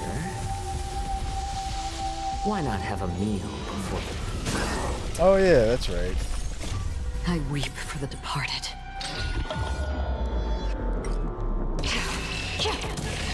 It too shall fall. How presumptuous. Die now! Leave if you can, Morza. It's not time yet. Creations. I mean, we're not gonna lose. Mind your manners. It's better to make no move.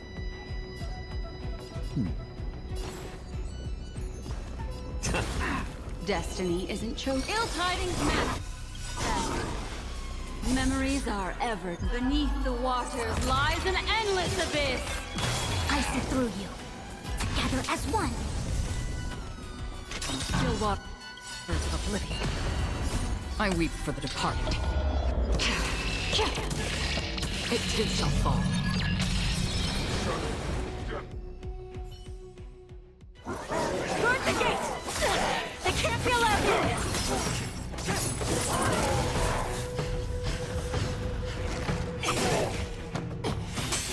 Uh-oh.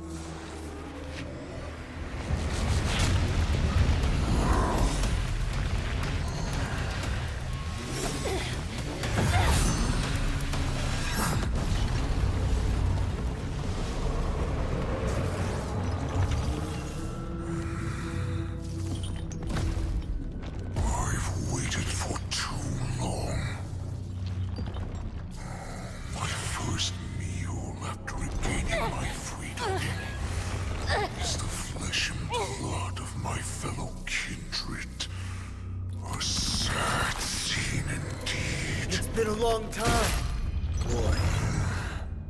Welcome back.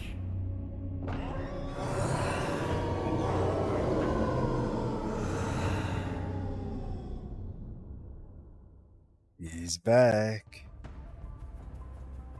How many times has the old verdant home spun around since our last hunt? Duran's whelp, tell me your name. Oh, great Hule, nemesis of the Foxians, and the hunter of all beings. I'm Moktok, a humble counselor of the Rhino Hound Pack. I am only one insignificant heir spawned from your bloodline. Vengeance for Zuzu. She's fine. We can reboot her. It's been at least 7 centuries since you led our pack through the hunting grounds of the stars. I'm thrilled to see that you are as cunning and skillful as ever. As long as her brain survives, remember? We can just put her in a new body. That's how it works. 7 centuries. 7 centuries have passed.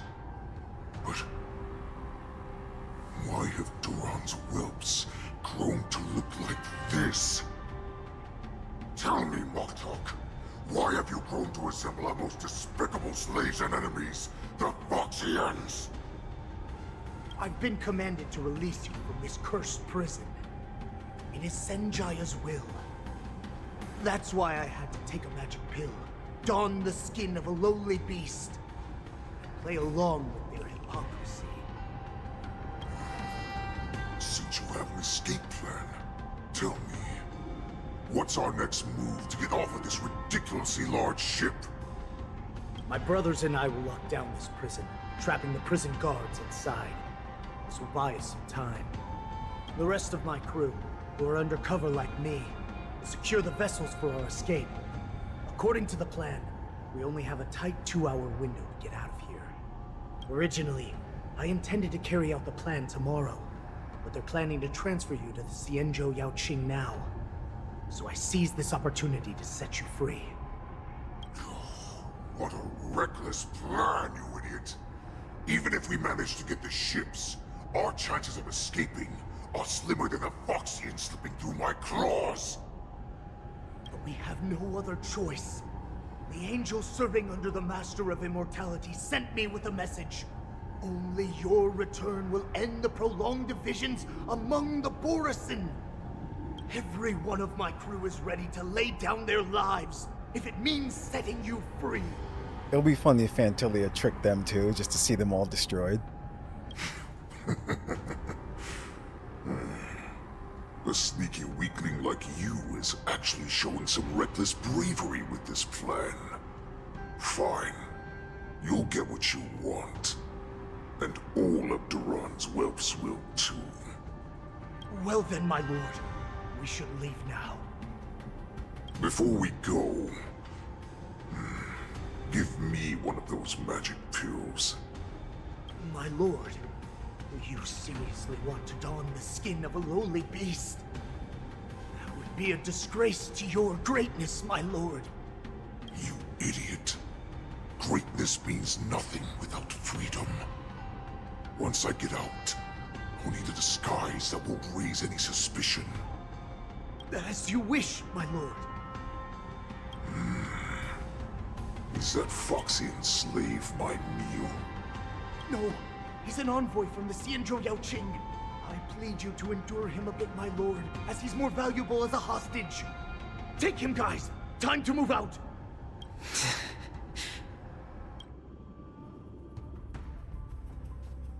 And we're back. At the same time, Nova, Danheng, and Hanya realize the situation in the Hanya, prison. The wardens in all areas are regrouping. Those Ingenium enemies are wandering around and causing heavy casualties. And to make things worse, those iron wolves broke open the cages and let the criminals out.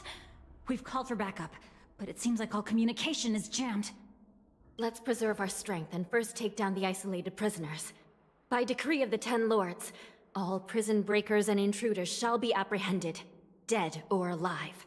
Now we're talking. Just a short time ago, the nether key mechanism was activated.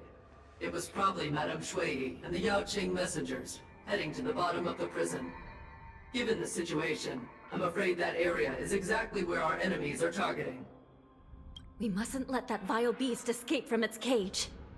We've gathered all the prison guards who can still fight, and we'll split up and secure each floor. Go! Those intruders are quite bold. They must have been planning this for quite a while. Indeed, but Borisin tend to favor direct and aggressive approaches. Crafting careful and precise plans like this is simply not their style. Let's focus on the current situation right now. Please help me. Looks like the testimony will have to wait, huh? Like I said, wherever we go, we always end up in trouble. I mean, yeah. What's the fastest way to the bottom of this prison, Miss Hanya? If we don't get there quickly, we'll soon be outnumbered by all the enemies inside. We'll have to bend the rules. Please, follow me. Rules are meant to be By broken. decree of the Ten Lords, all prison breakers and intruders shall be apprehended, dead or alive. Yes, ma'am!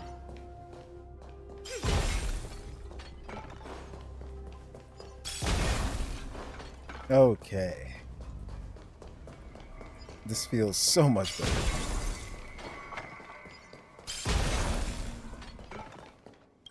Nope. Okay. Wait, what the? Oh. We got healed. Hold your position here. Yes, ma'am. Oh. I saw a chest.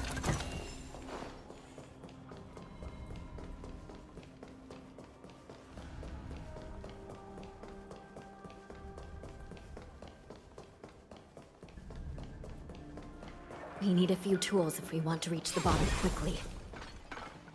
Follow me to the next floor. The path is cut off. Someone must have altered the mechanism. No matter. It'll just require a bit more work to get through.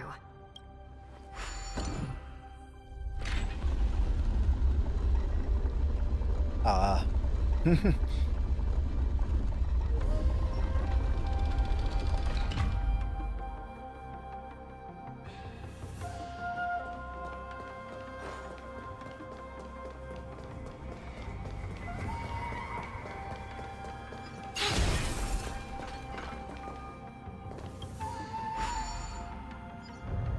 Some Spiritfarers occasionally use ingenia from the Artisanship Commission to navigate the treacherous terrain here. Normally, using devices like the shifting screen is strictly forbidden, as they could help prisoners escape. But, given the urgency of the situation, let's just ignore the usual regulations. Nice.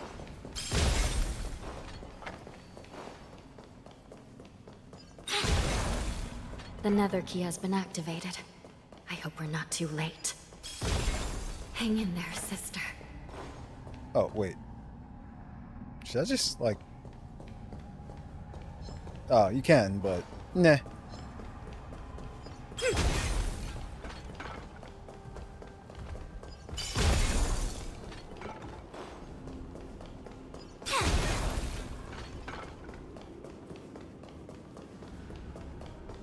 Must... Okay, now I'm satisfied.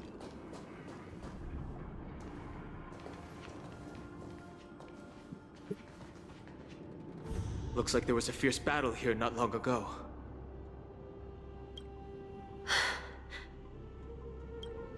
The gate to the prison delve is wide open. Hule has managed to break free. Where are the Yaoqing messengers? And where's my sister? Are they still alive? Let's look around. Maybe we'll find some clues.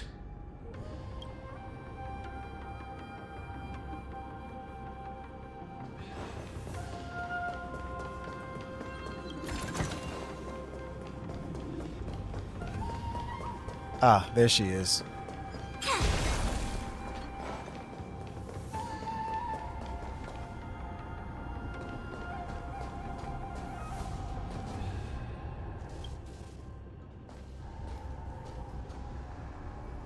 Yi is here.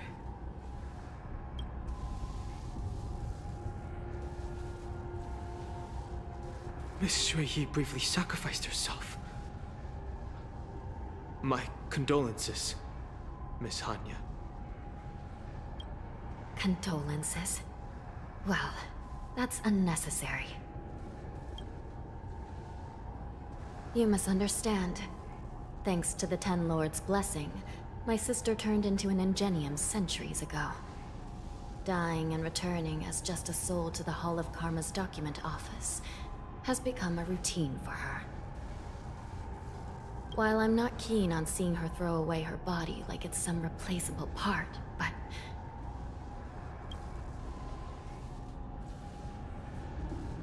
By the way, have you seen bodies that might be the Yaoqing messengers? One of them is a Foxian wearing exquisite clothes, and the other wears a dark cloak, like a fugitive. No.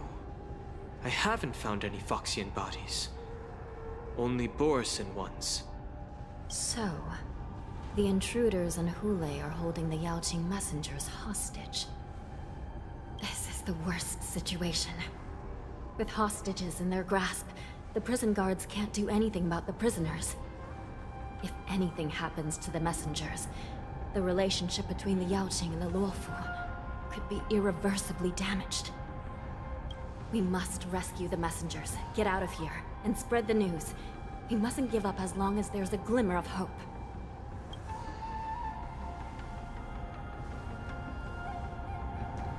What have you found, Miss Hanya?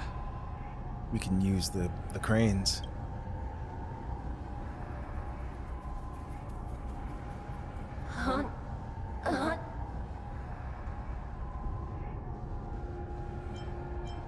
A cyber specter? No. Just what the heck? I wonder if she's using that to communicate. Reconstruct. It's my sister. Looks like her soul hasn't returned to the Hall of Karma yet. At such a critical moment, her death can give us information that we can turn into an advantage.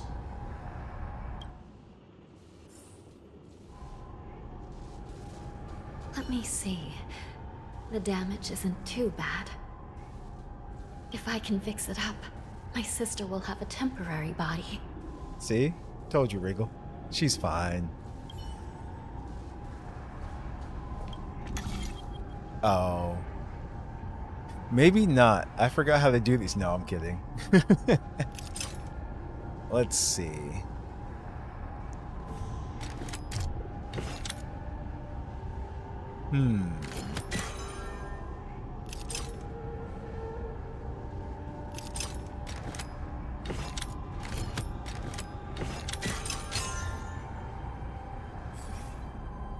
Hanya, I'm back. Already finished all these? Did you have your moment? Okay. Welcome back, sister. I don't know what kind of expression I should have at a time like this. Happy? Tears of joy? Forget it. I'm used to you coming back in all sorts of forms. This isn't her first rodeo. A cyber specter. That's pretty convenient. Your new form is kind of cute. Oh no. At this moment. That's just not right. But we're gonna do it. Now is not the time for jokes. Oh. This side crane can't hold all of me. Sister, what did you see when you were killed? One of the Yaoqing messengers escaped, and the other one was taken hostage and brought upwards? Besides the Borisin, there were other intruders. Invisible. Invisible intruders? What does that even mean? How many conspiracies are tangled up in this mess? Do me a favor, sister. The intruders have cut off all communication between inside and outside the prison. And now you're the only person, the only bird, who can slip out undetected. The only bird. Make sure you deliver the news to the outside world. I understand. Please be careful, sister. You are different from me. The side crane flaps its wings and unsteadily flies out of the lower levels of the shackling prison, charging straight into the depths of the shadowy passage. Time is running out, Miss Hanya. If we keep delaying, those Borisin will escape from the prison. All right. If we happen to come across that Yaoqing messenger who got away... No. Stopping Hule should probably be our top priority.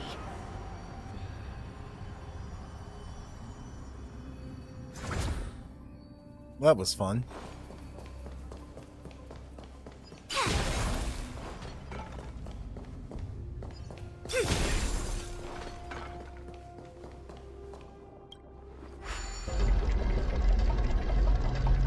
Oh. I thought we were going up at first. You can. There's something up there. I see it. But that'll have to wait for another time.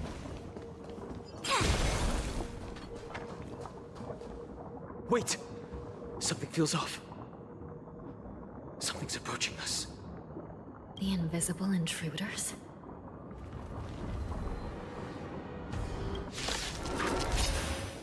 Watch your back! These abominations aren't prisoners from this prison. Ill fate descends! Converge and awaken! Again.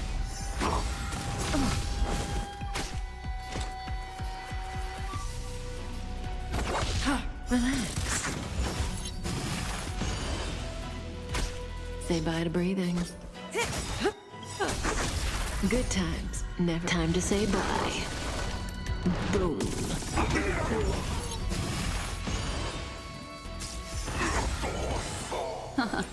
Stand still. A quick dip in.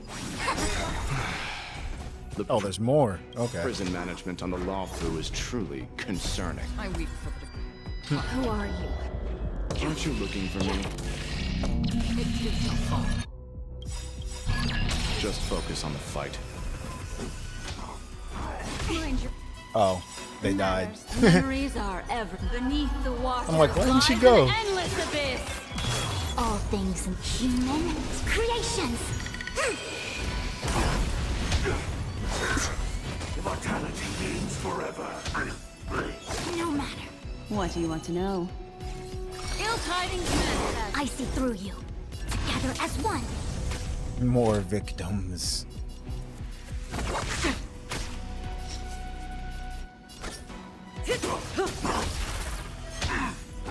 That hurt. Mind your manners. Secret of the saints.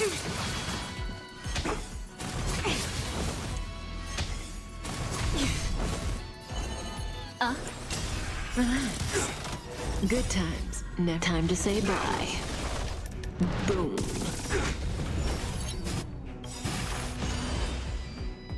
I weep for the departed. It too shall fall.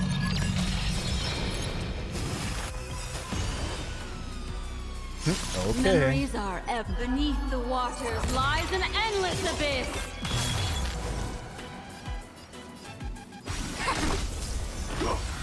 No matter. All things in this world. Human creations.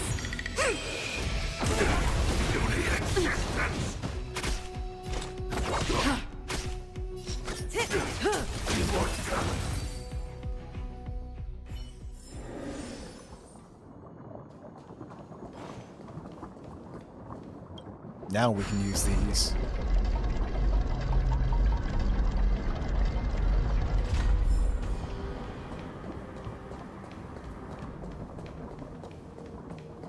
I love how he's just chilling over here like this. Ah, damn it. The man seems to materialize from the shadowy corners of the prison, as if he could vanish to thin air any moment. The fugitive, wearing a dark cloak, spoken of by Hanya, now stands before you. His face is devoid of any expression, cold and indifferent, yet, inexplicably, you can decipher his expressionless facade as if it whispered, "You're finally here."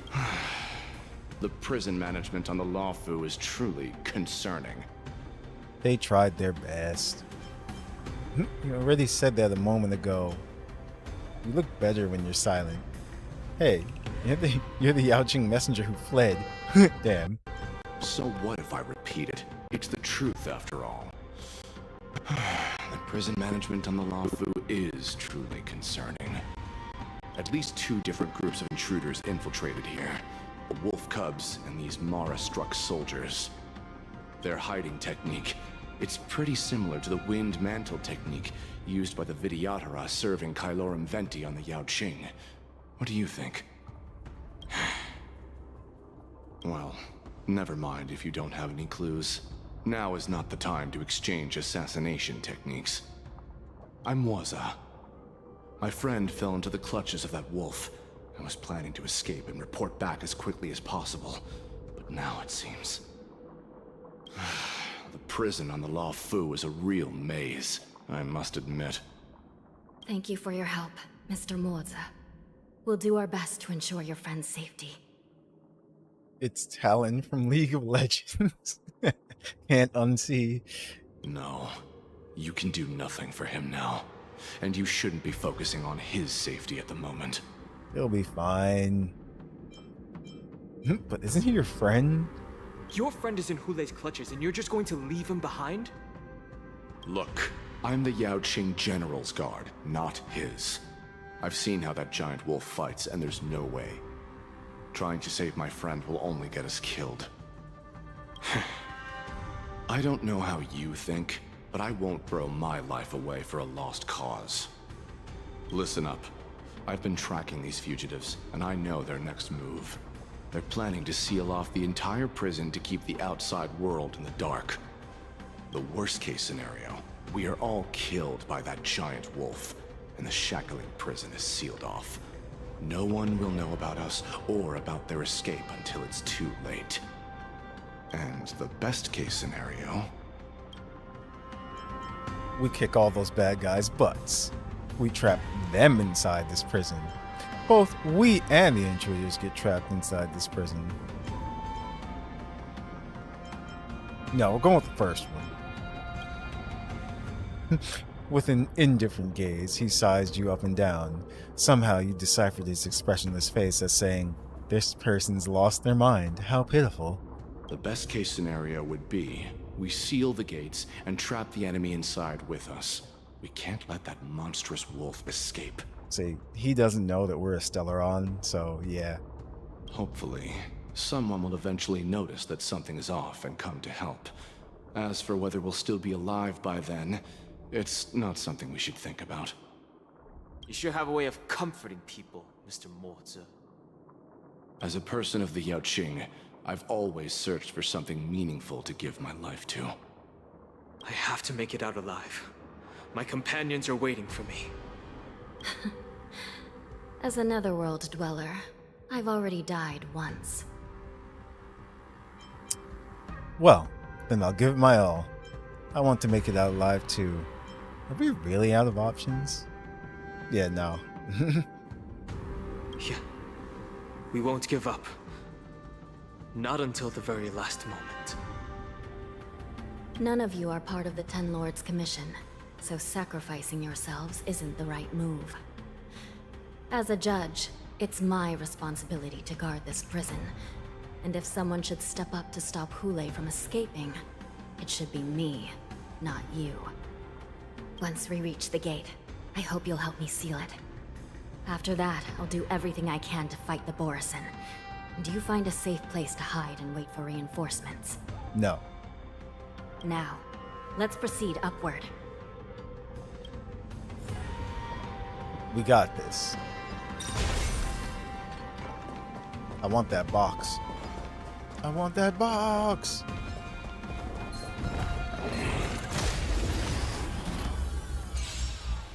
I wanted the box. Did not care. Familiar. No matter. Relax. Converge and awaken. Still waters of oblivion. Say bye to breathing. I weep for the departed. It too shall fall.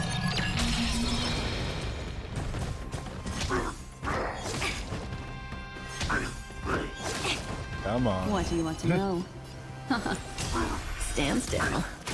A quick divination. Together as one. Human creations!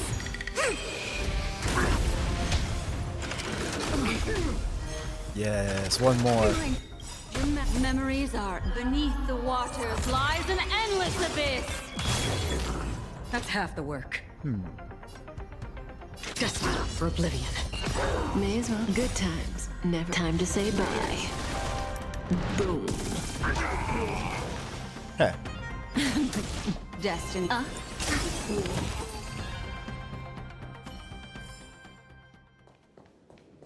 Okay, I feel better now. Make a wish. Huh.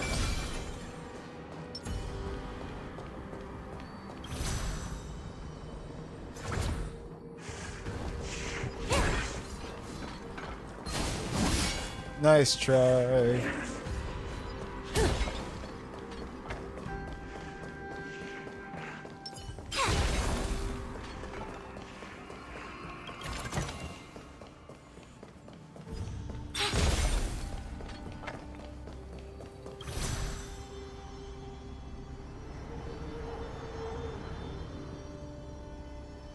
I like that animation.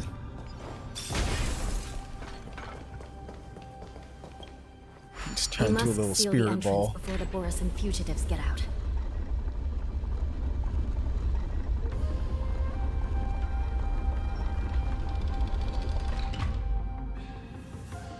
The prison wardens and mechanisms won't be able to hold them for long. Follow me.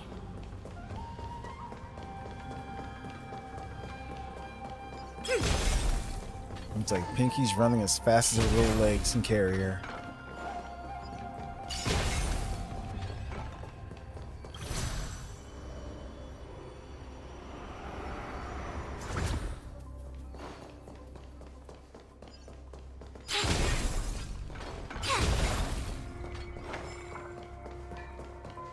No. We're almost there. The gate is just ahead. She's still alive, though.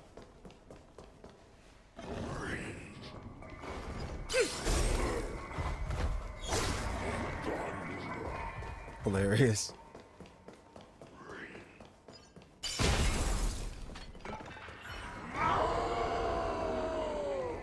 Howling noises.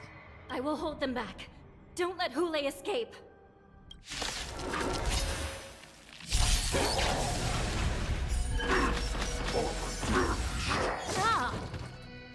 Ah. So familiar. Again.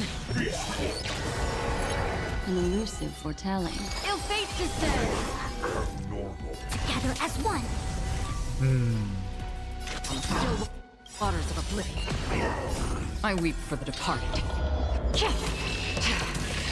It too shall fall.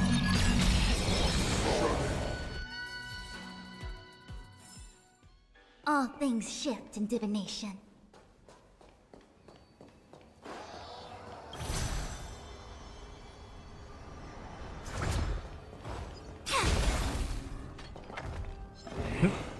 Box. As divined.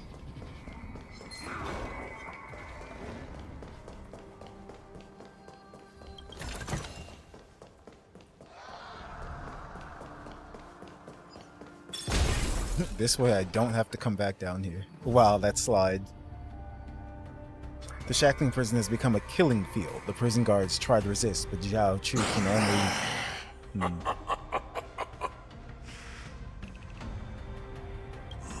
This brings back such familiar memories. Memories of chasing, gnawing, and tearing.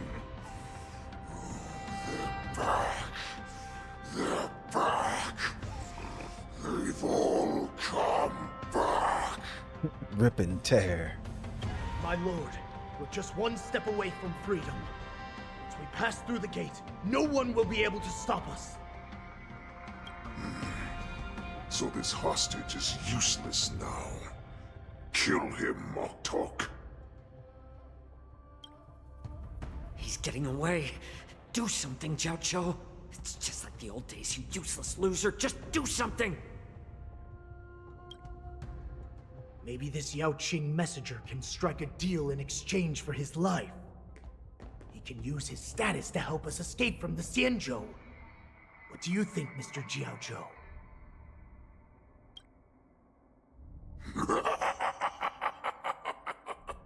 Oh, just look at you.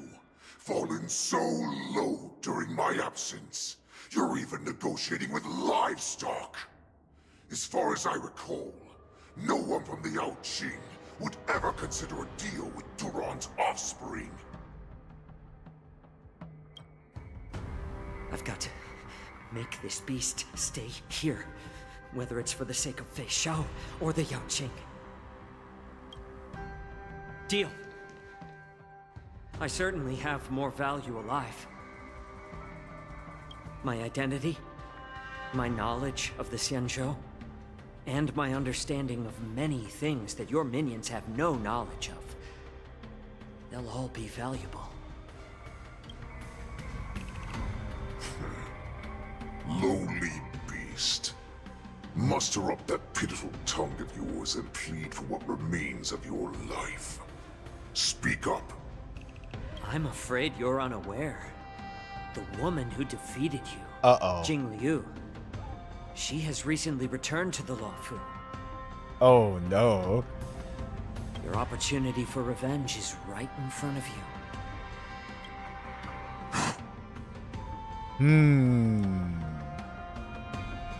My lord, this slave is talking nonsense. I've never heard anything about this. May I just kill him now? Silence, mock talk. And you, slave. From now on, you'll stay by my side. You'll only speak and move when I allow you to.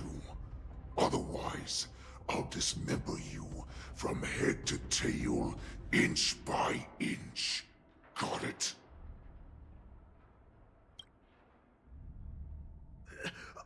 But my lord... We must stay here for some time, mock talk. Fear not. Because once I step out of the prison, it's the people of the Xianzhou who should tremble in fear. I'll show them what true calamity means. He's obsessed with her, that's why. That was a good move. Now, Duran's whelps, follow me! She's the one who imprisoned him. Okay. So wait. Oh, over there.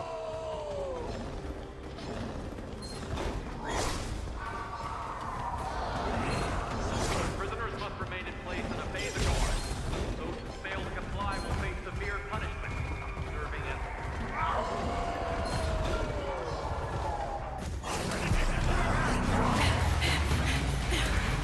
That's literally what we just did.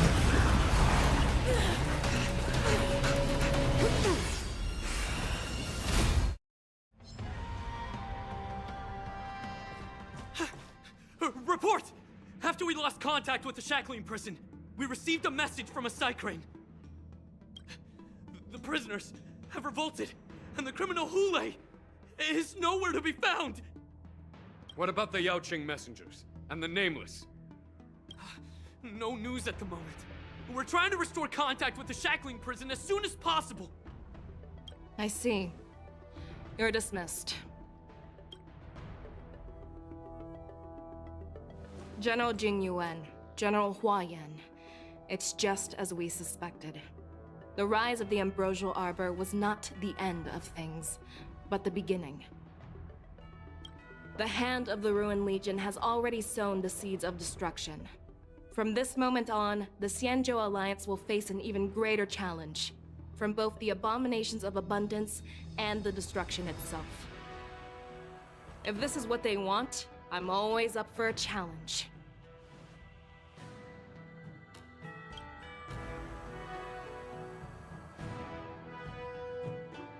As the Marshal Special Envoy, I'll dispatch the Luofu Cloud Knights to pursue Hule myself. Looks like the hidden dregs have finally come to the surface. And as I said before, it's time to wash them away, once and for all. After a brief but devastating loss of communications, the lockdown shackling prison is once more under control. The Express's nameless have emerged unharmed, but one of the Yaoqing envoys has been taken hostage. Meanwhile, the Borisin warhead Hule, long confined to the depths of the shackling prison, has vanished without a trace. A pursuit between the hunter and the hunted will soon play out on the Xianzhou Luofu. The end. One's hexagrammatic position is always in flux. Planning is paramount. Stay tuned to find out what happens next in the upcoming installment. Time to hunt. What? Oh. Walk away. I'm just gonna walk away. Okay. So, that was that. Yeah. That was indeed that. This is good. What the heck? Oh, that's right. Tons of stuff. I forgot to claim this. I forgot to claim all of these, actually. There we go. So, yeah. The next part. Tuskpear wrap, song lotus cake. That means, how many more days for her banner? So we have 6 more days until the next character comes out, which is going to be, what's her name? I know, cliffhangers. It's true. Lingsha. Lingsha should be coming out next. And then, I'm guessing Fei Zhao. Fei Zhao should be next. Because he already had his banner, right? Or no? Did he have his banner? Foxboy is next. Okay. So then, yeah, he's up next. And then I'm guessing Lingsha then. Huh.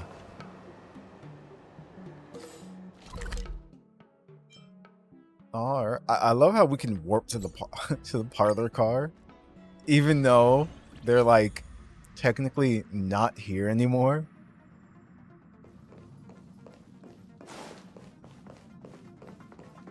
Ah. So let's see. As I said before, it's like let's do her character tryout real quick.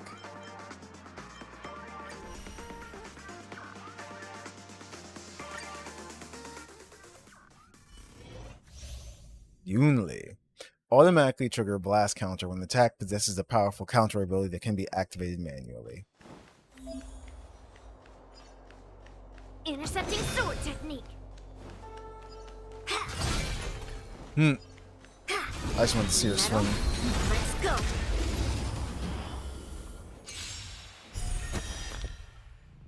Okay. So, Gale spins somersault, deals minor physical damage to a single enemy.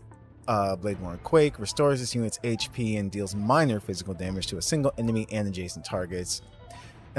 Enters parry and taunts all enemies. Is her ultimate. When attacked during this period, triggers powerful counter and deals physical damage to the attacker and adjacent targets.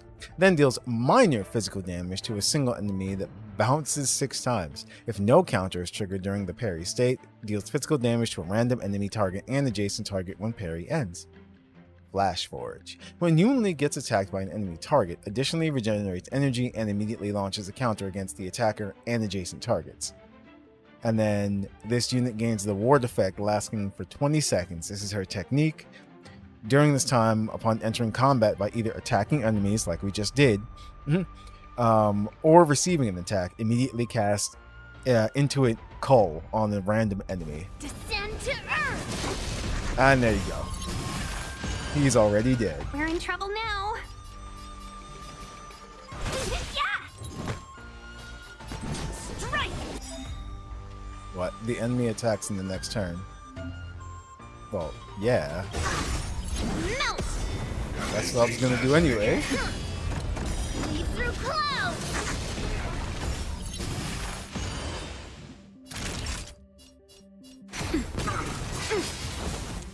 Right on time. Welcome, customers. Yeah! 1,000 wonders to raise finest one! Melt!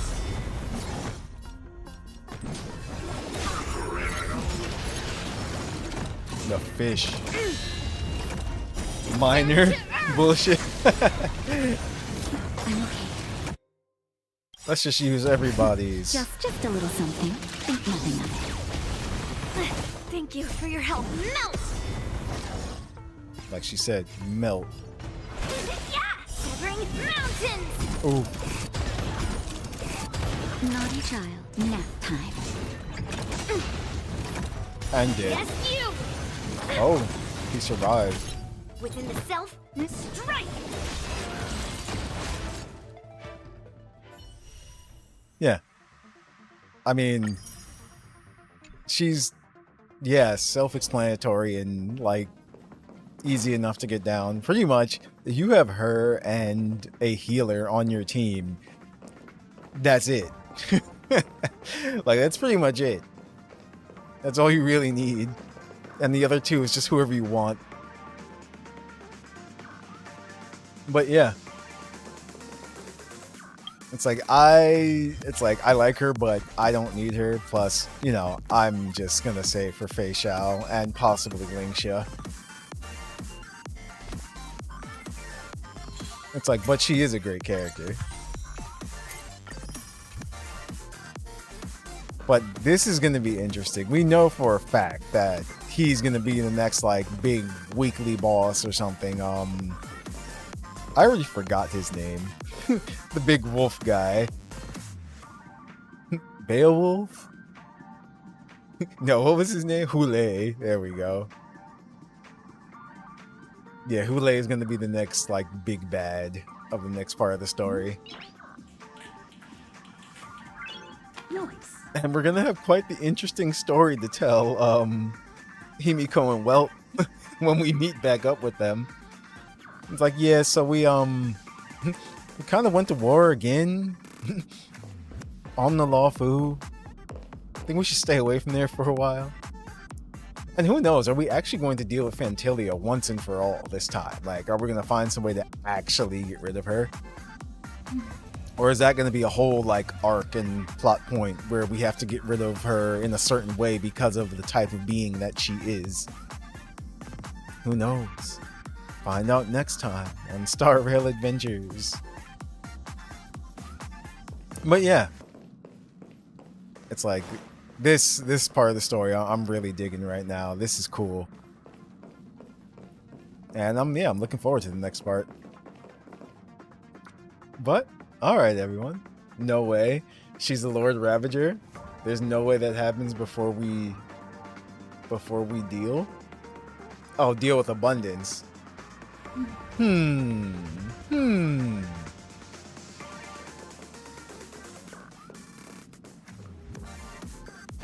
I mean, I don't know. Because whatchamacallit is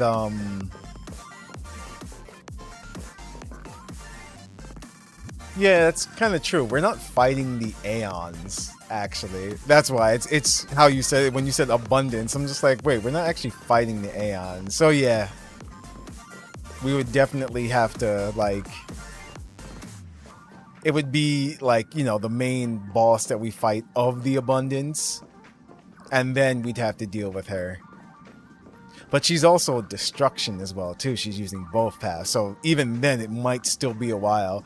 With Fantilia, it seems like she might be following the plot point of she'd be like, I would have succeeded too if it weren't for you meddling kids, and it just runs off and we have to keep fighting her all the way up into maybe towards like the end.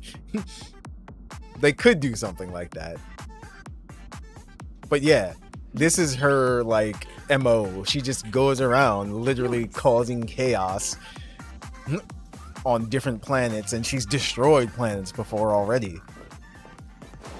So she is definitely a problem that we're gonna have to deal with. One thing though, she hasn't attacked the Nameless directly.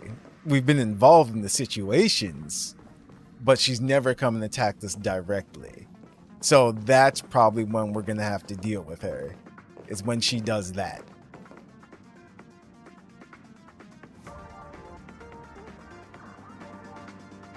Because even now, we just happen to get involved.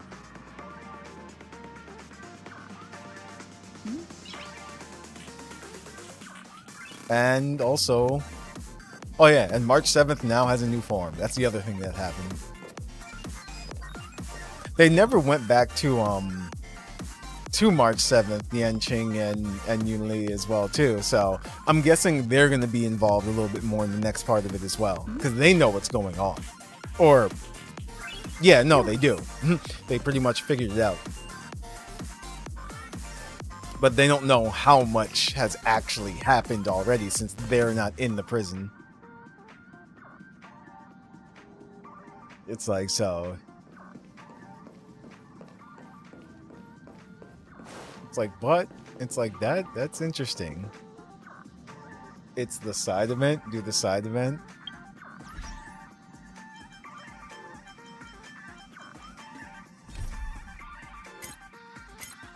Side event.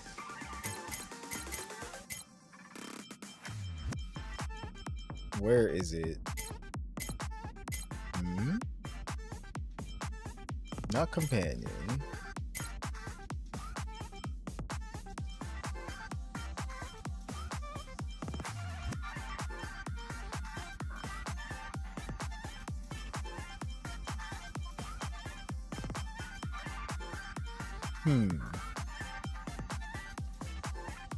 No. I just saw that little yellow mark there. Let me go to the Atlas, maybe.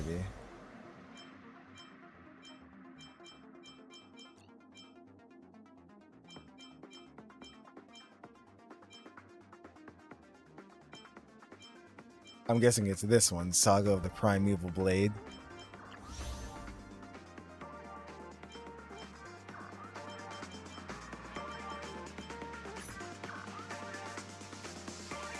Go to the Palace of Astrum's backyard and check in on March 7th swordplay training. Okay.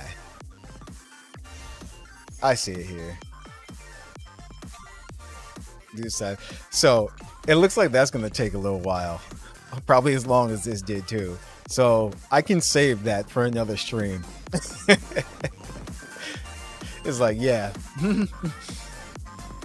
We can make that its own saga. I mean, we still have a while before the next main patch anyway, so yeah, it's like, how does that sound? That sounds like something fun to do. It'll be all about March 7th.